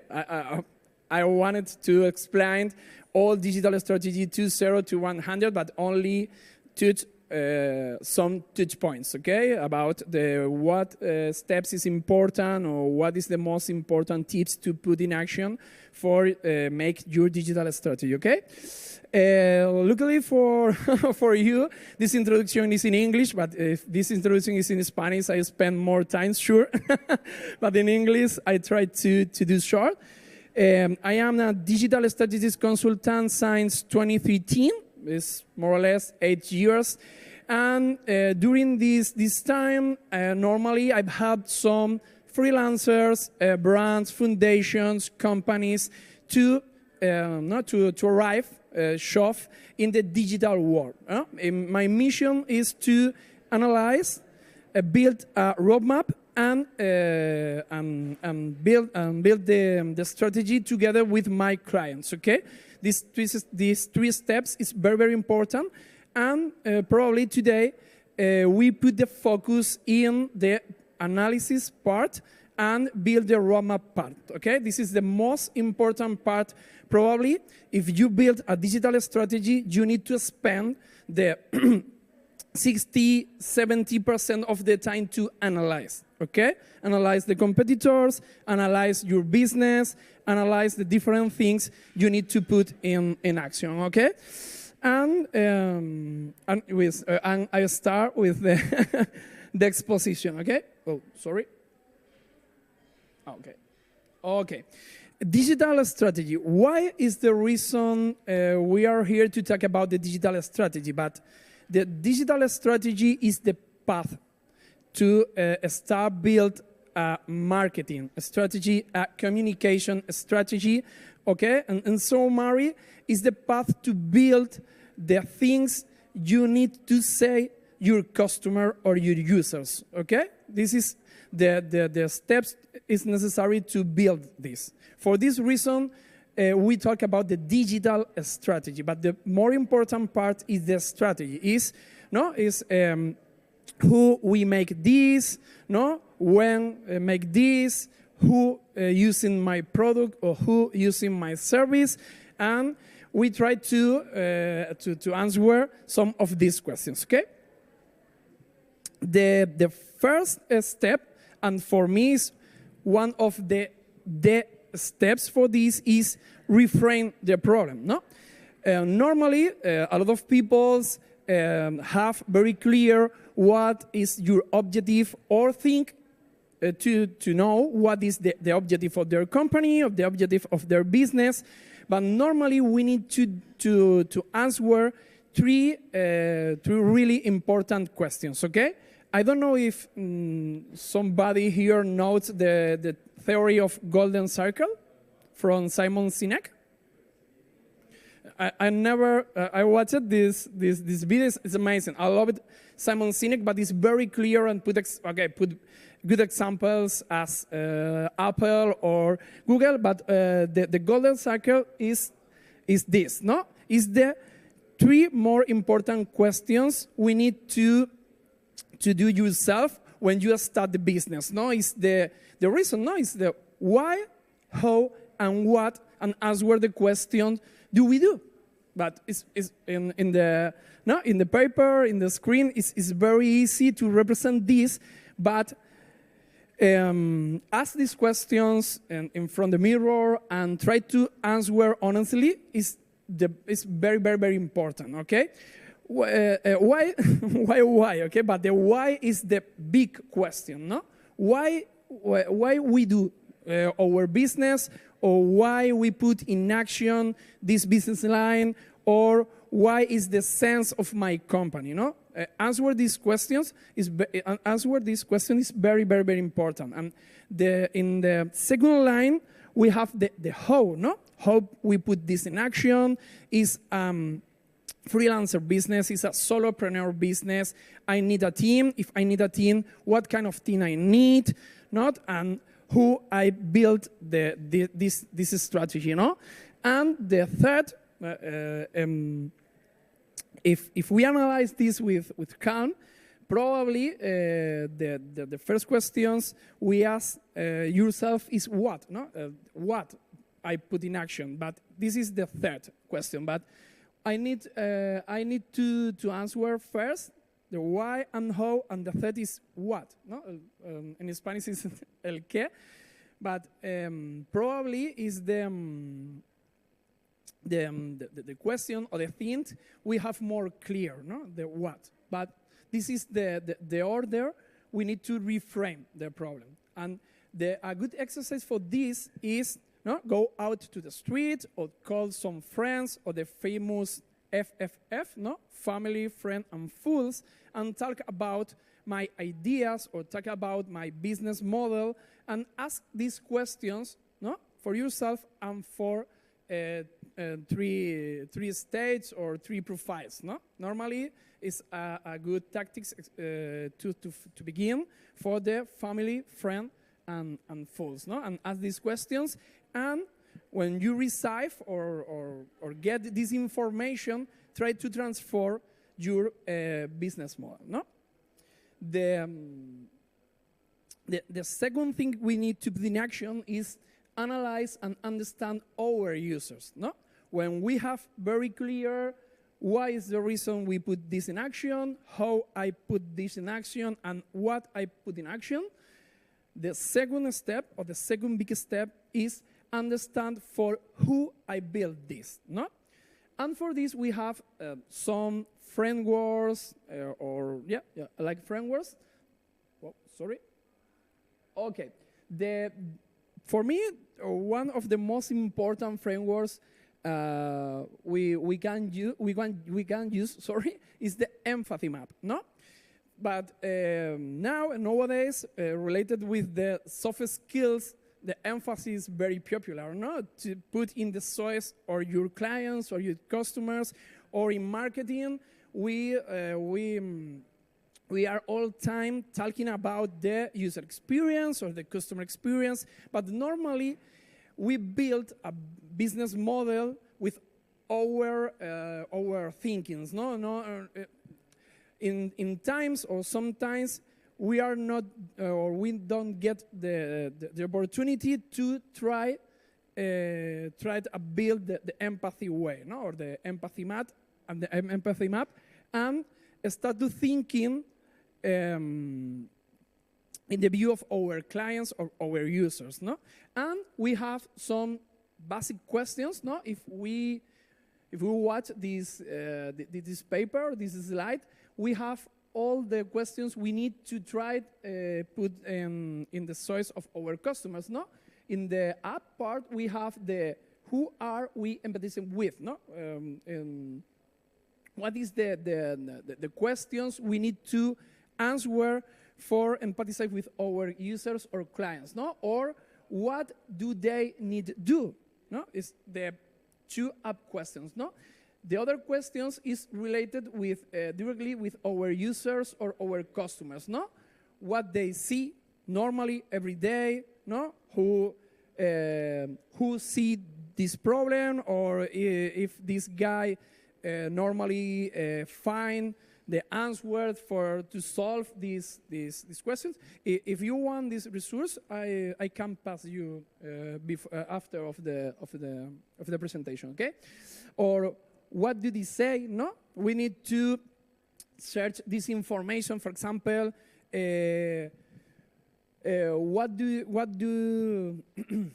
what my users say in social networks, or what my users say in your everyday, or what my users say the other competitors or my competitors, okay? No? And other questions related directly with my users, no? See, say, do, or hear, no? These are big questions. And the other important questions is into of my user or customer's mind, no? Is and these two questions are really important, no? Is what do they think and feel about all the pains? What is my user pains? It's very important to answer these questions, no? The American people normally talk about the pains and gains, but try to resolve with pills, no? The pills for the pains, normally, or these kind of things, no? And with all these questions, we can build the empathy map, no? With all these questions, and this is one of the framework. The second thing is the buyer persona. We need to take a picture and answer some things about the profile, the person profile we need to build for understand our users or our customers, okay? And if we have the opportunity to put a real picture, no, for example, if I build a buyer persona for the people come to thrive with Nomads, and you have your pictures, for example, no? What is your name? Anna?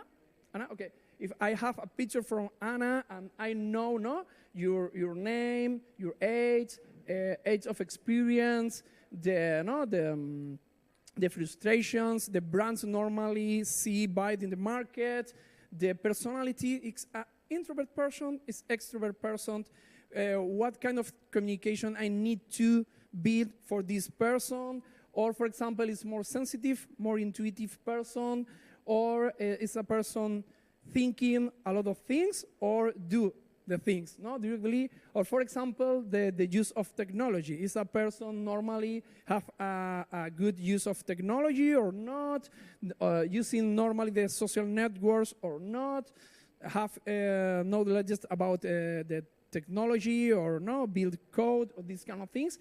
We have some example, we have, a lot of frameworks related with buyer persona, but normally is related with these things, no? Build a buyer persona or user persona profile, right? To understand the communication and help us to build this line of communication, line of marketing, and these kind of things. The third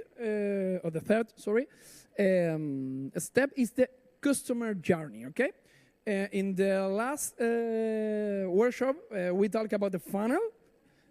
The customer journey is the journey, it's the journey our users or customers do during the funnel. Okay, we have if you look this, you have 5 different steps. No, awareness, and the people is searching, or the people hear some things about our business model. For example, no, I tried to build this with Pueblos Remotos. No. If you want to live an amazing experience in the rural field related with remote work, probably you are in Google, no? Typing rural areas. I want to do remote work from rural areas, or where is the project or the remote work camps in Canary Islands in the rural areas, and normally.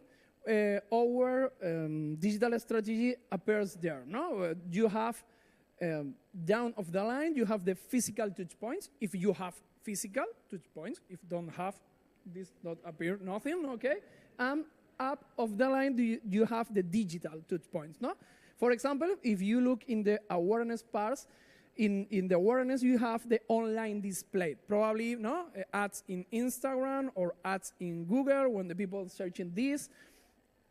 And when you change to the second, the consideration part is when the people find us, no? In internet, for example, find an ads related with Pueblos Remotos in Instagram or in Google, and start to the consideration process. No, search more information about Pueblos Remotos, compare the price with other retreats, camps, or other retreats activities, probably send us an email or send us a communication and, okay, how is the experience?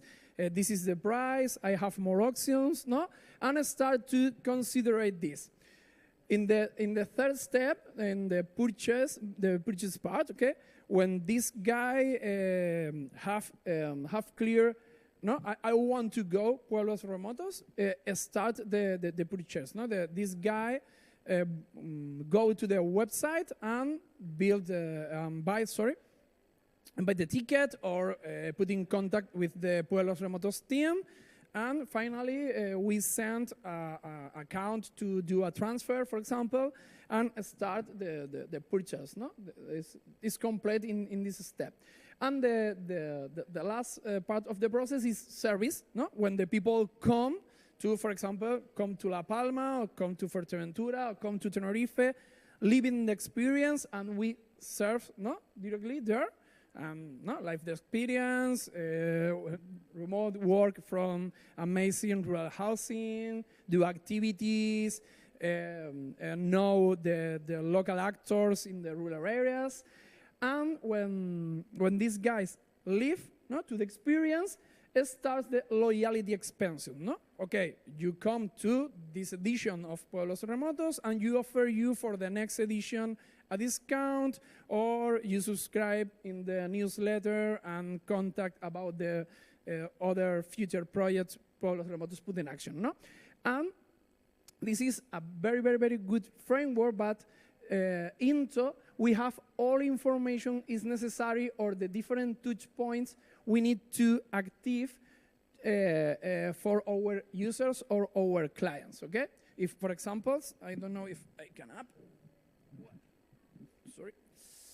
Okay, for example, in awareness, I said you have the online displays. For example, in the consideration, we have the paid content in blog posts, for example, specialists, or email, or our website or landing page, for example, or third-party sites. No? For example, if we start a collaboration with Thrive with Nomads, it's possible you find a link to Pueblos Remotos, for example, in the consideration part, okay? In the purchase, well, probably we have a website or a mobile app outside. If we have physical touch points, probably we have a store, a physical store like Talleres Palermo, or an agent or broker to sell the product as, okay? In the service, pues, we have the place with this experience success, or the place where the people going to buy the service or the product, okay? And in the loyalty, we have these kind of things, okay? Offers to customers, more email, okay? For example, email probably enter in the different parts of the customer journey, probably enter in the consideration, but it's probably the people sign up in our newsletter in this part.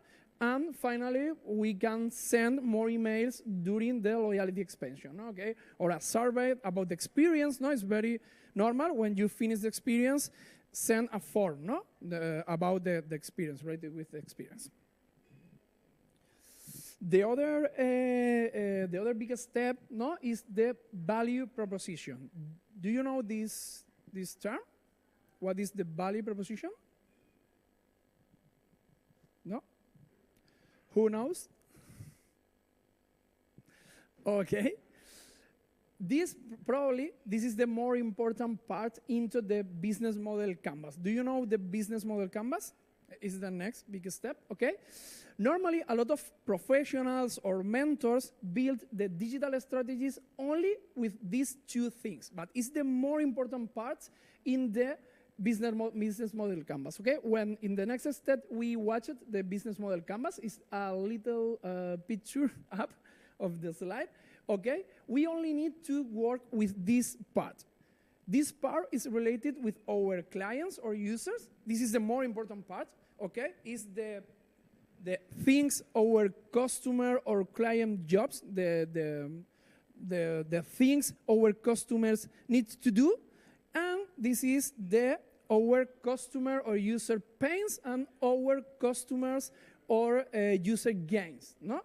With these guys using our product or one using our product, what are your pains and what are your gains, no? With this information, we build this, no? With this information, we build our product and service, but our product and service is building with the information of these pains. We need to resolve these pains, no? And this needs to answer directly the pains. If not, our product and service probably not function in the market, okay? This is a very direct connection, no? And with this product and service, we make the pain relievers, the pill, to stop the pains and increase the gain creators, okay? The gains of our clients or our users or customers or where you want, we increase, no? This, I don't know what to say this in English. Increase the value of games, no? In this step. But with this, we have a very good wireframe to work with our clients and build the best project is possible. Other wireframe is the business model canvas. I try to explain step by step, but the business model canvas have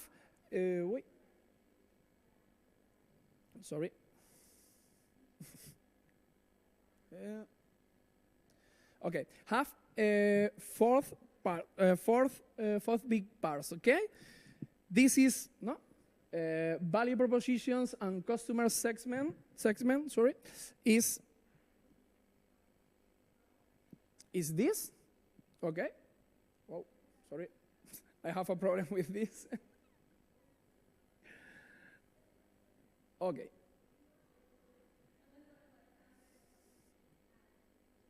Please. Okay. Oh, sorry. Okay, the value propositions is what make us different. Okay, it's our value propositions and customer segment is the same as in the last slide. And we have other three parts are very important, no? In this part, we have all information related with our clients or users. We have our customer or user or client segment, okay? Here, we define or put the information from the buyer persona. You remember the buyer persona? When we define the buyer persona, we put here, okay? Surfer guys like this amazing and cool space to spend time working from here or remote work from here. Probably the age is between 25 to 40 and like music or live music and like surfing and like the cool urban city life and these kind of things. We need to put all this information here, okay? The other two ways is our customer relationship. This is who we related with our users or clients. It's a direct relationship here in physical, a store, or is only across or throughout a website or social networks or these kind of channels, okay? And the channels is how I connect with my clients, okay? I have a chat, I have social networks by email, directly, by phone, okay? And here on the right, I have all information related with our users or clients. Here in the left, we have the things are very important related with our product or service, okay? The key activities is the different activities without our business don't function, okay? For example, if I need to put in action an e-commerce, if I don't have the different process and e-commerce or app, upload the different products every day and manage the stock and these kind of activities I need to do for the business model function, no? The K resources is the different resource I need or is necessary for my business model function. Okay, for example, if I have a business model like Talleres Palermo, one of the K resources is the space, no? The co-working space, probably the cafe or the bath, the different spaces, the roof, the stage for the live music, and these kind of things, and the K partners, no? What or who is the partners I need to put in action my business model? I don't know, probably a liar, or probably a waitress, or probably, no, the people work together with me to put in action my business model. And in times, it's probably that the K resource and K activities, it's doing for K partners. Maybe in times we have, no, a circle here between K activities, K resource, and K partners, no? And the part behind here is the normal things in a business structure. Is our cost, no? Salaries, marketing costs, different things, and obviously our revenues, no? Is how we gain money from this business, no? And in a sense, this is the business model canvas, okay? Forecast, no? Forecast is not only the weather prediction. Related with digital strategy, the forecast is related with these two terms. We need to do or more or less try to put in a paper or try to put in an Excel our financial budget, okay? Build a financial budget for the next 3 months, 6 months, maybe 1 year, and probably if you want, you can put in action maybe 5 years, no, predictions, or 5 or 3 years predictions. This is above all for try to build a future way, no? And now I put in action this business. In 3 months, I want to stay here. In 6 months, I need to stay here. In 1 year here, and I like it to stay here in 5 years, no? Okay, but this is more complicated, but it's the different steps, no? And probably other thing we can build is the future foresight, no? Is try to understand and follow information related with our market or our reference. Try to comprehend what is the way in our market, no? For example, if Facebook is a crazy example, okay, but is Facebook 5 years ago start to talk about the metaverso? Probably is one of the ways possible. Or 10 years ago, if the people start to talk about the VR, AR, or these kind of things, or for example, a lot of brands start using TikTok, no? 1.5 years ago, probably is one way to build business related with this, or put our digital presence in these social networks, no? We need to look and anticipate the future, no? Or try to build a way of the future. Someone have any question with one of the things? Sure? Okay, if the reframe the problem is for me one of the points in digital strategy, probably benchmarking or benchmark is the other. Is related with the analysis of our competitors, reference people, and probably is the process or the technique define who we build our strategy. For example, normally when we start a new business, we have in our head, no, I want to build this product, I want to put in action this service, I imagine the people buy this in this part of the funnel, and these kind of things. But If we go to the market and search in Google or ask the people or what our competitors, probably we have a better picture about this, no? For example, when we start a new business, probably we think my business is unique, no? My value proposition don't exist in any part of the world, okay? And I have the business, no? Anybody do some similar around the world, but when you start to search in Google, probably you find a lot of business similar the things that you do.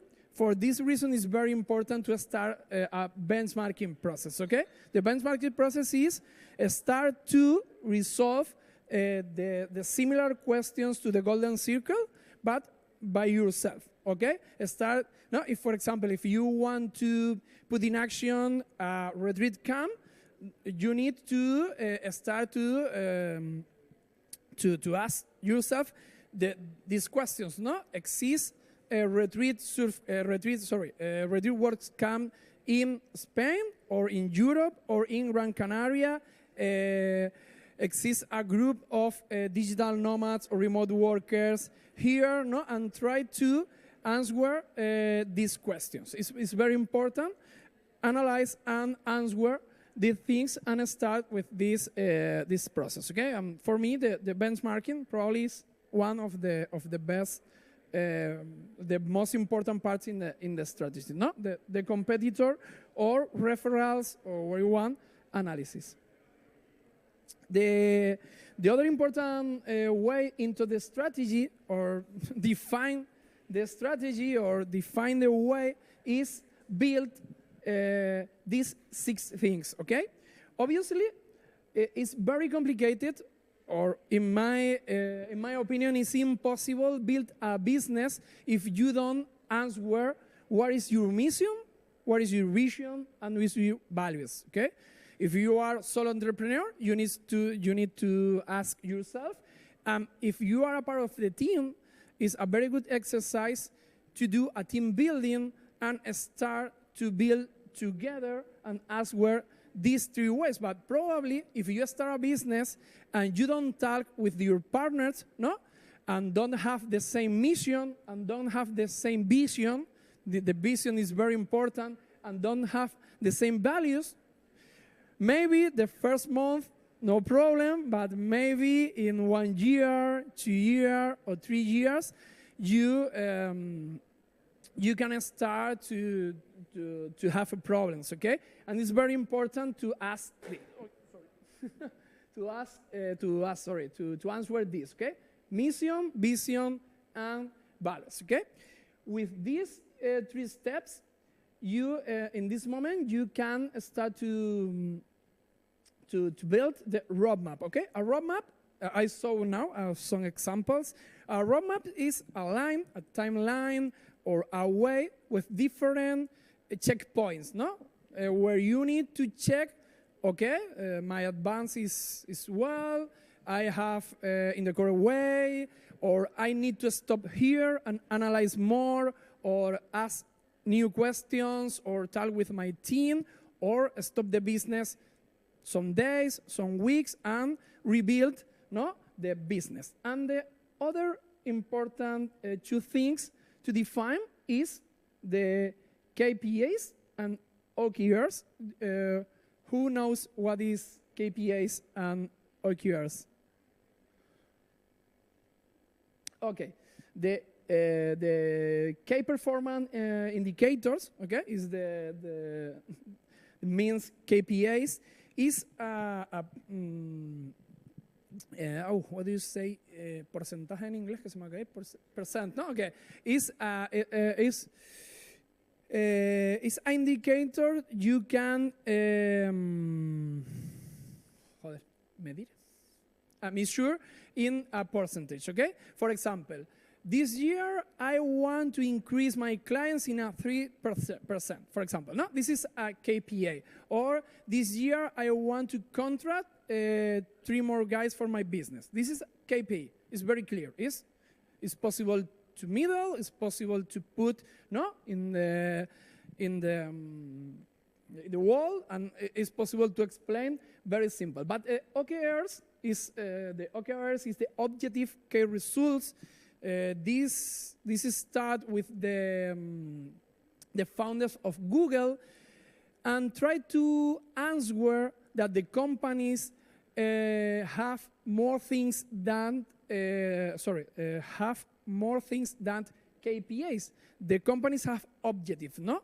And probably your company is built, try to change the people of your team, try to change the people of your clients, try to change the environment or the different things, no? And it's very important now, but normally the people with good mission, vision, and values build a very good OKRs, no? For example, sorry, Angel, for this, when Talleres Palermo starts here, probably starts for live music, good coffee, good dinners, start a co-working business. But one of OKRs maybe is improve the neighborhood, for example, no? Or try to attract the local people to here to connect with digital nomads or remote workers and try to change their life, no? For example, this is these things maybe can do the OKRs, no? And obviously, we need to define our funnel, or we need to have in our mind what is a funnel, no? This is, for example, this is one of the examples in timeline roadmap, okay, no? For example, for a startup business, no? Preparation to the project, testing the project, launching the version 1.0, launching the version 2.0, and scaling the first interaction, okay?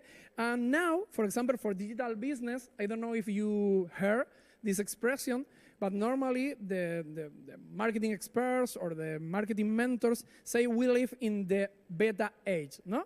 We never have a final versions of our business or a final versions of our products, okay? It's, all time is iterating and changing a new versions, a new version. For example, if you check your mobile apps, normally it's upload every day or every week, upload, no? And change every week, no? Or this is the other view, no? For example, this is only one part of our way or our height. Okay, here is the version 2.0 on the market, but if we want to do a unicorn, no, our peak is this peak, no, it's very long, but we need to increase. Obviously, if our OKR, for example, is to build a unicorn, maybe, no, if our objective is improve our neighborhood, but is other, no? And this is like a joke. I love it, the ultramarathon mountains, okay? And this is the the roadmap of the Blue Trail. It's my last ultramarathon I did in last year. And you need to know what is the time you need to pass here, and that here you have water and food, and here you you arrive to 3,000 meters, and these kind of things, okay? It's the same. You can build a strategy for digital business. You can build a strategy for your sports or your life things, okay? And obviously, what is your name? Sorry. Armando explained very well in the last workshop the functionality of the funnel, and I stop a little here. We have the different phases, and we only need to know that the form of the funnel is this form, but we have a very open door, no? When here the people is awareness, and the people is searching in Google, probably thinking yourself different things. Maybe here enter, I don't know, 1,000 people. This step to this step, only 500 enter, 200, 100 or 50 people, and finally three guys or four guys finally buy your product or buy your service. Okay, and we have the different parts: awareness, interest, or interest and consideration. Maybe sometimes it's the same step: intention or buy it, evaluation and buy it finally. Okay, and here after of this we have the fidelity part. The other good wireframe, normally I use it with my clients to put in action, or using, for example, in Pueblos Remotos, is the user history mapping. But the user history mapping is a mix between the customer journey, okay, and the things you need to put in action in your business model, okay? Here, in the app, you have our user, customer, client journey, the different steps, awareness, discovery, buy it, fidelity, the user activities. And here we have the different things. The priority is up to down. We need to put in action. For example, awareness. If we don't have ads for our business or for promote our business, what is the first step we need to do? Build an ad, for example, or start to write in our blog, or contract an agency to start promotion our business. But if we don't show our business in this part, the people don't find us. Okay, this is the priority. And probably the first step is build a website, or put in action a social network profile, building an ad, put in action an ad, and different things. In the other, for example, if I don't have a social network profile or a WhatsApp, a WhatsApp business profile, we need to build this and answer the different questions, or put in action a corporate email to answer the people. And this is the user history mapping, okay? During the user journey, the priority of things I need to put in action, by priority. Do you understand? Sure? Okay, if you have questions, just tell me. Now we start with the things related, or more related with the process, the internal process we need to know for our business. For me, the most important part related with internal process is the information architecture. Okay, build a very good information architecture, but because this is important because we solve different things. In the first time, if we build a very good architect information, this information probably is good for us for the future projects, or is good for us if we want to put in action a side project or a new project. We can or we get this information to put in action more fastly, this new business model.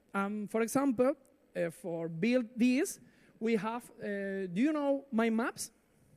Okay, it's very good, but mind map represents the information in one picture, in one big picture, center, to the different size, and it's good for try to transform the information. For example, now you have my business model, Talleres Palermo, coffee part. Here we need, for example, to put in action the fusion cuisine, or put in action the, I don't know, the new coffee lines or bakery.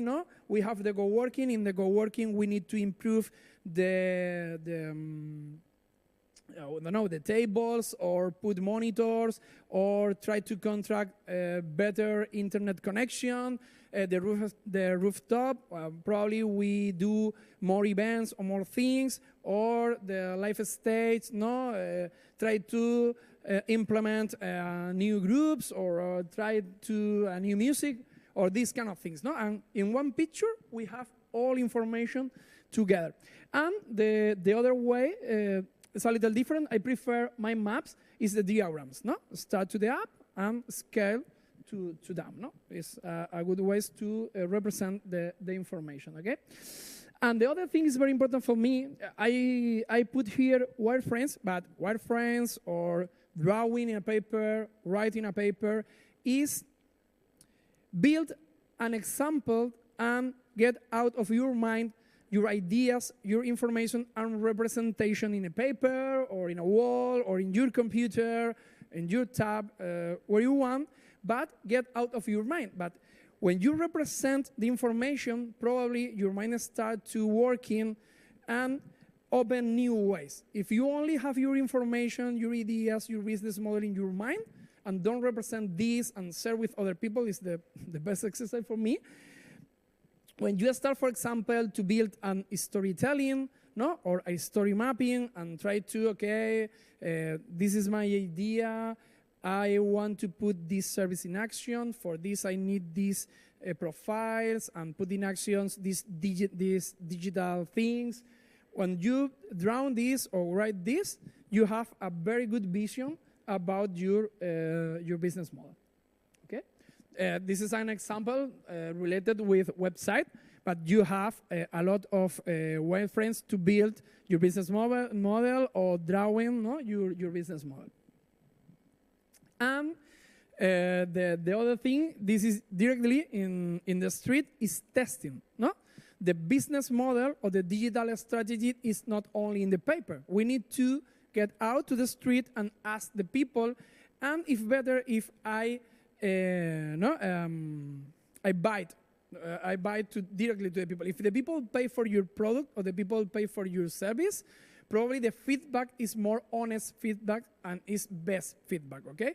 For example, if you don't have resource or don't have time or knowledge for to put in action an e-commerce, or probably you are more, I don't know, maybe introvert person, you have different tactics to testing an MVP, no? For example, do you know what means MVP? The minimal value property. For example, normally no. With some clients, I try to use crowdfunding. No, I launch a little crowdfunding campaign and testing the people answer to this product or answer to this service. If the people buy it, no, easy, and the people don't ask questions about this, the message is clear, the product or service is clear, and probably it's very easy to put in action this business model. If the people start to ask a lot of things related with your service or related with your product, or if the information is not clear or the people understand your business or your product, probably you have an advantage, but you don't need to put in action a real business. You only testing with a crowdfunding campaign. Okay, the crowdfunding campaign normally costs the percentage of the platform and the time you build this campaign. No, and try testing with your family, friends, and fools, or people around you, or your friends, or your community, and this is good for testing. No. Or probably you get out to the street and stop the, the first guy in the street and try to buy a product, or in your Facebook group, in your Instagram profiles. No? For example, I am thinking now in a really funny anecdote. With an influencer have 5 million followers in Instagram, I don't know, more or less, and put in the market one t-shirts, no, and selling 13 or 14, no. This is a really bad answer from your followers, no. If you have 5 million followers and only sell 13 t-shirts, is your mother, your brother, and probably 3 friends, no. For example, if this girl first testing and don't build a lot of t-shirts or don't put in action a lot of t-shirts, the fall down is more close to the floor, no? But testing is one of the keys, and iterate. Okay, I say that now we live in the beta world, no, on the beta business world, and normally we need to iterate constantly, okay? But for example, if the people don't change, the law change, or your atmosphere change, your neighborhood change, or the technology change, and we need to iterate, no, in our digital strategy all the time. Yeah, go out to the test and improve our product. And I recommend some tools you can use to build a digital strategy. For example, for build directly the digital strategy or put in action these wireframes, or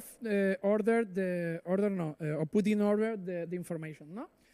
This is Strategizer. It's a platform where you download these wireframes, no? The business model canvas, the buyer persona wireframe, these kind of things.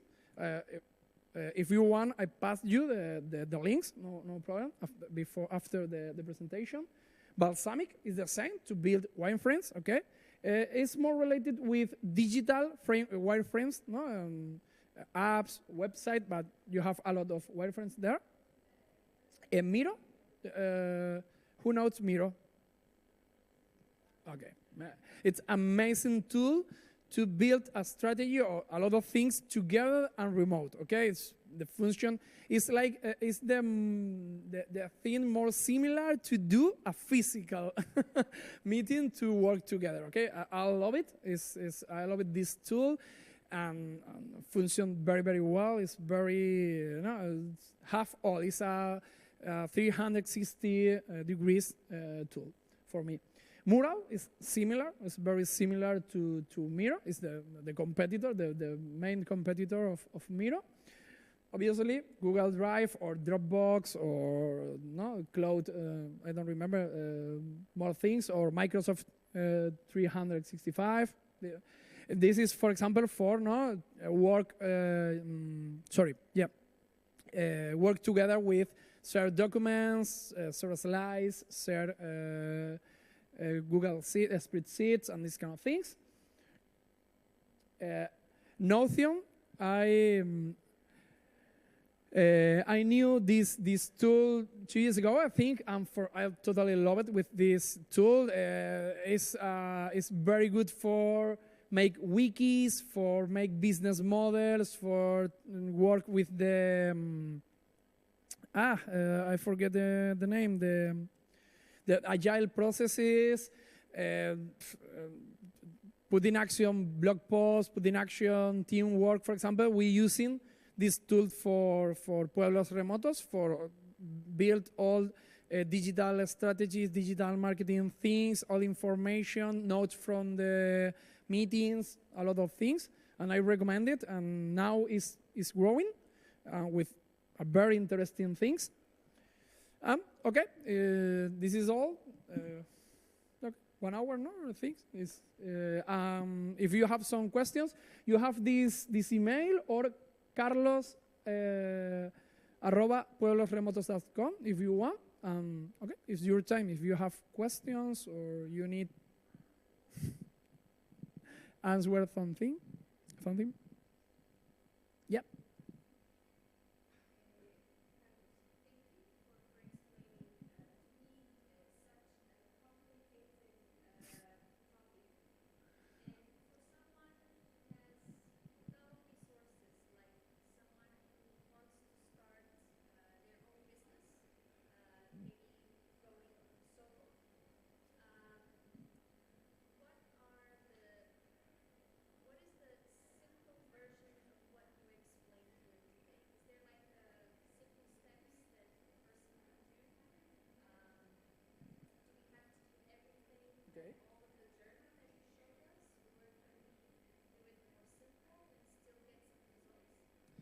Yeah, depend of your knowledges, for example. But for me, it's very important. I am very digital person, but I love it to start writing in the windows or in the walls or in blackboards or different things. The most important part is to do a checklist. Okay, the things you know, things you don't know. Okay, and maybe the things you are very good and the things you need to improve. maybe you can build a matrix, no? With these things. The second thing is with this list, you can build some questions to answer of this. No, for me the most important questions. Sorry.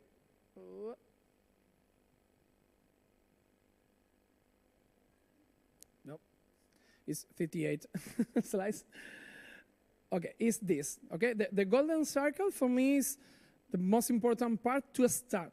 Answer these 3 questions, and in this order. Why, how, what, and we will do, okay? This is the most important part. For example, if you are a solo entrepreneur, like a consultant, you need that why I want to be a consultant, what, how I build this, and what offer, what is the difference, no? Maybe this what is related with the value proposition, no? You have a lot of consultants in the market. What thing is different for you, or what thing is different for your clients, okay? This is the most important question, the value proposition, okay? And do we do? It's simple questions, but start for this, no? Starts the way always for this, with these questions. And the other things, for example, if you don't have very clear, the other important question maybe you don't need all this information, but the empathy exercise is interesting to do. For example, if you don't want to do this, probably go out to the street or close a meeting with a friend and ask some questions, okay? No, what is your opinion about me? What is your opinion about my business? Do you think that this has sense or not? No? For example, this is a funny exercise too. Some years ago, I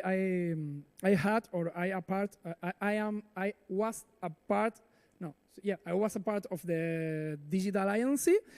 When we were testing our website, I put the website my mother. No, my mother is not digital users, and if my mother find information and my mother manage very good the website is perfect.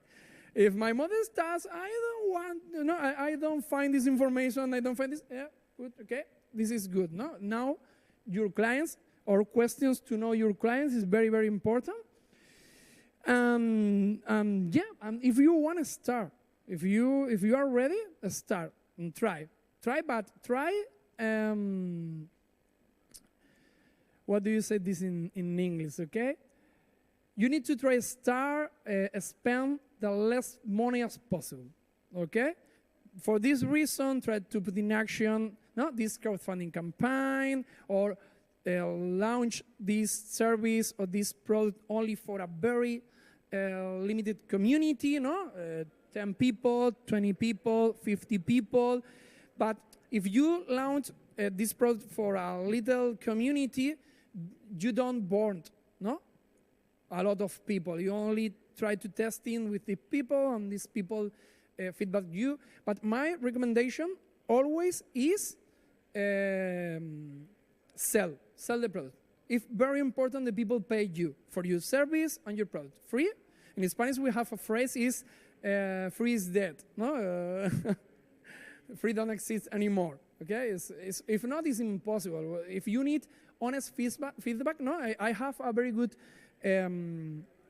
marketing teacher, and with one example, say when you go to the mall, and you have a boy or a girl offer you a free piece of cheese, you taste, and if free, you say, okay, more or less, it's not bad. But if this guy sell you this piece of cheese for €5 and it's bad cheese, hey, man, the discourse changed totally, You say, this is the worst cheese in my life, and the feedback always change. And this is my recommendation. Yeah.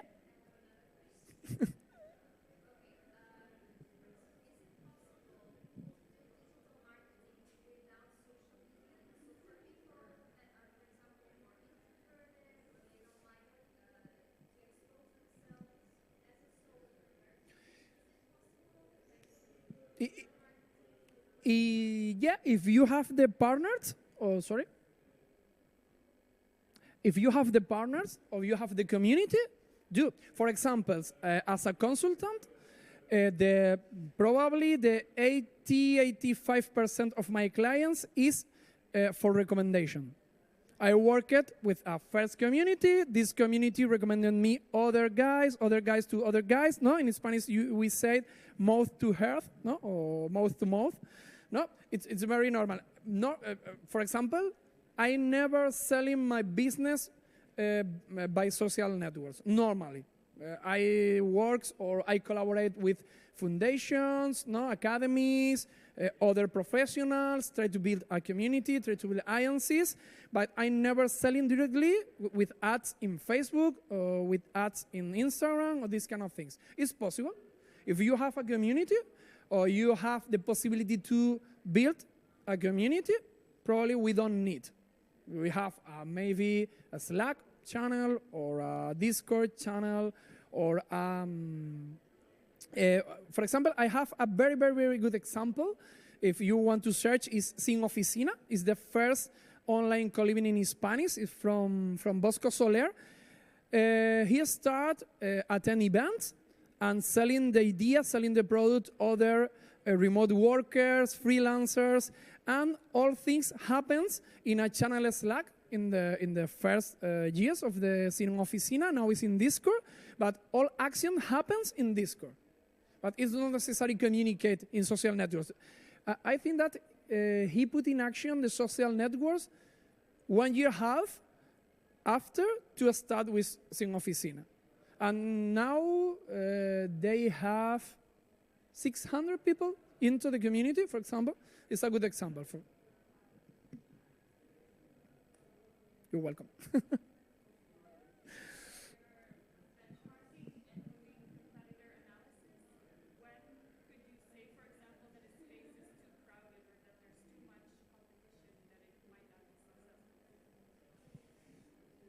Well, depends of your mission or depends of your, what do you say in English, your ambition.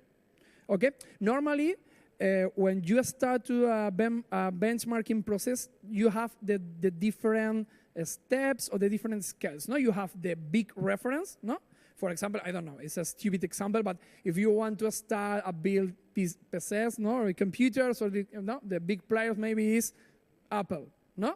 But you know that it's impossible to get Apple now. No, you have in the second floor you have other, in the first floor you have other, and try to build. No, if you translate this to a circle, no, you are in the center and you have the first circle. No, it's the competitors like you. In the second is the middle competitors. In the third circle is the big competitors, and in the fourth is maybe the enterprise you want to do in 10 years or in 20 years or these kind of things, and start the benchmarking process. But normally you compare with communities like you, business like you, when you start. If not, it's impossible. If good, you have a reference, no, in your way, and say, okay, this community is my reference, or this guy is my reference, or this project is my reference. But don't try it in the first steps to do the same. Maybe the benchmarking process is good for, you know that you are not alone.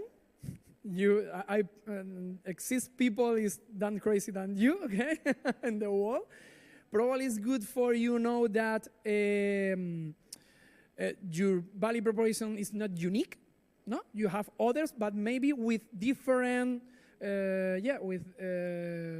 With different things, or in the past, other mentors say me, no, when we put in action a startup in 2012, and we had a meeting with a mentor, no, and we said, okay, you have a business model, other guys have two. No, you are in this digital way, and you sell this digital product, but you have one thing your competitors don't have, your team. For example, this is maybe the difference, and the mission, the values, and the proposition of your teams change the game, no, probably. And probably for this reason, I put the focus in times in the mission, the vision, and the values. But probably this is the thing is totally different your competitors. But you can copy and paste the mission or the vision or the values from the other companies. But if this is not your mission, your values, and your vision, probably you close your business in month or in years. I don't know if I answered the, okay.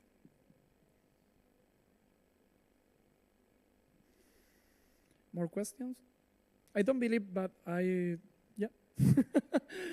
I spent 1.5 hours to talk in English, but it's my new record, I think. Yep.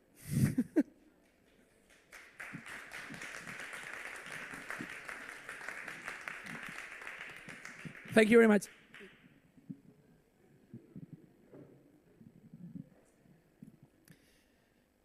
Am I supposed to say something? Am I? What about the workshop up there? Seems to be still running. Jean, I think we're going to have a couple of minutes of break, right? Until they are done up there. And then we have a last get-together, releasing, enjoying the day for the rest of the day. Thank you so much. Again, this man here that was just upstairs on stage. And, okay, hey, relax a little bit. I mean, if you need... Sorry. What was your name? What was your name again? My name? Yeah.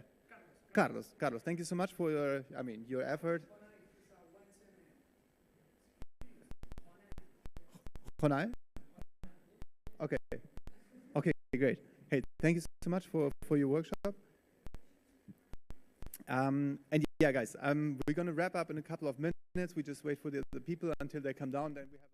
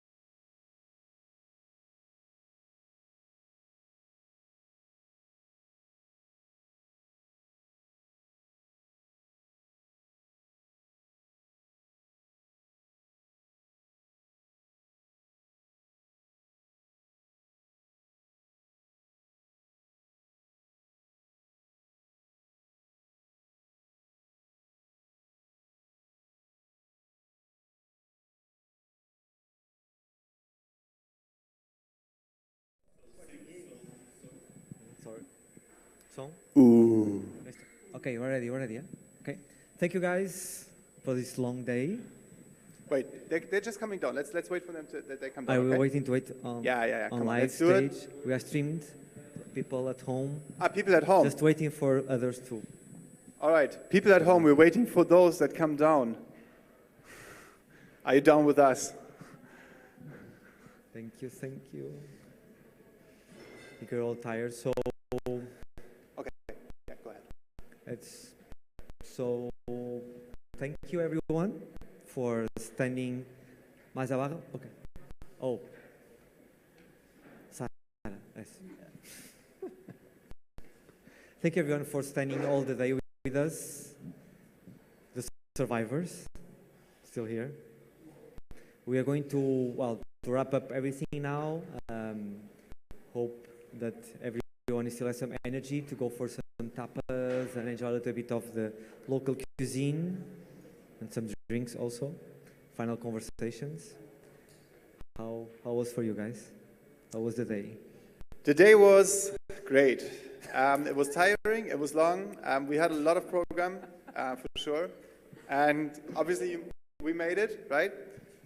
And we thank you for right. Then, so dinner program right now? Dinner, yeah, I think people know already. So it's 8 o'clock at the thing. It's working. 8 o'clock at Cerveceria Edison. Do you like my Spanish accent? Yes. I don't know if it's the right one, which is very close by. We're going to meet there at 8, or we all go together from here. So I know that some people already left, and they will join us there. Yes. And this is a partnership for dinner. We, of course, ask our friends at Local Bird, because they know the spots. We wanted something local, something authentic, and something to close up this first day. Because tomorrow we start at 10, so a little bit 9:30? No? 9:30 to be here, Yeah. but So officially be here. So please be at here 10. around 9:30. So tomorrow we're going to have the masterminds. So for someone that's not familiar with masterminds, you'll be tomorrow. That's it. So join us. It's going to be pretty intense. If you think today was intense, you not know what's coming tomorrow. So join us in the morning at 9:30. Yeah, be here at 9:30 because we want to start And at 10. That's also, what he means. and also take the opportunity of tonight or tomorrow early morning, think of a problem that you have and bring it to the mastermind. Yes. Only one. Only one. Only one. Yeah, not more than one, you know. You can share. We can make yeah, like a board of different problems to like a common sharing problem. But if not, then bring your own issue for tomorrow morning. Exactly. And if it's you know that you broke a nail, you can come with this problem as well. It's fine, you know. It's really fine. Guys, don't party too hard tonight because we have this day tomorrow, and we would like to have all of you fresh and happy. And thank you so much for this. Yes. You were great. No Thriving Nomads conference without you. Thank you.